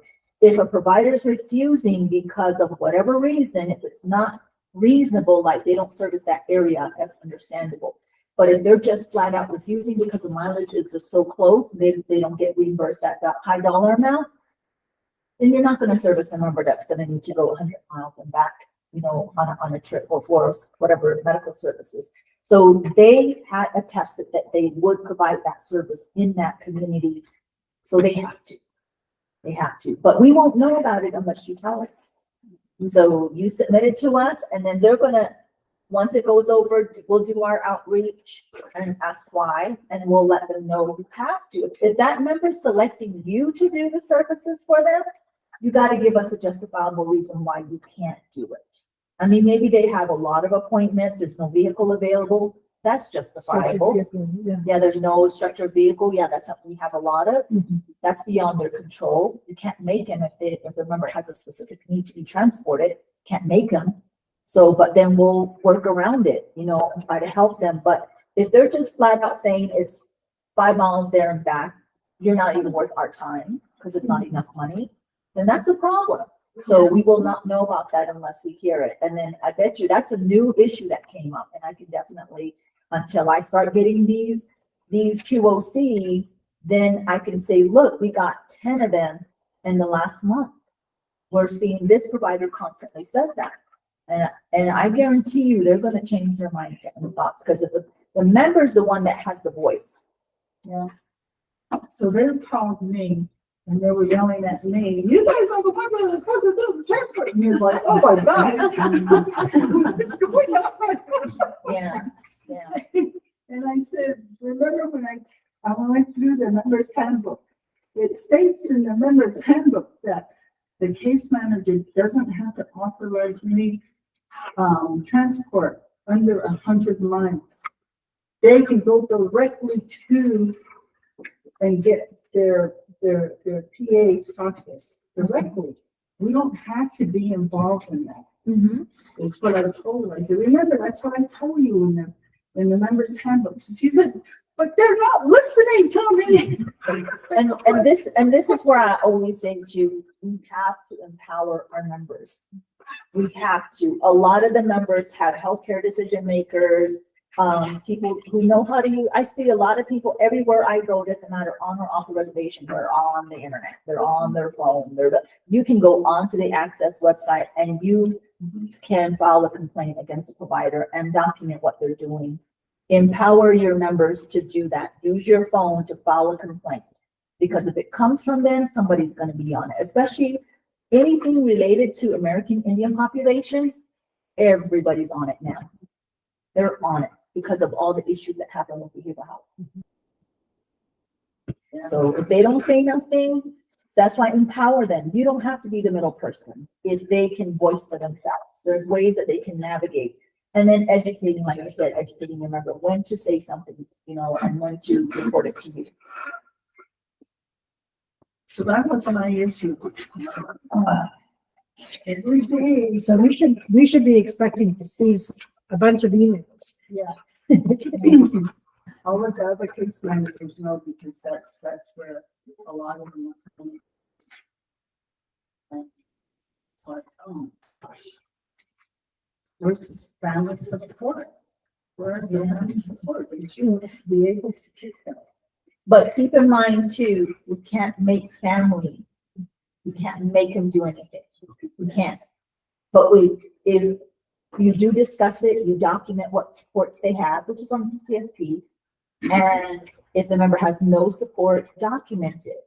Because if there was anything to happen to your member, that documentation is going to save you. I'm dealing with a case right now where one person said, well, it's the case manager, you know, and then I back the case managers up all the time. All the time I back the case managers up. But if I don't have the information, I can't back you up, you know, and if you didn't document it right, I really can't back you up. All I can do is provide education to you. And it's like, oh, man, I got to do this now. So it's really important that whatever we train you on here, please, you know, train your staff, please educate them. Members have a right, members have a choice. They don't like this agency today, they might want another one today. 10 days later, they might not want another one, you know. We have those difficult situations. But at what point do you get a manager's agreement in place? I would say after the second one, because now you're putting yourself at risk. There's only a certain amount of direct care agencies out there. And they might not be able to, they might not have enough staff. You know, there might be a requirement that they have for their workers, and your workers would have to complete that before they can even provide services under this agency. So managed risk agreement also saves you all utilize that, and we feel like there's going to be a risk if the member doesn't get the service, and discuss it with them and have them on. If you ever have to go into court, that managed risk agreement, that will protect you.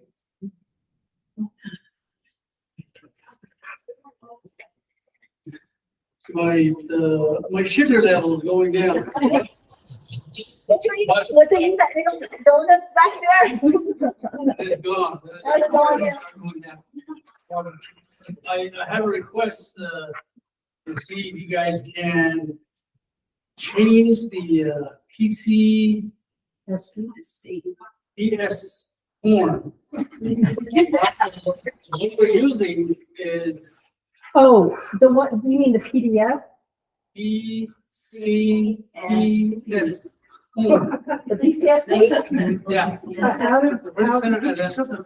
Are you talking about the Yeah. one on We the? enter each box every time we do it. Okay, that needs to be updated. Yeah, we have to update It that. needs to be updated and put it on. That was just as a, that was a courtesy from us. That's not legitimate access, but we did that to try to help you guys. But if just let me know what it is. It helps, but you gotta text every time Okay. you fill one out. So we have to update it, and we've got an expert right here. We've got an expert in Okay, Adobe. that's all I got. My sugar level. So we'll update it. Okay. A van? No. Yeah. It's floating way? Somewhere you can't open the door. Yeah. Is it a state? Maroon. We don't have a room. We have white ones. Does anybody here have a maroon band? Okay. Well, I hope this was really helpful. Thank you all for attending. Thank you for your feedback. Thank you for everything that is here. It means a lot. It means a lot to, and it means a lot to. Yeah. Cool. Can't get it back down. Get you to sit on it, put some weight on it.